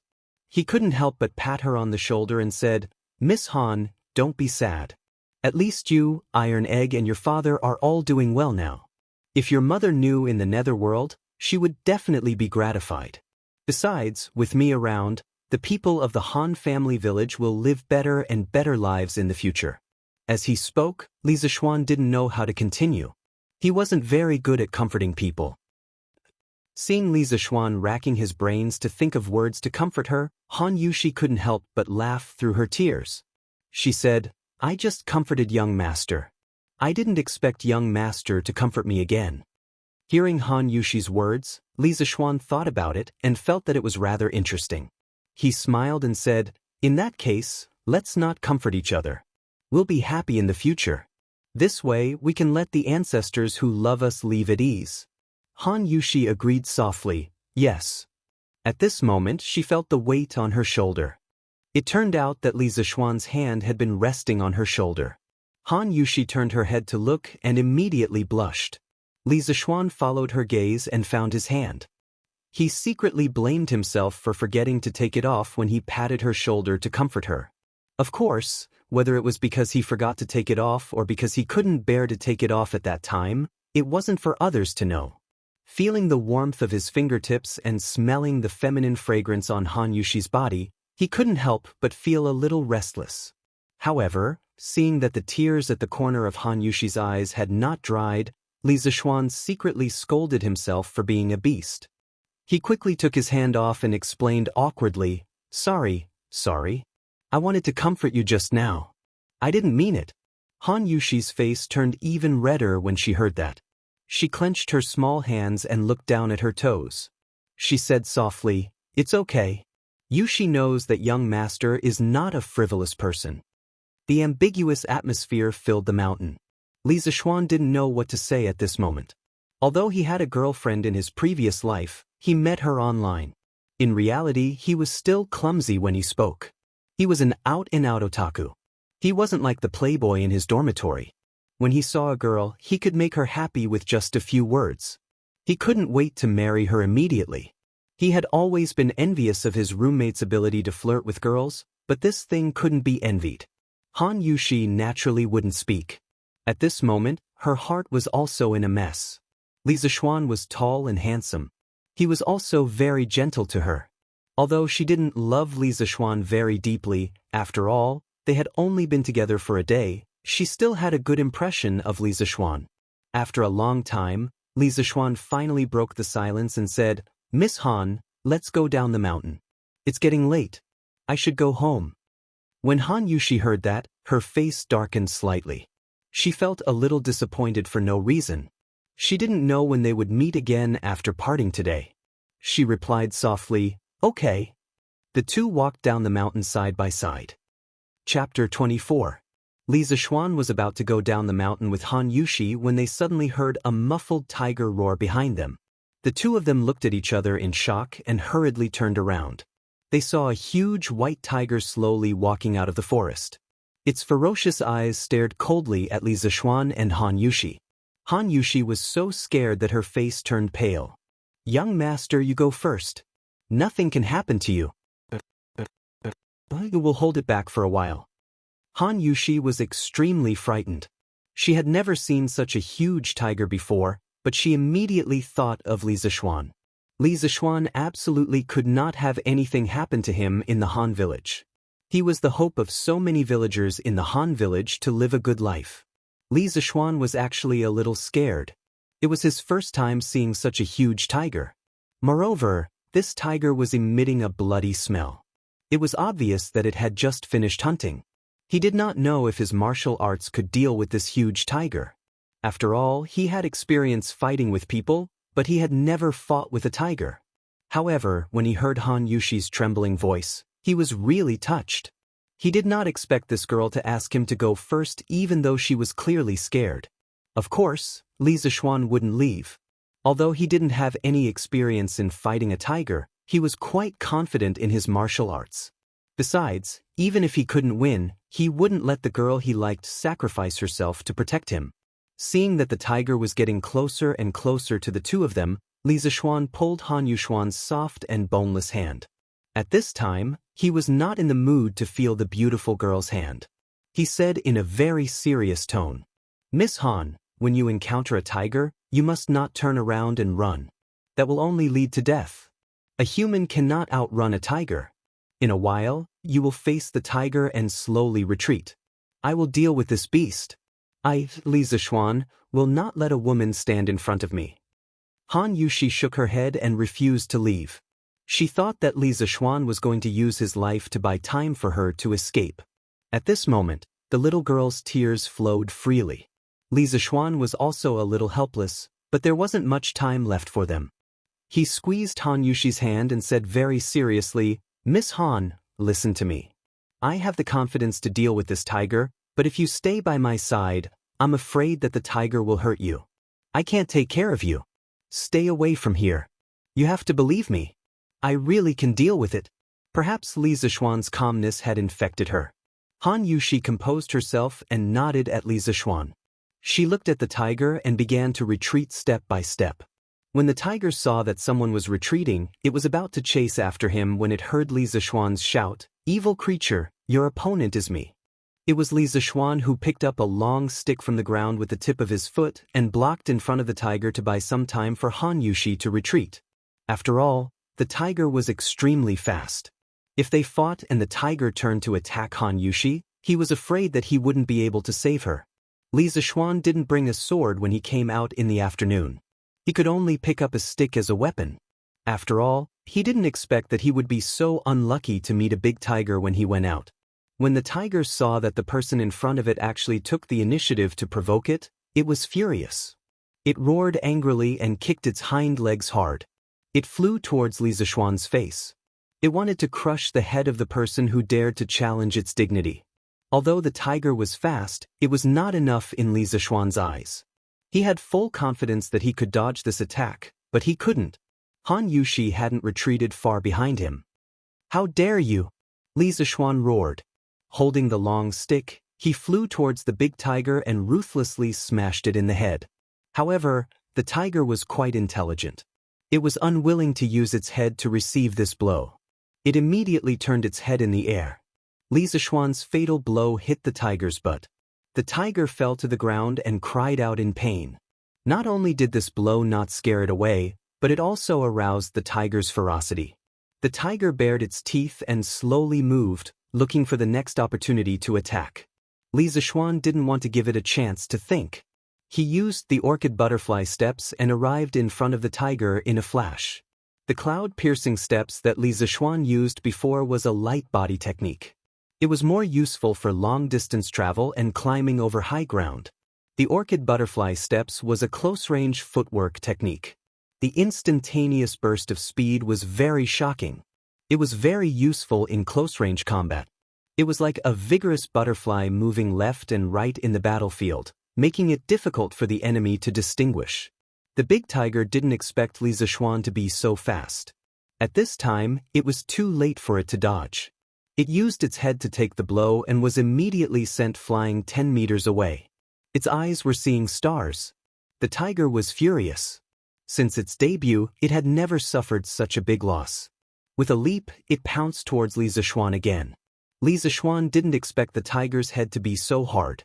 It could still counterattack after being hit by his stick.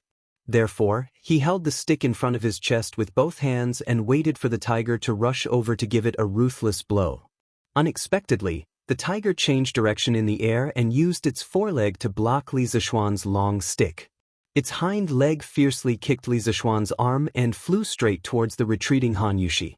It saw that Li Zishuan was not to be trifled with, so it changed direction and wanted to bite Han Yushi.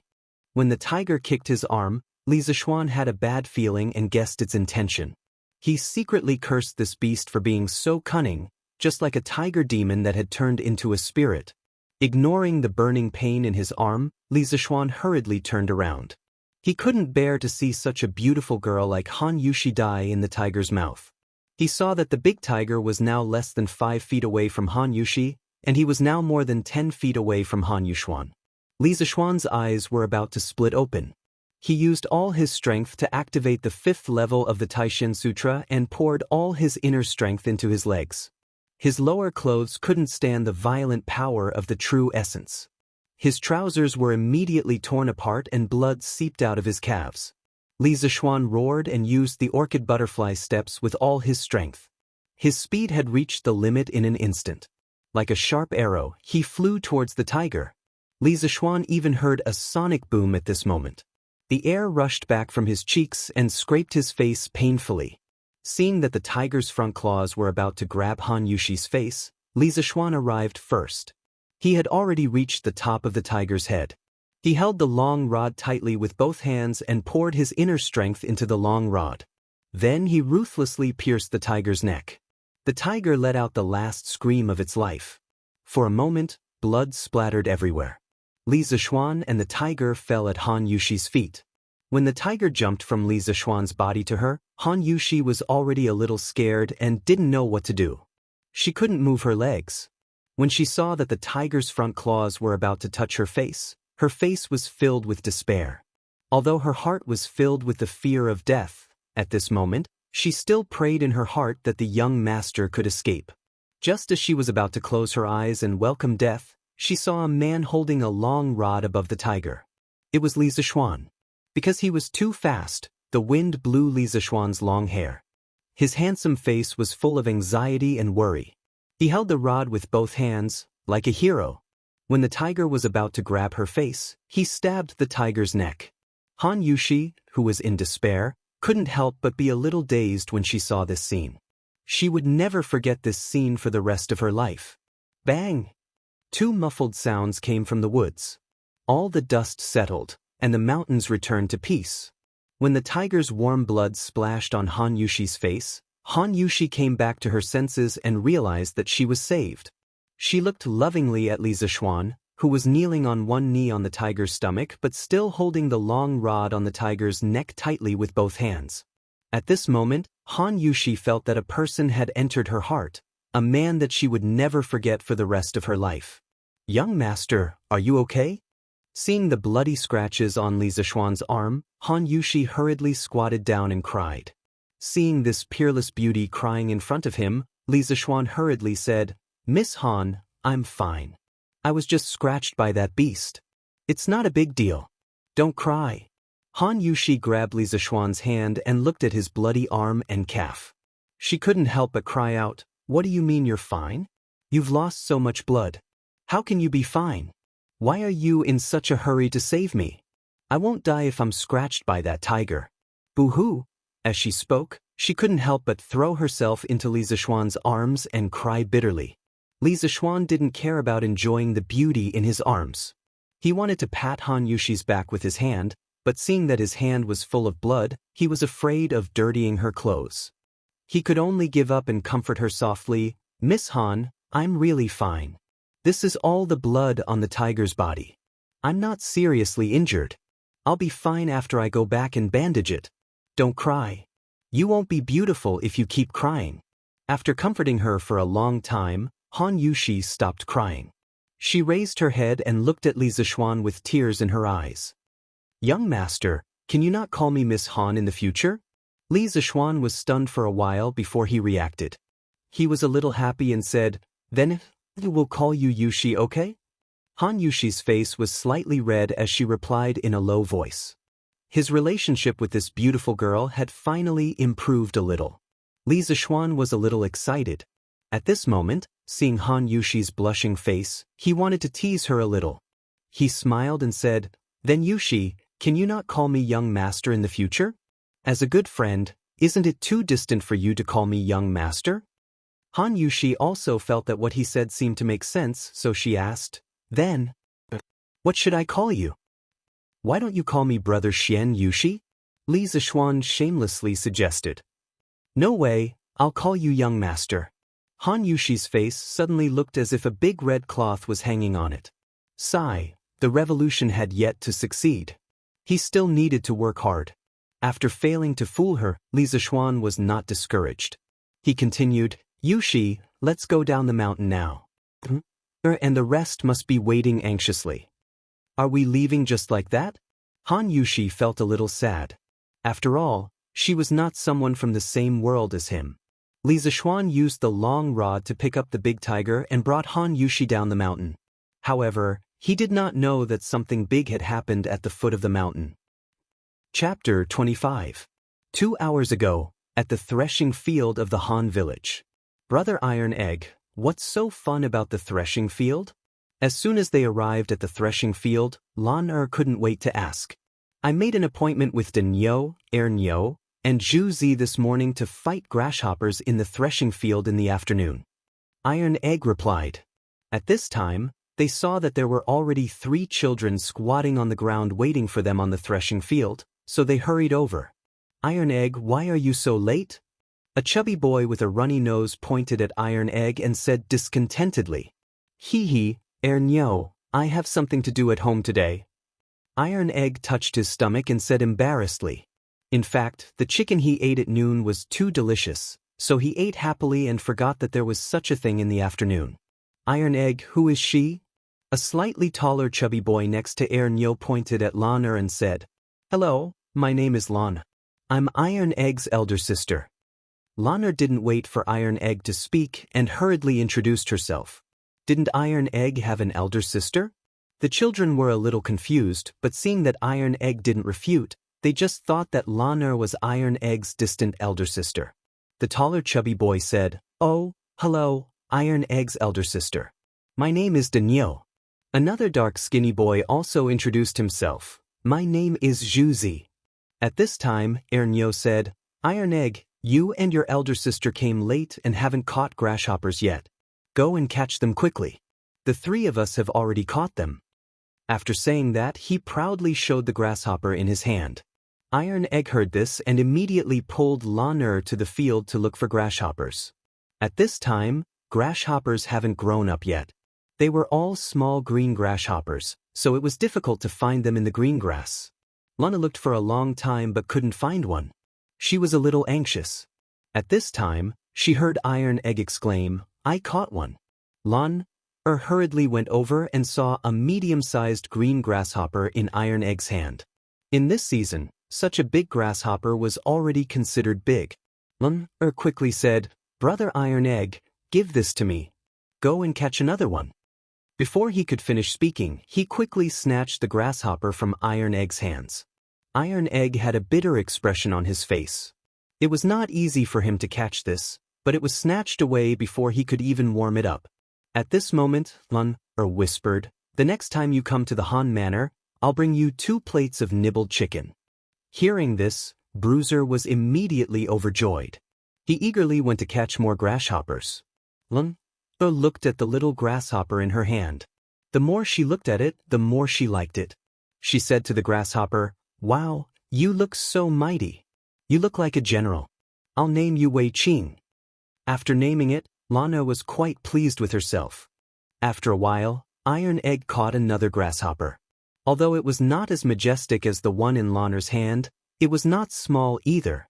Lana looked at it and said to Iron Egg, Brother Iron Egg, your grasshopper will be called Huotsubing.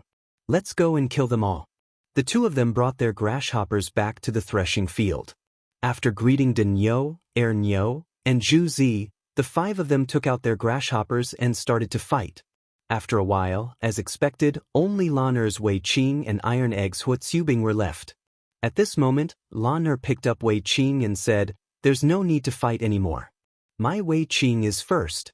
Brother Iron Egg's Huotsubing is second. Iron Egg heard this and had a bitter expression.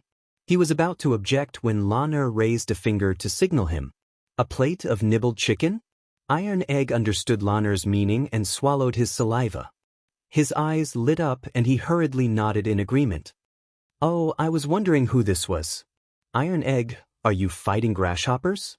At this moment, everyone heard a male duck's voice coming from the village entrance. Iron Egg looked at the person who had come. It was a wretched fatty around 10 years old with 3 moles on his face. He frowned and said, "Lu Haojin, why are you here? Why can't I be here?" Lu Haojin raised his eyebrows and said, "This young master is here to fight your grasshopper today. It just so happens that you just finished fighting those 3 brats. Quickly take out your grasshopper and fight with this young master." "I won't fight with you." Iron Egg frowned and said. After saying this, he pulled Lan back home. "Heh, you won't fight with me? This little girl is quite cute. If you don't fight with me, this young master will capture her and make her my maid," Lu Haojin said with ill intentions. After he said this, a few servants went up to block Lan and Iron Egg's path. Iron Egg heard this and was furious. "You dare? This is the Han Manor. My father will beat you to death when he comes." Hearing Iron Egg mention his father, Lu Haojin's eyes flashed with a trace of hatred. He said hatefully, "Bah, your father is a lame old thing. A few years ago, every time I came to collect rent with my father, that old thing, your father just had to meddle in other people's business. Sooner or later, I will kill that old thing." Iron Egg heard the other party cursing his father, and his eyes were spitting fire. He clenched his fists so hard that his nails dug into his flesh. He said angrily, "That's because your rent scale is not following the rules. That's why my father stepped in." Lu Haojin waved his hand and said, "Don't talk so much nonsense. Are you going to fight or not? If you don't, I will capture this little girl and make her my maid." At this moment, Lan pulled Iron Egg's hand and asked in a low voice, "Who is this ugly fatty?" Bruiser almost laughed out loud when he heard this. He quickly explained in a low voice, "He is the son of our Han Manor's previous owner, Lu Haojin. This person used to bully the people in our manor and is very bad." Lan heard this and suggested, "Brother Iron Egg, you should fight with him first. Your Huatsubing will definitely not lose. Let's stall for time and wait for my brother to come and beat him to death." Iron Egg heard this and felt that it made sense. He nodded and walked out. "Lu Haojin, I will fight with you." When Lu Haojin heard that he had finally agreed, he grinned. The fat on his face was piled up with wrinkles. Who was watching from the side, felt a little disgusted. She couldn't help but think to herself that when her brother came later, she would definitely ask him to smash this disgusting fatty's face. Iron Egg and Lu Haojin took out their grasshoppers and placed them together.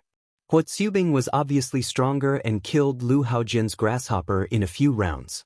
Lu Haojin saw this and was furious. "You cheated. I want to see your grasshopper." Iron Egg naturally had a clear conscience and placed the grasshopper in his hand for him to see. Who knew that Lu Haojin would snatch Huatsubing away and throw him on the ground and stomp him to death? "You!"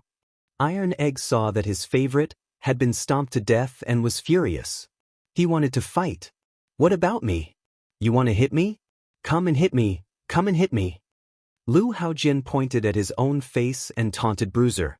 Iron Egg was furious, but when he saw the 6 or 7 servants behind Lu Haojin, he calmed down. If he was alone, he would run. If he could not win, he would just be caught and beaten. However, he had Sister Lan by his side. His father had told him to take good care of Sister Lan, so he could not take the risk. A wise man does not fight when the odds are against him. Iron Egg hatefully said in his heart, "Mph, coward, you don't even dare to hit me." Lu Haojin spat at Iron Egg's feet in disdain. Just as he was about to leave, he heard a voice. "Lu Haojin, you are so despicable." Lan could not bear to see Iron Egg's brother being bullied and scolded from the side. Lu Haojin heard this and his eyes turned red. In the past, there were people who used his name to make fun of him, but that person's legs were broken by Lu Haojin's servants. He did not expect to be scolded by a little girl today. Lu Haojin glared at Lan and roared, "You guys, go and grab this little girl and beat her until her mouth is swollen." Chapter 26. A group of servants rushed over to surround Lan in an aggressive manner. "Who dares?" Iron Egg was shocked when he saw this.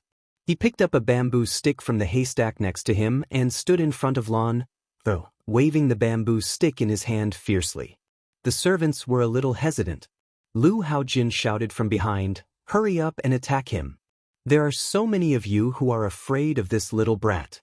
Iron Egg didn't wait for them to come up. He took the initiative to attack, waving the bamboo stick in front of him. Immediately, a servant's head was hit. Iron Egg continued to use the crazy devil stick technique to rush towards Lu Haojin. Lu Haojin saw this and ran away, cursing as he ran, "You bunch of trash. You can't even take him down with so many people. I'll teach you a lesson when I get back." Iron Egg hit the back of Lu Haojin's head with the stick. Seeing Lu Haojin being hit, Lun jumped up happily and clapped, "Little brother Iron Egg, come on, hit him hard." Lu Haojin was completely angry. He shouted at the servants, "Hurry up and attack him. Even if you get hurt, take the stick from that brat for me." Sure enough, when two of the servants heard this, they pushed against Tai Dan's rod and approached him. No matter how much strength Tai Dan used, the two of them could only endure it. Finally, the two of them got close to Iron Egg. One of the servants grabbed the stick from Iron Egg's hand. The rest of the servants immediately rushed forward and held Iron Egg down. Iron Egg was anxious and shouted at Lon, "Sister Lon, hurry up and go back and call my father." Lon didn't try to be brave. She quickly ran to Iron Egg's house to get help. Lu Haojin saw this and sneered, "Want to run? You two go and catch that stinky girl for me." The two servants quickly chased after Lon. Soon they caught Lon. They didn't notice that Erniu had secretly run away. Lu Haojin walked in front of Iron Egg and ruthlessly slapped the Iron Egg's face twice. He hatefully said, "You little bastard, hit me, hit me." Then he spat at the Iron Egg. Iron Egg's face turned red with anger. He clenched his fists and stared at Lu Haojin's fat face.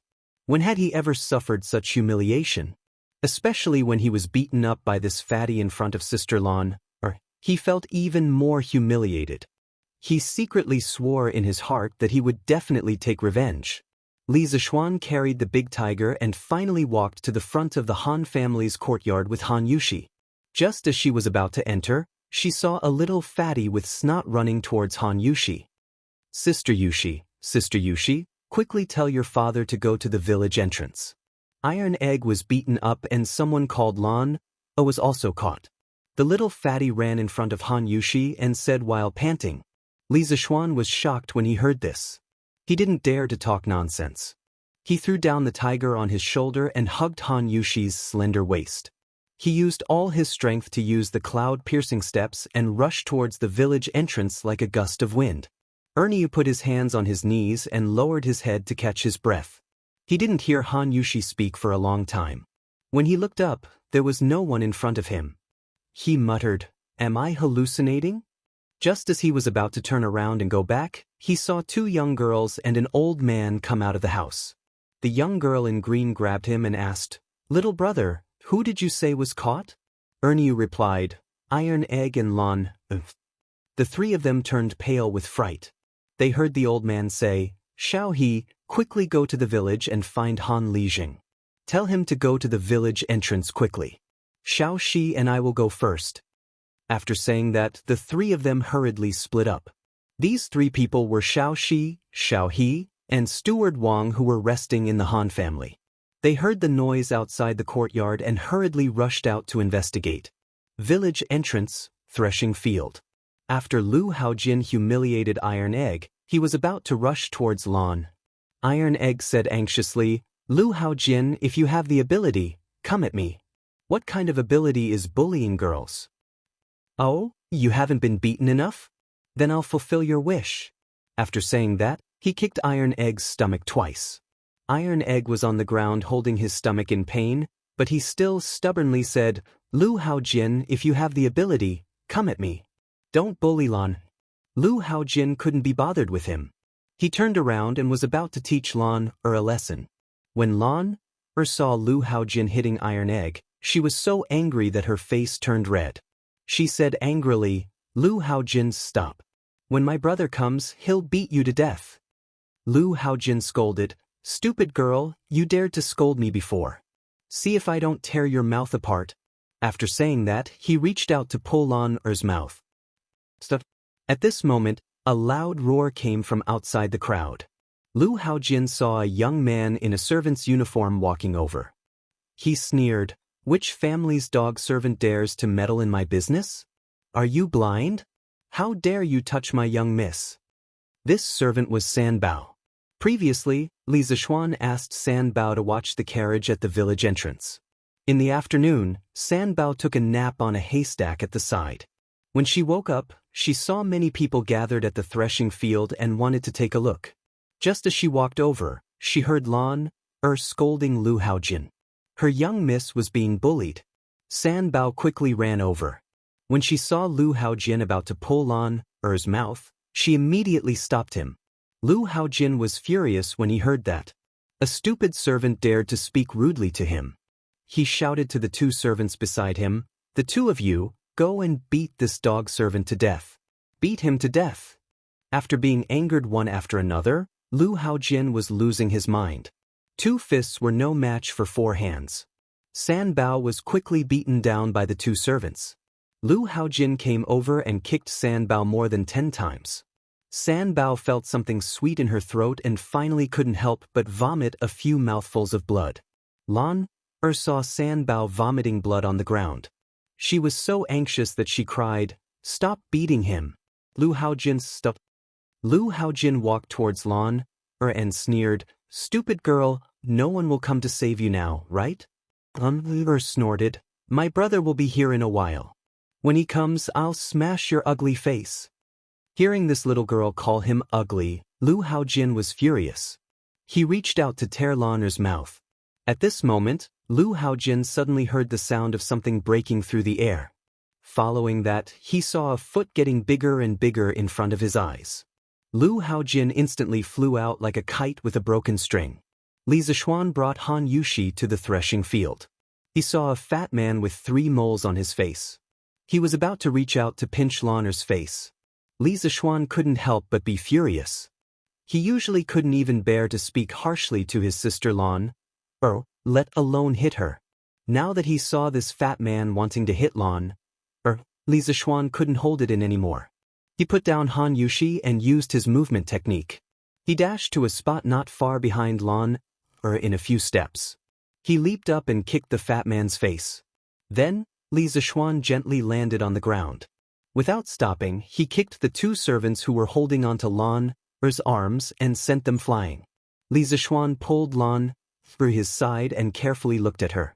When he found that Lan was not injured, he was slightly relieved. He secretly rejoiced that he had arrived in time. Otherwise, who knew how much his little sister would have suffered? Li Zishuan's series of actions happened in a flash. The other servants didn't even have time to react before their young master was kicked to the ground. The servants were shocked. They quickly helped Lu Haojin up and protected him in the middle. Lan saw that her brother had finally come to save her. She hugged her brother's arm excitedly and cried, "Brother, this damn fatty bullied Lan."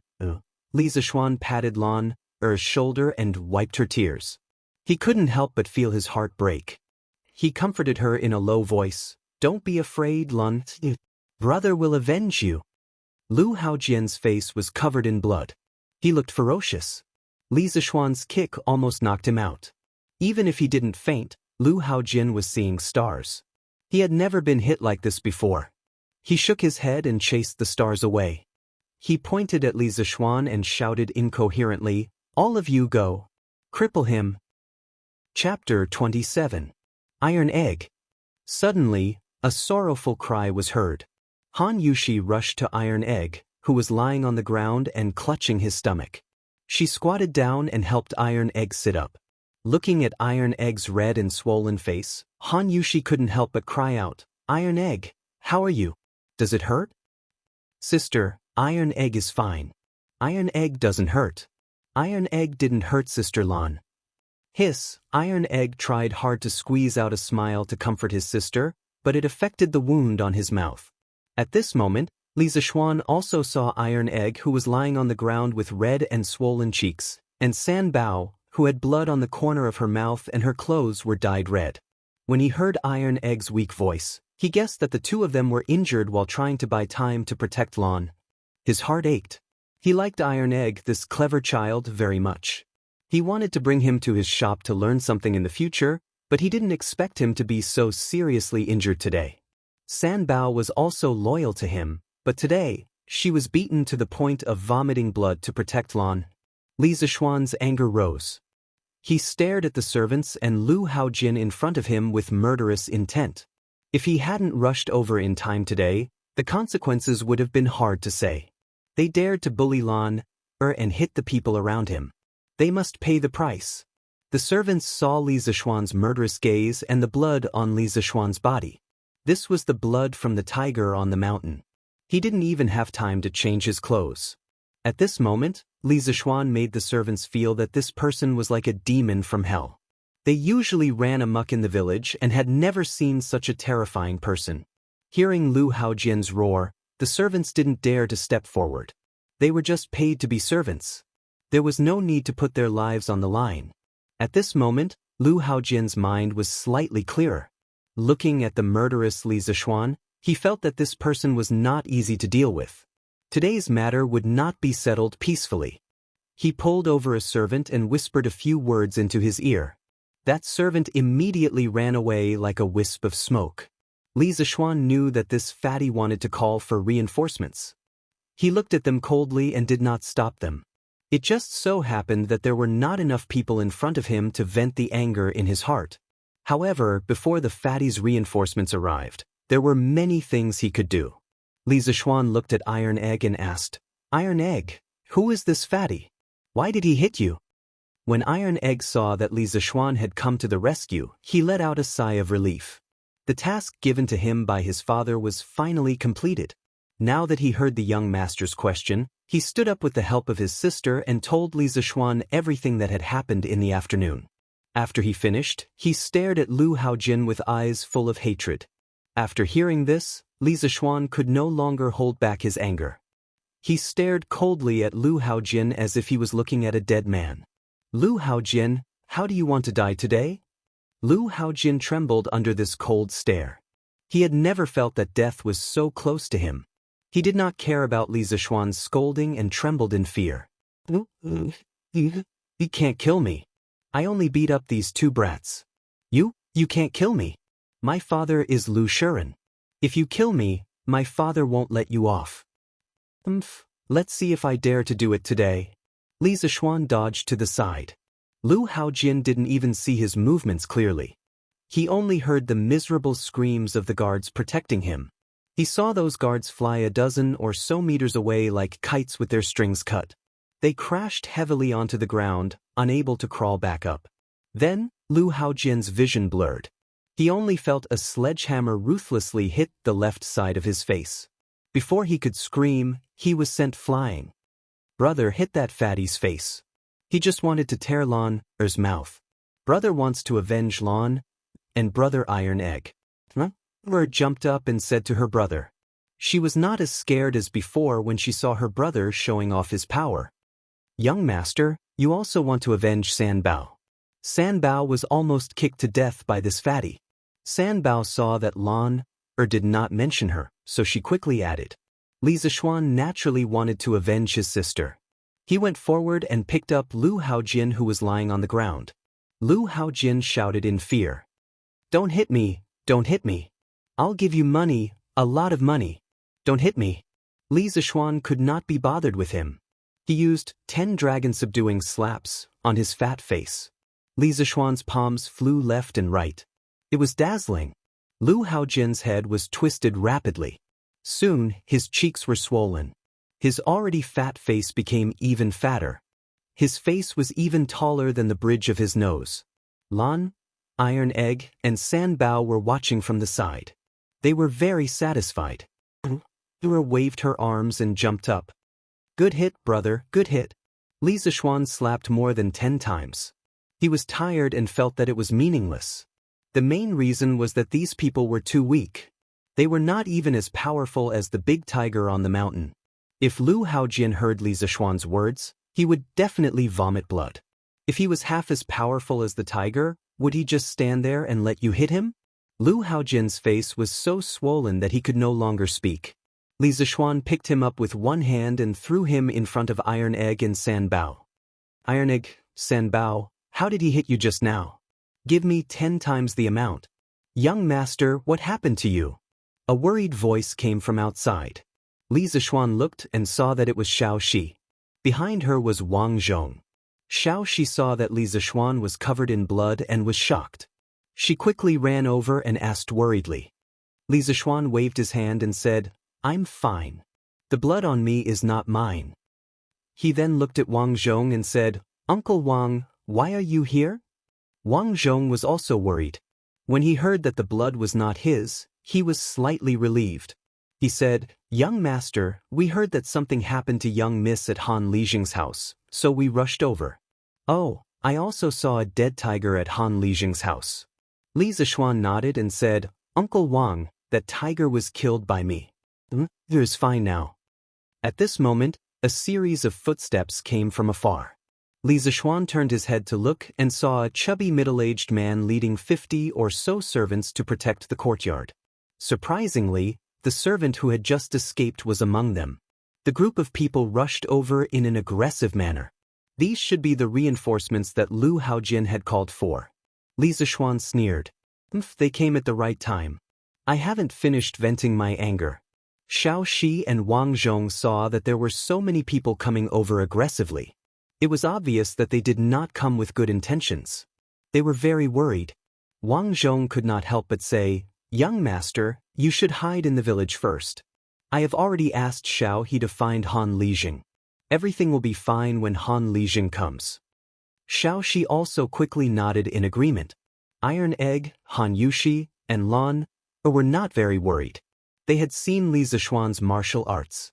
They felt that even if Li Zishuan could not defeat so many people, he would definitely be able to hold on until the villagers came to help.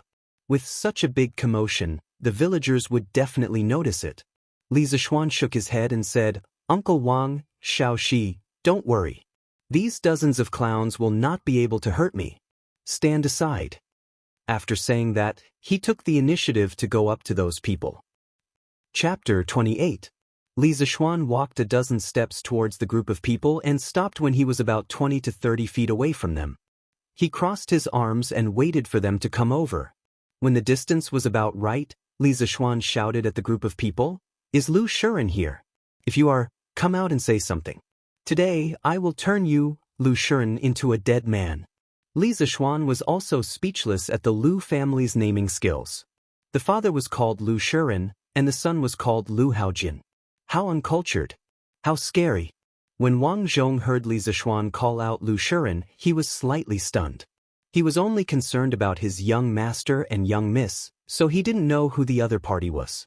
At this time, he looked at Lu Haojin, who was lying on the ground with his face swollen.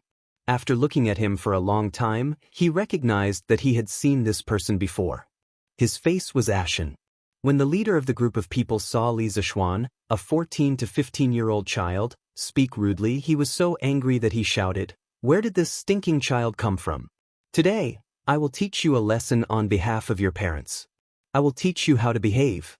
All of you, go and beat him to death. This person was Lu Shiren. He was originally at home with the concubine he had just taken in, but he was interrupted by a servant. When he heard that his precious son had been beaten up in the Han family manner, he was shocked and angry. He put on his clothes and led all the servants and guards in the family to storm towards the Han family manor. When Li Zishuan saw that this person was so angry, he concluded that this was most likely Lu Shiren. When he heard his unpleasant words, he was furious. He didn't wait for the servants to come and took the initiative to attack. He was mainly afraid that so many people would hurt Lan and Yushi. Using the orchid butterfly steps, he flashed in front of Lu Shiren and fiercely punched his chin. Then, he flew up and kicked his round stomach. Lu Shiren was like a heavy artillery shell, smashing into the group of servants behind him.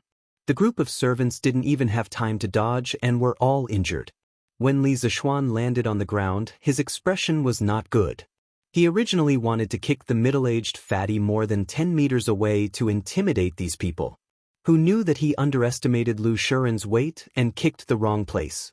At that time, when he kicked Lu Shiren's round belly, he used too much strength. Although he kicked Lu Shiren away, the rebound from Lu Shiren's belly almost sent him flying. He spun twice in the air before stabilizing his body and landing on the ground. Li Zishuan's expression turned ugly as he had almost failed to act tough.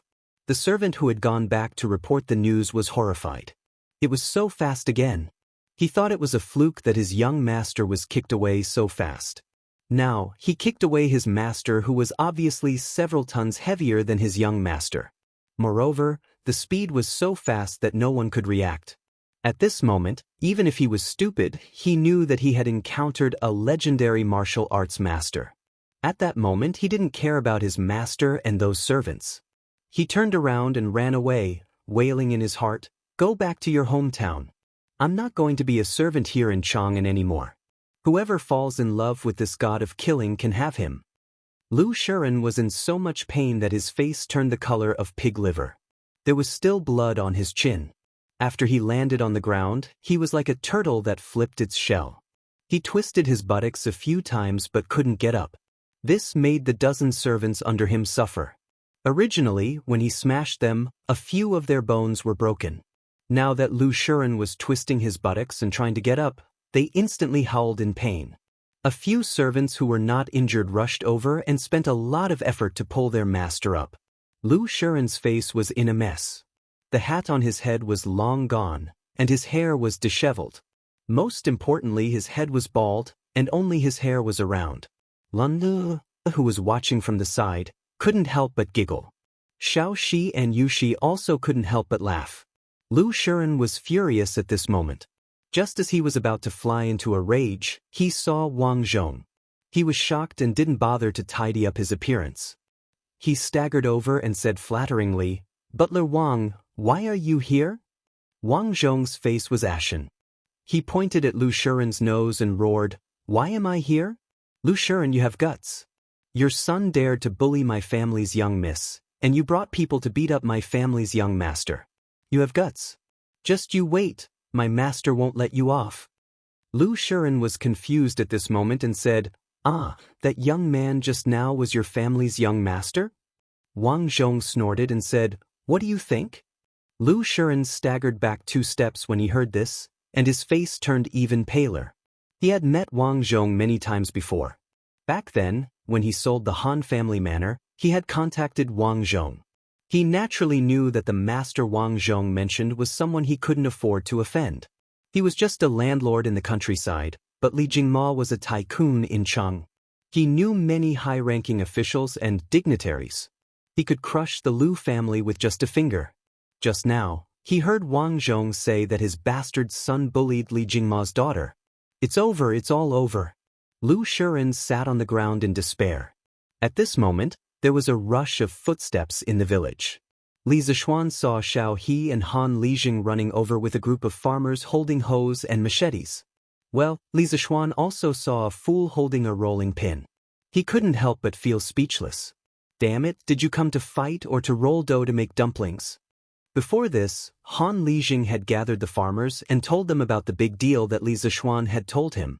When the farmers heard it, they couldn't believe that there was such a good thing. After confirming it over and over again, they thanked the master's family's young master and young miss for their kindness. At this moment, Xiao He hurriedly ran over and told Han Lijing that someone at the entrance of the village had caught the young miss. Han Lijing was furious when he heard this. A burly man with a full beard stood up and shouted, "Han Lijing, what are you waiting for? Kill them. The master has been so good to us. Not only did he reduce our rent, he even brought us such a business deal. Yet the young miss was caught here. We can't let down the master and Madam Li. Kill them. I old Hu will be the first to go." "That's right, no matter who the other party is, kill them. The old Han will go too. Kill them, count me Honor." Instantly, the crowd was enraged. They all shouted that they wanted to save the young miss. The master's family had always been good to the Han village. This time, they had brought them such a good business deal. They were grateful from the bottom of their hearts. Now that the young miss was in trouble at the Han village, the Han village's good days would be ruined. How could they tolerate this? All right, our Han village doesn't have any cowards. If they dare to bully us and want to ruin our good days, We will fight it out with them. At this moment, Han Lijing stood up and shouted, "Fight it out, fight it out." Han Lijing led these angry villagers, picked up the farming tools beside them, and the group of people majestically charged towards the threshing field. When Han Lijing arrived at the threshing field, he saw from afar that the young miss was still safe and sound. His heart was slightly relieved. When he saw Li Zishuan covered in blood, his heart was filled with fear. He quickly walked to Li Zishuan's side and anxiously asked, young master, are you all right?" Li Zishuan waved his hand and smiled, "Uncle Han, I'm fine. The blood on my body isn't mine. It's just that I came late and caused your family's iron egg to be injured." Han Lijing looked at Iron Egg and saw that his face was only a little swollen.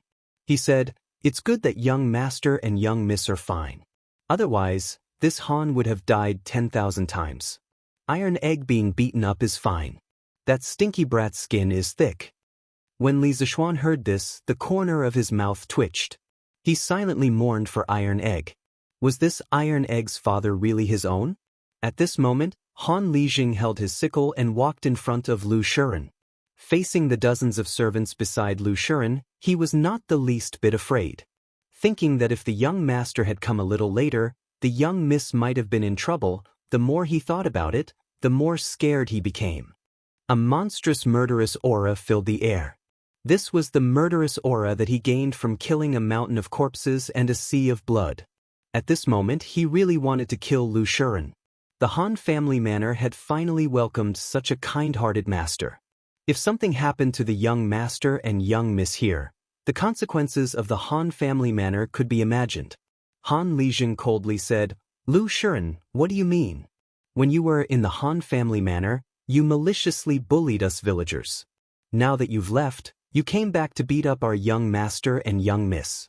Do you really think that the people of the Han family manor are made of mud? Do you believe that I won't kill you?"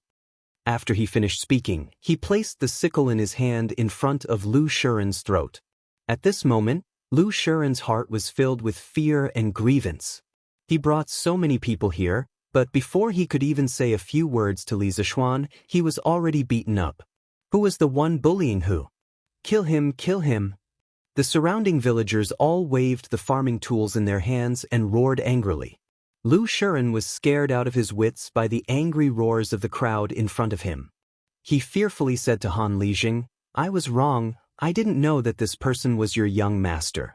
Don't kill me, please spare my life." A trace of warm liquid flowed out from the bottom of his trousers. He was so scared that he actually peed his pants. The surrounding servants also did not expect that the villagers that they used to bully so casually would be so fierce today. They were so scared that they did not care about their master and young master anymore and scattered in all directions. Han Lijing pressed down with his other hand, indicating for everyone to be quiet. He said to Li Zishuan, "Young master, how do you want to deal with them? If young master wants to kill them, old Han will do it myself. After that, old Han will go to the government to take the blame." Han Yushi was a little touched at this moment, but she was also a little worried. She was really worried that Li Zishuan would let her father take the blame after killing them. However, this was her father's decision, and she could not stop it. Before Li Zishuan could speak, a big man with a full beard stood out and said, "No, young master, let me do it. I, old Hu, will take the blame. I, old Hu, have long disliked this Lu Shiren." The villagers immediately stood out and shouted, "Let me do it, I will take the blame." Li Zishuan looked at the scene in front of him and was a little touched. This was the simple people of Tang Empire. If you were good to them, they would repay you 10-fold or 100-fold, even at the expense of their own lives. However, he did not want to kill the father and son of the Lu family. It was not worth it. He wanted to make them suffer a fate worse than death. Li Zishuan pressed down with his hands and waited for everyone to be quiet. Li Zishuan pushed the sickle away from Lu Shiren's throat and said to Han Lijing, "Uncle Han, even if I want to kill them, I won't let you take the blame. Moreover, I don't want them to die. I want them to suffer a fate worse than death. Uncle Han, get someone to break the father and son's hands and feet, then send them back." Han Yushi looked at him gratefully when she heard that. She thought to herself that she had not misjudged him. Young master was not that kind of selfish person. Li Zishuan said to Lu Shiren, if you are not convinced, you can go to the government and sue me. I, Li Zishuan, will accompany you to the end. After saying that, he ignored the father and son of the Lu family who had fainted from fright and brought Han Yushi, and the others back to Han Lijing's house. Such a bloody scene was not suitable for them to see. The rest was left to Han Lijing and the villagers. Chapter 29. Wow, what a big tiger! Li Zishuan and the others returned to the Han family's courtyard. Lun saw the big tiger at the door and was shocked. She screamed and immediately hid behind Li Zishuan. Li Zishuan patted Lan's head and said gently, Lan, don't be afraid. That tiger is dead. Lun heard this and stuck her head out from behind Li Zishuan. After making sure that the tiger would not move, she slowly walked forward and observed the tiger. Iron Egg was also very curious. He ran over and touched the tiger with Lan. Li Zishuan did not care about them and entered the house with Han Yushi, Xiao He, and Xiao Shi. Young master, I'll go boil some water. You can take a bath later. I'll bring my father's clothes for you to change into.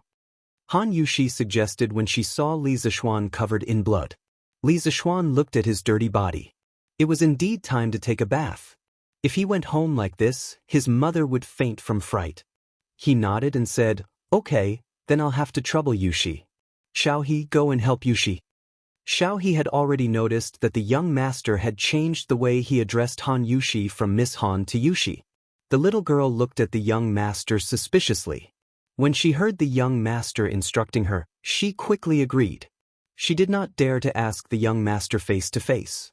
Moreover, how could a servant casually ask about the young master's feelings? After a while, Han Yushi and Xiao He carried a bucket of hot water into the house. Then, Han Yushi handed Li Zishuan a set of clothes and said, young master, please take a bath in my room. Young master, you can wash in my father's room.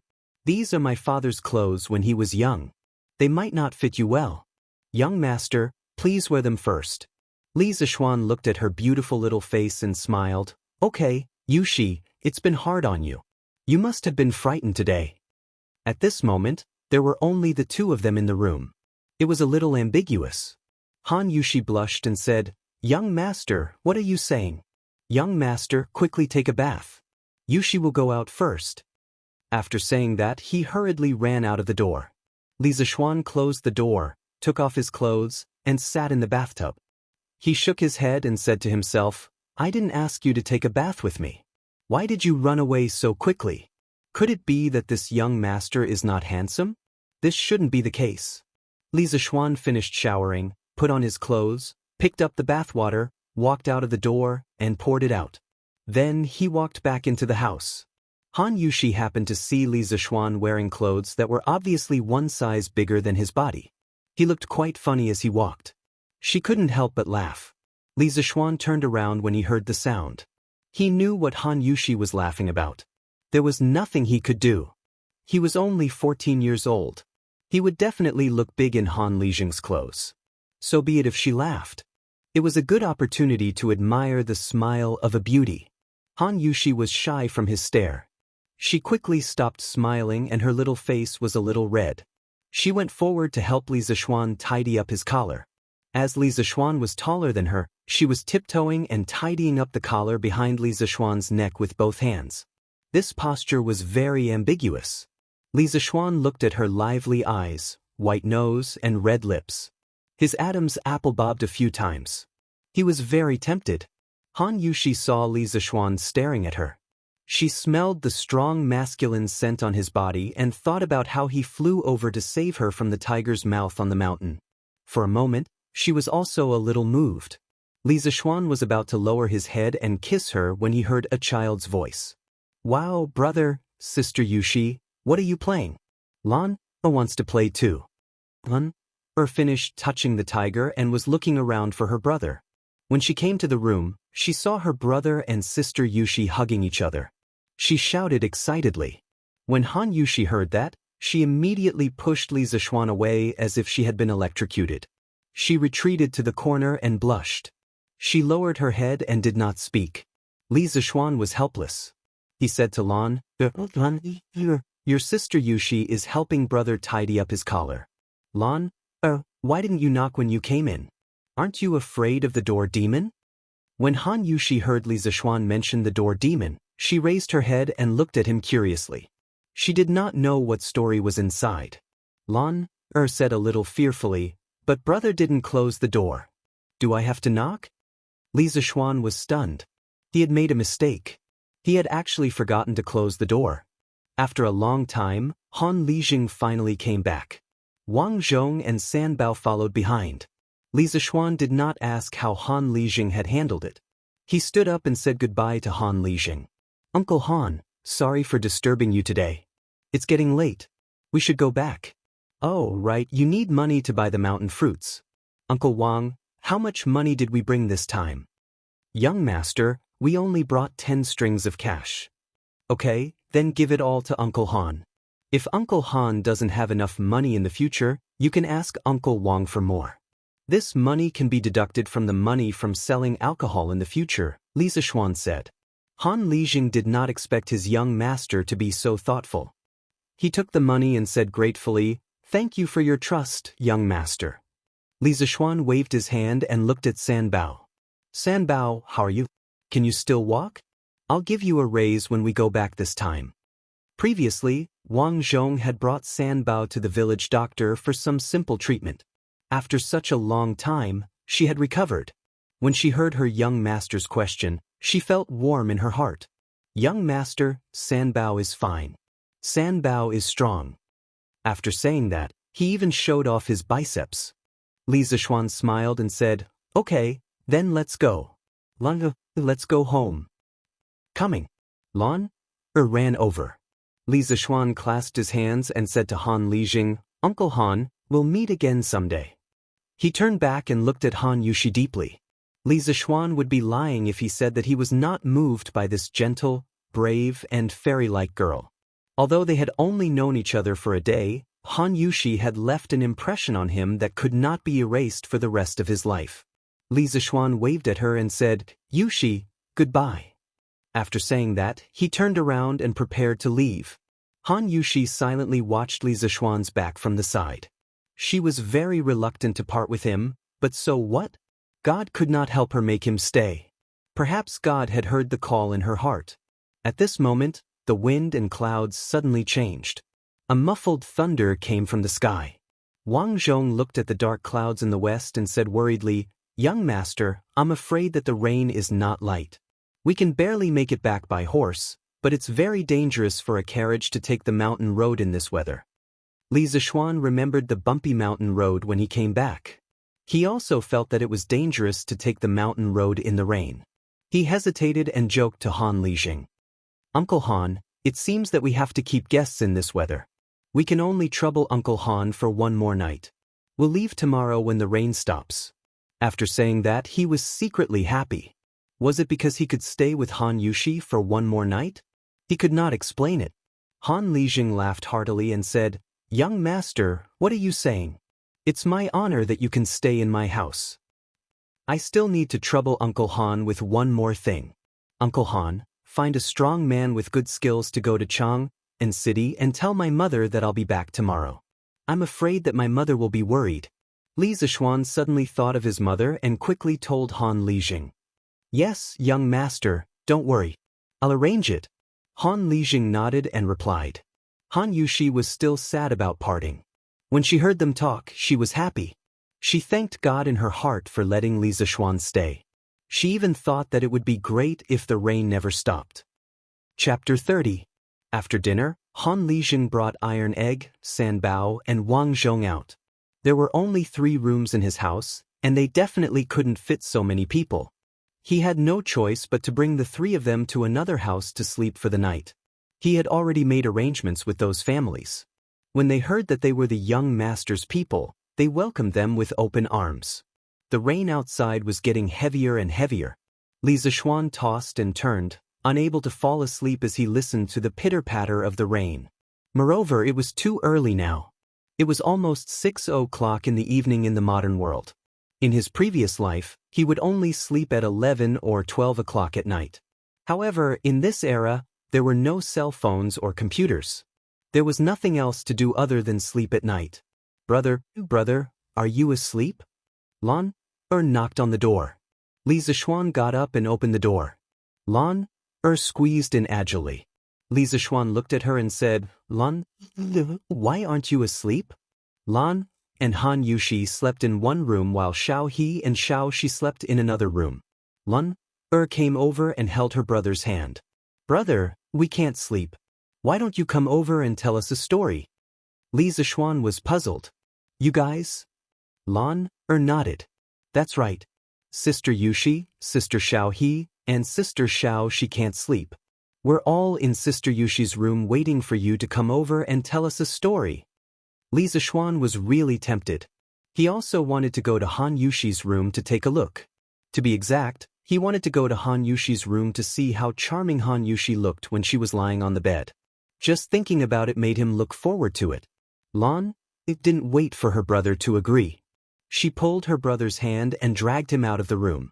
Li Zixuan came to Han Yushi's room. A faint girl's fragrance seeped into his nostrils. Li Zixuan couldn't help but greedily take in a breath. The three girls in the room quickly stood up and greeted him. Young master. Li Zixuan nodded at them and then began to look around Han Yushi's boudoir. Although the furnishings in the room were not luxurious, they were placed very neatly. In addition to the dressing table, there was also a small table in the room. Han Yushi naturally wouldn't lie on the bed and wait for him to come over like he had just fantasized. In fact, Han Yushi didn't want Li Zixuan to come to her room, but she couldn't stand the coaxing and pestering of Lan and the two little maidservants. Moreover, she was quite curious about what story Li Zixuan wanted to tell them, so she agreed to those maidservants half-heartedly. At this moment, the three girls and Lan were sitting around a small table, waiting for Li Zixuan to tell them a story. Li Zixuan looked around. There were no more stools. His heart skipped a beat.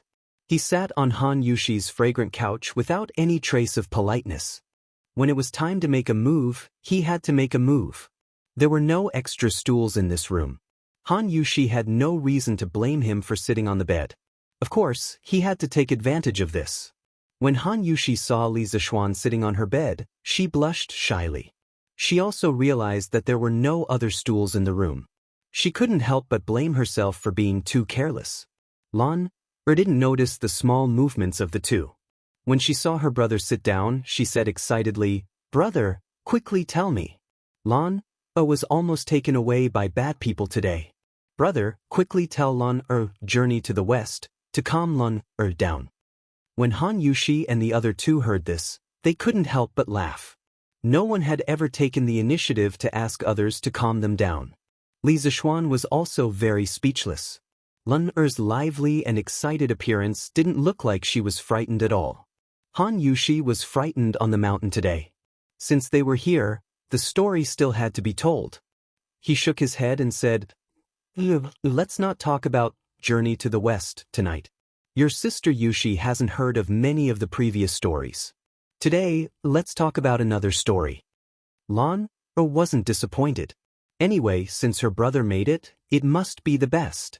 At this moment, she shouted even more excitedly, Okay. When Han Yushi saw that Li Zixuan had to think about her even when telling a story, she felt very sweet in her heart. Li Zixuan looked at Xiao He and Xiao Shi and said, Xiao He, Xiao Shi, you have heard the first part of this story before. When Xiao He heard this, she immediately remembered that afternoon when the young master said that no one could tell that she was a man dressed as a woman. Her face suddenly turned red. She swore that she would definitely not mention the question that afternoon again today. Li Zixuan didn't tease her anymore. He looked at Han Yushi and said, The story that we are going to tell today is called Liang Shanbua and Zhu Yingtai. It was said that during the Eastern Jin dynasty, there was a woman named Zhu Yingtai by the Zhu family's village in Jianghu County, Zhejiang Province. She was beautiful and smart. She had been learning poetry from her brother since she was young. She admired Ban Zhao and Kai Wenji's talent and learning. She only hated that her family didn't have a good teacher. She wanted to go to Hangzhou to study. Li Zixuan used his own words to tell them the plot that he saw from the TV series in his previous life.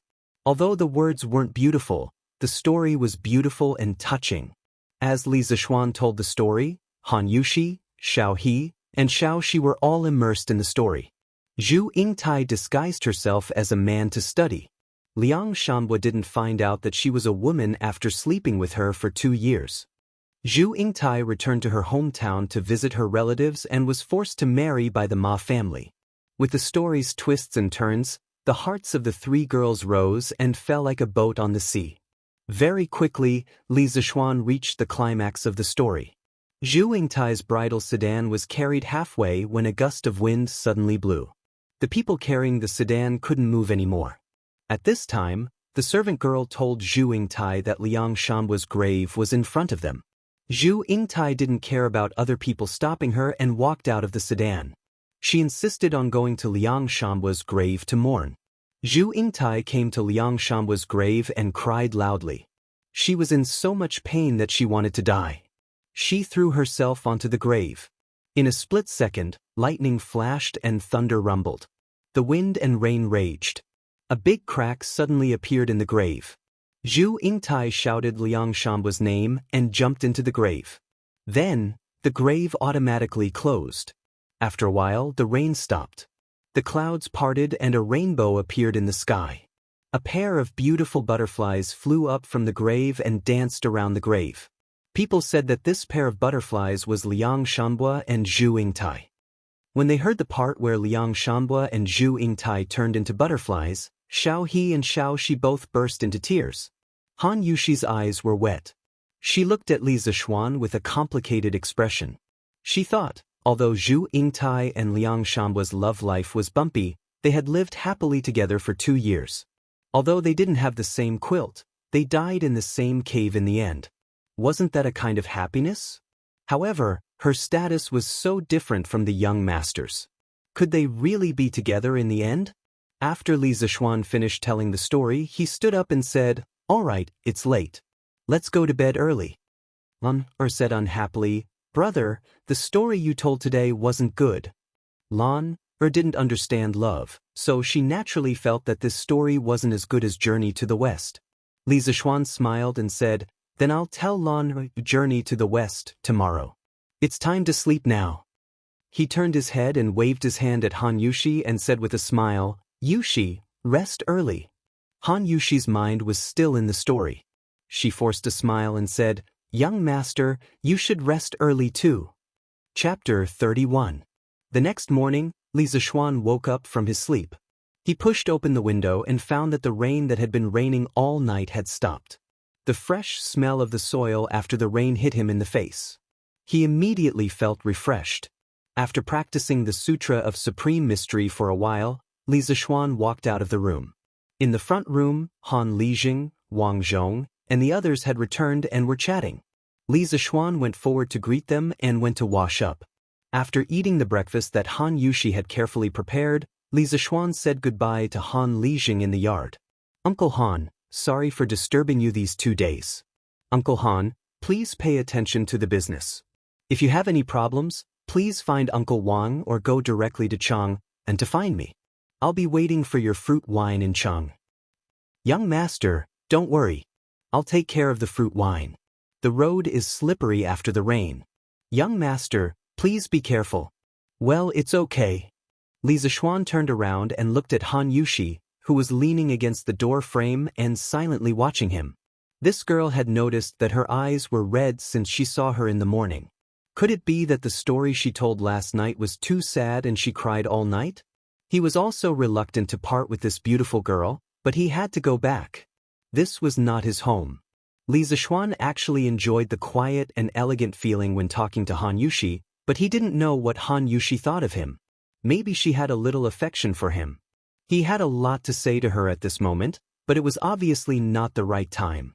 Thousands of words turned into a sigh in the end. "Yushi, take care." After that he turned around and left with the group. Back home, Li Zishuan was dragged by his mother to enjoy her mother's love. He also told his mother about the purchase of the fruit wine. Mrs. Li didn't care much about the business.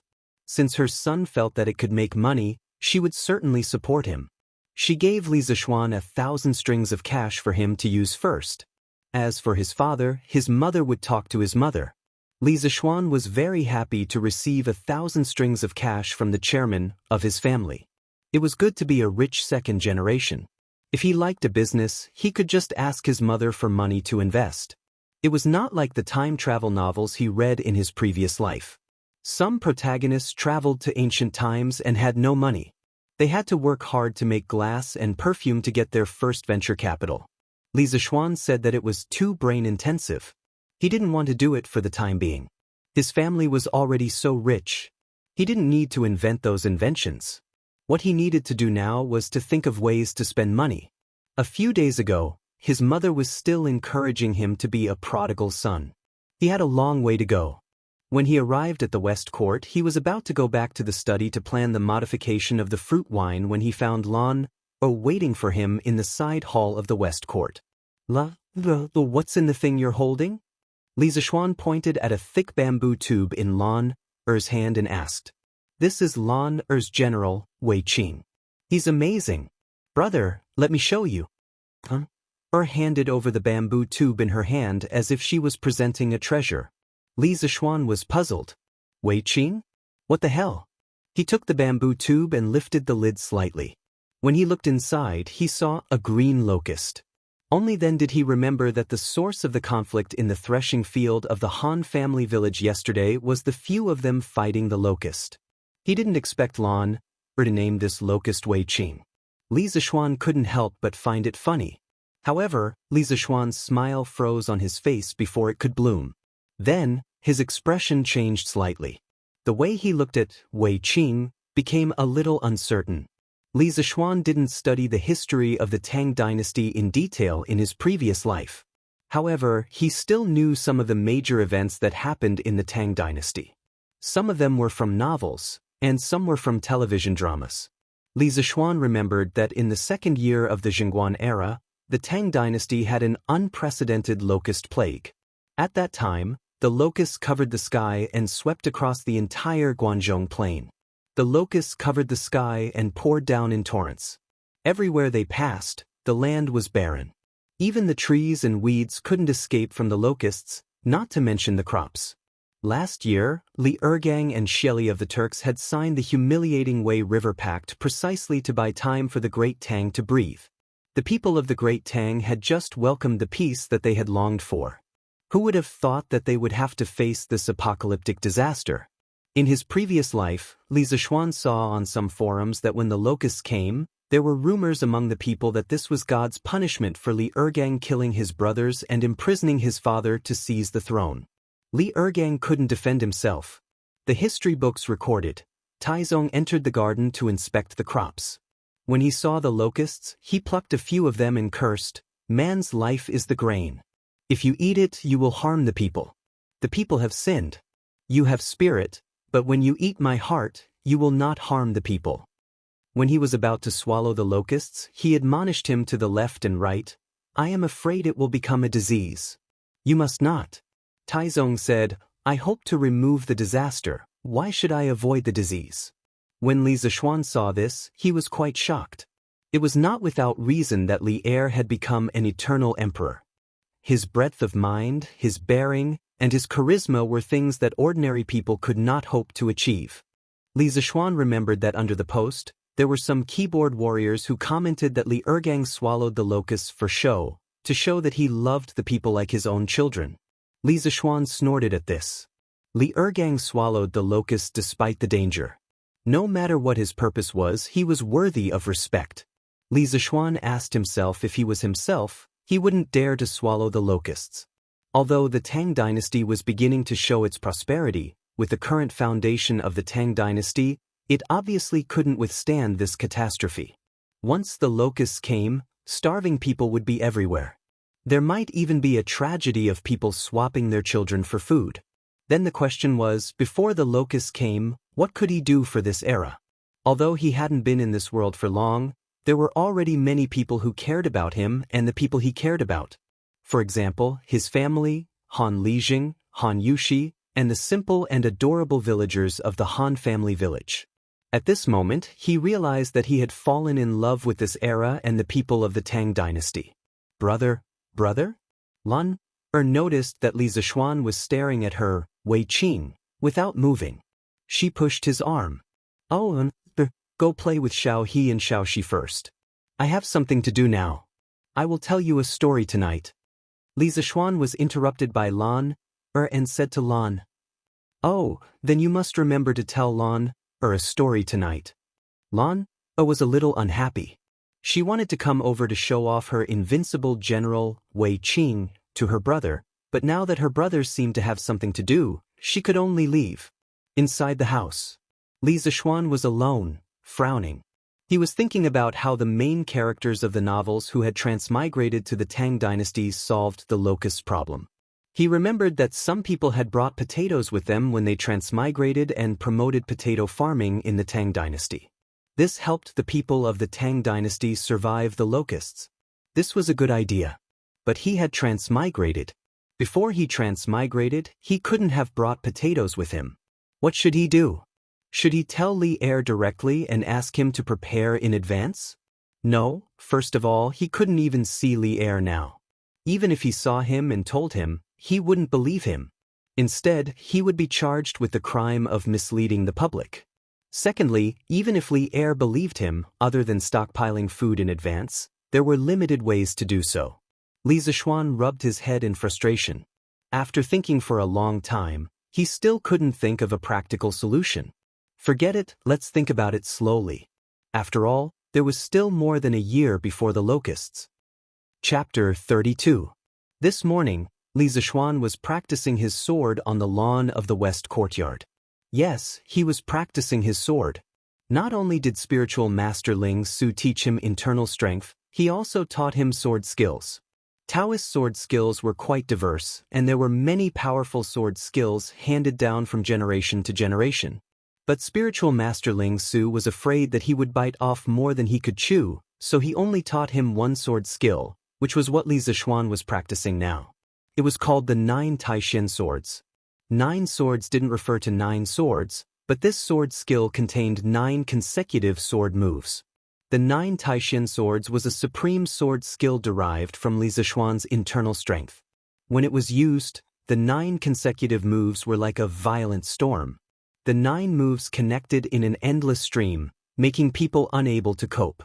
Moreover, each move would superimpose on the power of the last move. Under the superimposition of layers of power, the last move would be accompanied by the sound of thunder. Its speed would be like lightning and very difficult to block. After Li Zishuan obtained the memories of this body, he studied this sword skill in his heart for several days. As a modern person, Li Zishuan used to scoff at internal strength sword skills and the like. But after obtaining the memories of this body and looking at this sword skill again, he naturally had some understanding in his heart. This feeling was very magical. The 9 Taishin swords were: first sword riding wind, second sword fleeting swan, third sword treading snow, fourth sword breaking waves, fifth sword leaving dust, sixth sword flowing cloud, seventh sword phantom, eighth sword returning to origin, and ninth sword rushing thunder. The 9 sword skills matched the 9 levels of the Taishin Sutra. With Li Zishuan's current power, he could only use the first 5 moves of the 9 Taishin swords. But this was already very powerful. According to his master, with his current cultivation, no one in the younger generation in Jianghu could match him. Unless he met a reclusive master like his master, his life was not in danger under other circumstances. Spiritual Master Ling Su had already practiced the 9th sword rushing thunder when he was alive. According to him, when he used the 9 swords in succession, even a great grandmaster expert could only hold back his hatred. But using the 9 swords in succession consumed a lot of energy. After using the 9 swords, he basically collapsed. Currently, the commonly recognized strength levels in Jianghu were Qi drawing, body tempering, Qi forming, master, and great master. According to his master's introduction, there were only 3 martial grandmasters in the world today. His master was naturally one of them, and he was a peak existence. The other 2 were Shaolin Abbot Xian Kong and Tujue Imperial Advisor Wuxia. As for the number of grandmasters, there were no clear records, but his master estimated that there were only a few dozen grandmasters in the world. In his memory, The current martial arts world wasn't as exaggerated as what was written in modern cultivation novels. Even a great grandmaster expert couldn't extend their lifespan by several hundred years. At most, they wouldn't get sick easily. Although his master had been a great grandmaster for many years, he couldn't escape from old age, sickness, and death. He passed away at the age of 125. In short, martial arts could only make people stronger and more agile. It would not allow people to transcend the category of humans and become immortals. They were just a little stronger than ordinary people. However, even a great grandmaster expert would not be willing to fight with a small army. Moreover, a great grandmaster wasn't an invincible existence. The gap between great grandmasters wasn't very large. If a great grandmaster was besieged by a dozen great grandmasters, he would still die. Li Zishuan's predecessor had reached the 5th layer of the Taishan Sutra a year ago. Currently, he was an expert at the peak of qi forming.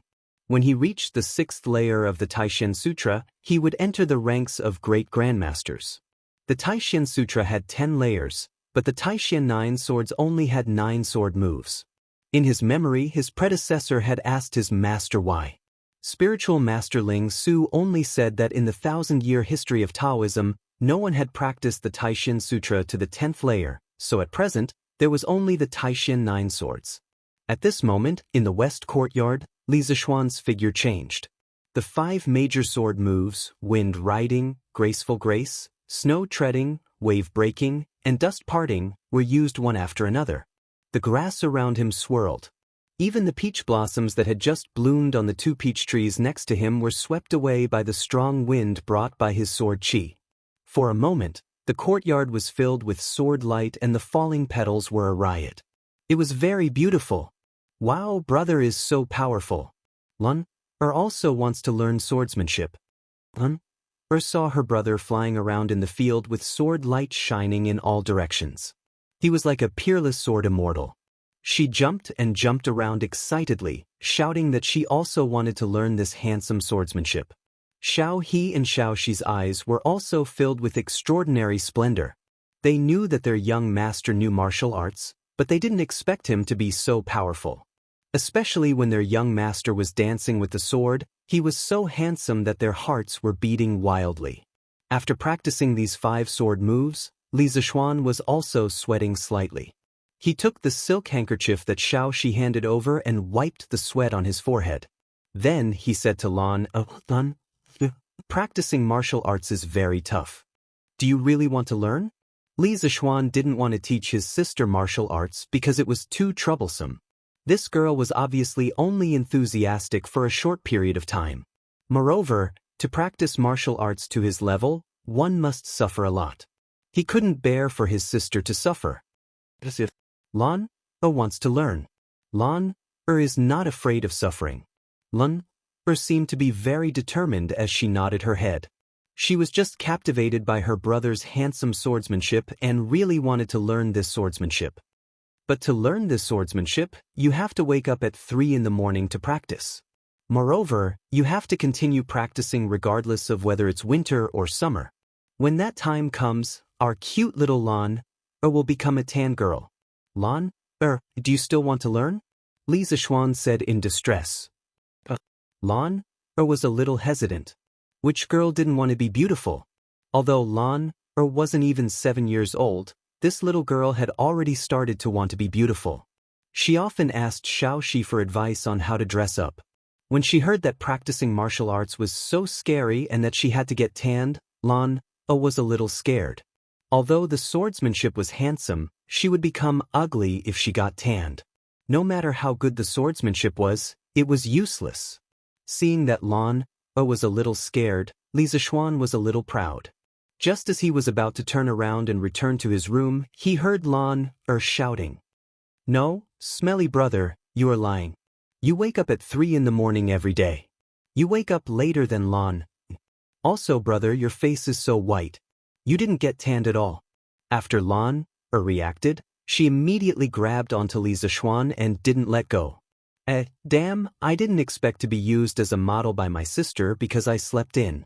Li Zishuan was a little embarrassed. He could only justify himself. He lowered his body and looked into Lan's eyes. He tried to make his eyes look more sincere. Li Zishuan brewed his emotions and said to Lan, "Cough, cough. Your elder brother is one of those rare martial arts geniuses that only appear once in 100 years. It only took me 8 years of hard work to learn this martial art. It's very difficult for others to learn it as quickly as I do. As for why I didn't get tanned in the past 8 years, it can only be said that there is a type of skin that belongs to the natural beauty type. No matter how much you get tanned, you won't get tanned. Do you understand?" As he spoke, Li Zishuan was a little embarrassed to continue. "Damn, I have never seen such a shameless person." At this moment, Lan looked at Li Zishuan in surprise. It was as if she was meeting him for the first time. Her wide eyes were very cute. Lan held back for a long time, but she still said what was in her heart. "Brother, why are you so shameless? Lan is embarrassed to be your sister." Li Zishuan was speechless. There was silence all around. Then there were 2 giggles. Xiao He and Xiao Shi saw that their young master had failed to fool around in front of Lan, and finally couldn't help but laugh out loud. Li Zishuan was instantly attacked. His old face darkened. He glared at the 2 young maidservants who were gloating at his misfortune. He then looked at Lan and said sadly, "My heart hurts. Little sister, I have always been so nice to you. Is it really okay for you to insult me like this?" Hearing her brother's strange words, Lan was dumbfounded. Just as she was about to ask, she saw San Bao walking over. "Young master, the eldest son of the Chung family is waiting for you in the front hall. He said that he has something to talk to you about. Master is accompanying him at the side. He wants you to hurry over." San Bao came over and bowed to Li Zishuan. "Ching Chumo? Why is that guy looking for me? Does he want me to treat him to my chicken again?" Li Zishuan shuddered when he remembered the resentful look shopkeeper Lu gave Ching Chumo last time. He hoped that it wasn't like that. "Lan, go play with Xiao He and Xiao Shi. Brother has something to do and will leave first." After Li Zishuan finished speaking to his sister, he turned around and rushed to the front hall. P.S. Regarding this book, Swordsman would like to say that the main plot of this book is still history. The addition of some martial arts is just to let the main character act cool in the Tang dynasty. This book doesn't give the main character a heaven-defying system, but it's not too much to give him some martial arts. Furthermore, the Tang dynasty originally had a culture of chivalry throughout the country. From the Li Tang dynasty's rebellion against the Sui dynasty, to the Xuanwu Gate incident of Li Shimin, and then to the Tang dynasty's foreign wars, there were the shadows of chivalrous men in the Jianghu. It was not nonsense to add elements of chivalry into the book. This book will use history as the main plot and describe the magnificent history. There will also be some chivalrous and tender feelings in the Jianghu. Martial arts is not the same as fantasy. There won't be any nonsense like summoning the wind and summoning the rain. Wanderers were a respected profession in the Tang dynasty. Without wanderers, the Li Tang dynasty would not be able to overthrow the Sui dynasty. Li Shimin would not be able to rely on a coup d'état to take the throne. After the Tang dynasty was unified, wanderers started to join the army to prove their worth. Many wanderers walked the path of joining the army, making contributions, and receiving titles. Chang, and returned to wanderers, Luoyang was rich and talented. Jade Sword and Floating Cloud Ride, Golden Saddle and Moon Bow. Fighting Cock over Weibei, Riding Horse to Guangdong. Sun Bin waits from afar, Guojie secretly communicates.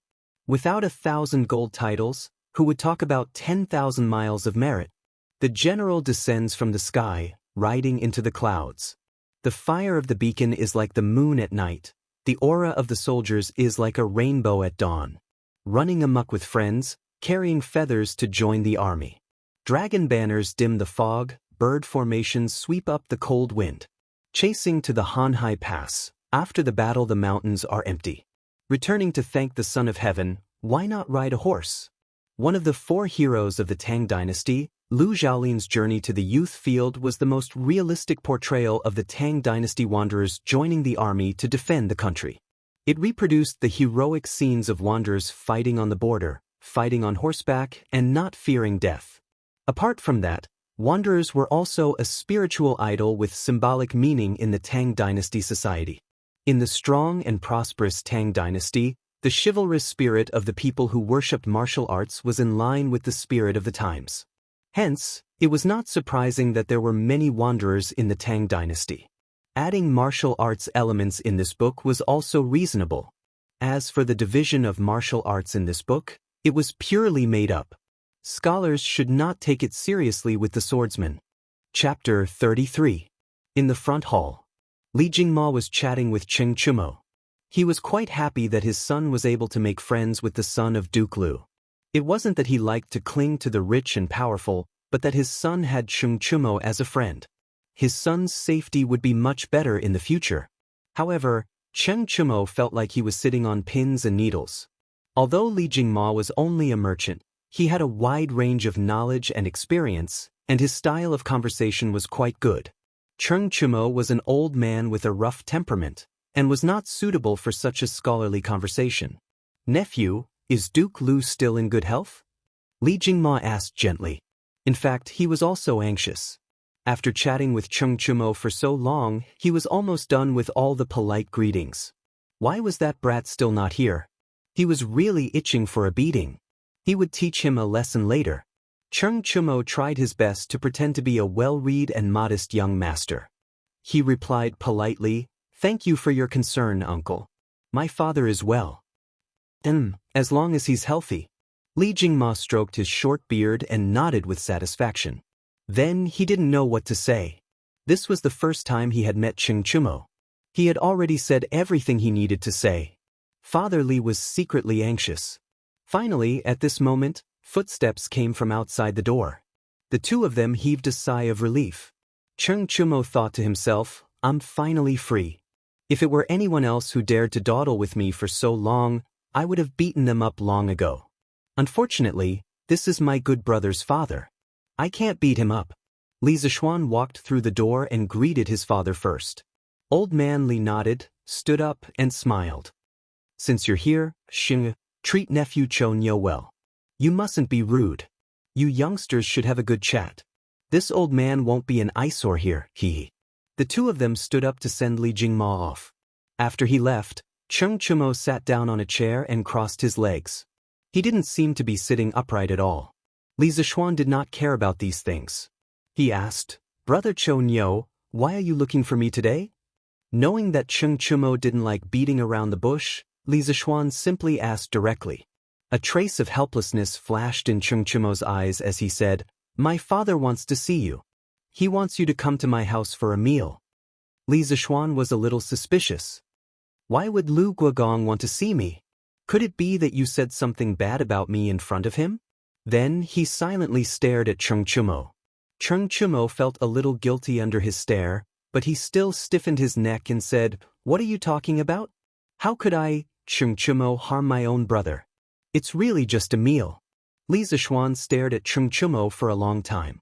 Although he still felt that something was wrong, he couldn't find any flaws for the time being. "All right then, I'll pay a visit to Duke Lu. What is your father like? It's not good to go empty-handed on my first visit, right?" Cheng Chumo impatiently waved his hand. "You don't need to bring anything. Come with me." Then he suddenly paused as if he had thought of something. He licked his lips and said embarrassedly, My father likes to eat that gnawed chicken. Xiaoxian, do you want to bring some?" Li Zishuan laughed heartily. "Huh? No problem. I was wondering what it was. I'll tell the kitchen to make 10 servings of gnawed chicken and bring them to Uncle Cheng." Then he went out to instruct the kitchen. The cook of the Li family, Auntie Zhao, had already learned how to make gnawed chicken under Li Zishuan's guidance. Although it couldn't compare to the taste of the drunken Immortal restaurant, if one didn't taste it carefully, one wouldn't be able to taste the difference. Wait. Cheng Chumo pulled Li Zishuan back. His face was full of shame. He carefully gestured with one finger and said, My father said, to let you make a pot of gnawed chicken and bring it over." "The pot? Damn, were all the people in old Cheng's family animals like this? Did they eat by the pot?" Li Zishuan staggered and almost sprained his waist. On Vermilion Bird Avenue, the two of them rode their horses toward Huaid Lane. However, Cheng Chumo's riding posture was very strange. He held the reins in one hand and a super large food box under his waist with the other.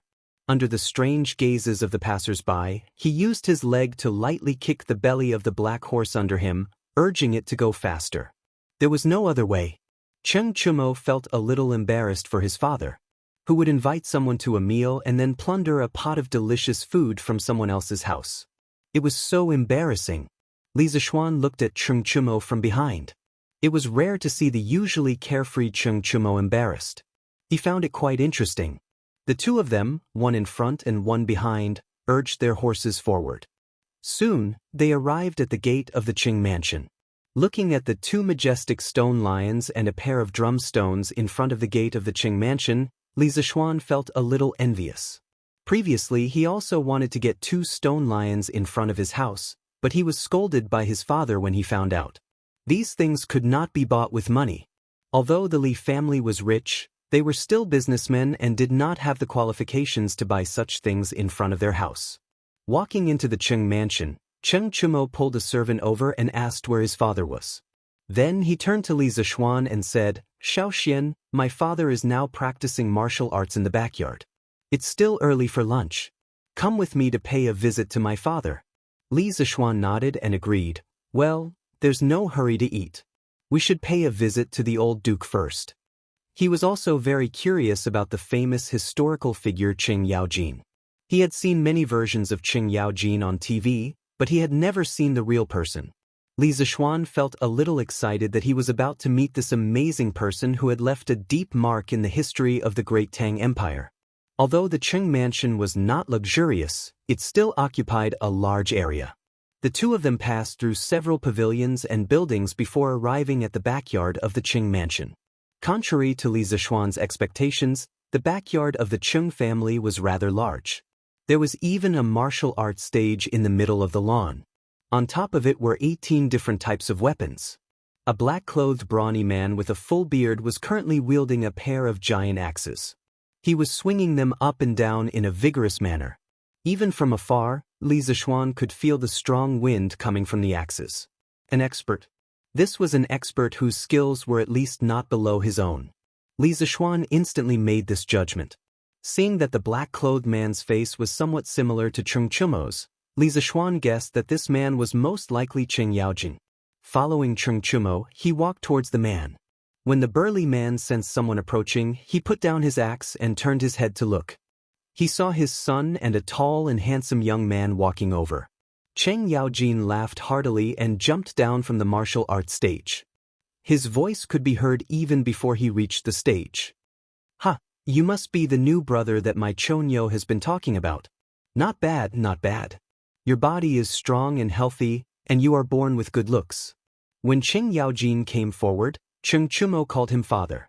Li Zixuan hurriedly came forward and clasped his fist respectfully. "Greetings, High Duke Lu." Qing Yaojin patted Li Zixuan's shoulder and laughed. "Ha, don't be so courteous. My Qing family doesn't like these complicated formalities. Since my Chonyo has acknowledged you as his brother, we will be family in the future. Come, let's talk in the front hall." The three of them walked towards the front yard. Chapter 34. Qing Yaojin was chatting with Li Zixuan in the front hall, mainly to learn about Li Zixuan's past. At this time, a pretty servant girl came in and bowed to Qing Yaojin. "Master, the food is ready. Do you want to eat now?" Qing Yaojin waved his hand. Then serve the food." The servant girl accepted the order and left. At this time, Qing Yaojin said to Li Zixuan, "Today, thanks to nephew, I can eat chicken again. Your family's drunken Immortal restaurant is too stingy, limiting the amount every day. I can't eat enough." Li Zixuan stood up and said, "This nephew didn't think it through. Since Uncle Qing wants to eat, why don't you send a cook to my house to learn how to make this dish? This way, Uncle Qing can eat as much as you want in the future." Qing Yaojin was moved, but he still pretended to be reserved. "How can this be? This method of eating chicken is your family's drunken Immortal restaurant's business secret. How can it be spread? Old Qing will not do such an unkind thing." Finished speaking, he looked at Li Zixuan. His eyes were clearly saying, "Come and refute me, come and convince me." Sure enough, Li Zishuan was very cooperative. Uncle Cheng, what are you saying? This little bit of food can at most be exchanged for some stinky things. Since Uncle Cheng likes to eat it, there's no harm in teaching it to the Cheng estate's kitchen maids. In addition, this nephew believes that the Cheng family's servants will not spread the method of eating chicken. Moreover, there was one point that Li Zishuan did not mention. Although the method of eating chicken was novel, in less than a month, there would be other restaurants that could imitate it. Cheng Yaojin was a little surprised. Merchants valued profits. Previously, he had looked down on Li Zishuan because of his family's business. He did not expect that this child would value profits more than righteousness. What he said before was also a test for Li Zishuan. Good, you are an interesting child. You are not like other merchants who stink of money. Come and eat. The two of you are not allowed to fight with me for the chicken for lunch.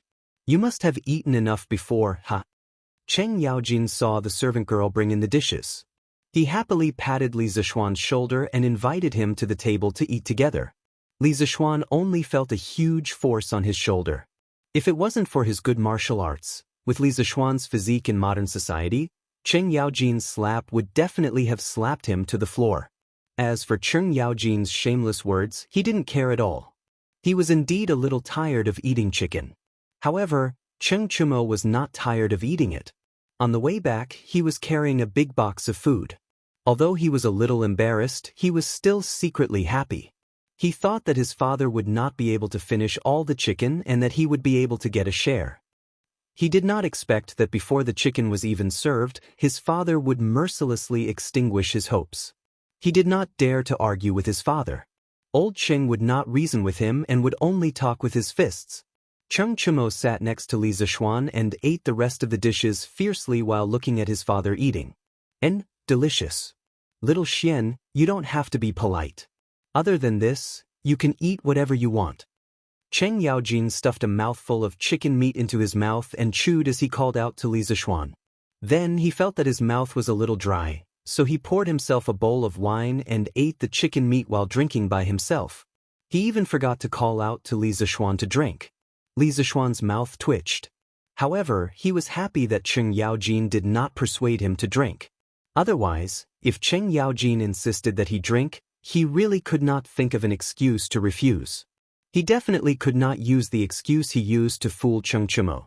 If he dared to say that to old Cheng, Li Zishuan believed that Cheng Yaojin would definitely beat him to death. After the meal, everyone ate and drank to their heart's content. Of course, Cheng Chumo was an exception. This fellow did not have a good meal. After the servant girls removed the banquet, Cheng Yaojin rubbed his swollen belly and let out a comfortable groan. He picked his teeth and said to Li Zishuan, "Little Xian, your chicken is so delicious. Little Xian, the chicken you gnawed on is really too delicious. I, old Cheng, have lived for more than half of my life and have never eaten anything so delicious. How did you think of this thing?" Li Zishuan looked at Cheng Yaojin, who did not care about his image, and said, "This was taught by my master. My master not only taught me martial arts, but also taught me some cooking, arithmetic, and the art of investigating things." That Taoist priest spirit void? Cheng Yaojin had heard Cheng Chumo talk about Li Zishuan's master before. Li Zishuan nodded. Cheng Yaojin said curiously, "I only heard that Taoist priest spirit void has great achievements, but I have never heard that he also knows how to cook?" Was his lie about to be exposed? Li Zishuan was a little flustered, but he still forced himself to be calm and asked, "Uncle Cheng, you know my master?" Cheng Yaojin shook his head, a look of reminiscence on his face. "How could I know such an immortal? I only heard of your master when I was in Wagong more than 10 years ago. At the end of the Sui dynasty, the world was in chaos. The Turks wanted to take advantage of the situation in the Central Plains. They burned, killed, looted, and committed all kinds of crimes. But at that time, the Central Plains was in chaos. There was no extra force to resist the harassment of the Turks. Once, a small group of over 200 Turkic wolf riders was raiding a village to the south of the Ain Mountains. An old man in a green Taoist robe came with a sword in his hand. He fought the 200 Turkic wolf riders alone and killed them one after another. Then he piled the heads of the Turks on the border between the grassland and the Ain Mountains. He set up a huge rock and wrote a cross on it. Those who offend the Central Plains will be killed. Spirit Void. When this news spread, the world was shocked. In those years, although a large number of powerful martial artists emerged from all over the world, no one dared to face a regular army of more than 50 people, not to mention more than 200 Turks with outstanding combat power. This kind of combat power was simply shocking. Taoist priest Spirit Void became famous because of this battle. After that battle, Taoist priest Spirit Void floated away and no trace of him could be seen. Later, although the Turks occasionally went south to take advantage of the situation, they did not dare to act like before. At best, they would massacre villages and cities. At most, they would rob the food of the people at the border. Brat, you're quite lucky to have such a godly figure as your master. Speaking of this, Cheng Yaojin's face was full of emotions. He touched the big beard on his chin and suddenly looked at Li Zishuan. He said with interest, "Since your master is Taoist priest Spirit Void, your martial arts must be quite good. Come and spar with me, old Cheng." After saying this, he began to rub his fists, eager to give it a try. Li Zishuan was listening to Cheng Yaojin talk about his master's bravery from the side. His master had never told him about these things before. Who knew that Cheng Yaojin would then propose to spar with him? Li Zishuan's face was full of black lines. This Cheng Yaojin was like an elder, but with his rough temper he did not know how to control his strength. Li Zishuan was not willing to spar with him. Li Zishuan hurriedly cupped his hands and declined. "My martial arts are low. How could I dare to spar with Uncle Cheng?" Cheng Yaojin patted him on the shoulder and said carelessly, "You're so wishy-washy like a girl. What are you afraid of if your martial arts are not good? Just as well, old Cheng can give you some pointers. I'll teach you a few moves, ha." Then, without waiting for Li Zishuan's agreement, he pulled Li Zishuan to the practice field in the backyard. Cheng Chumo also followed quickly, worried.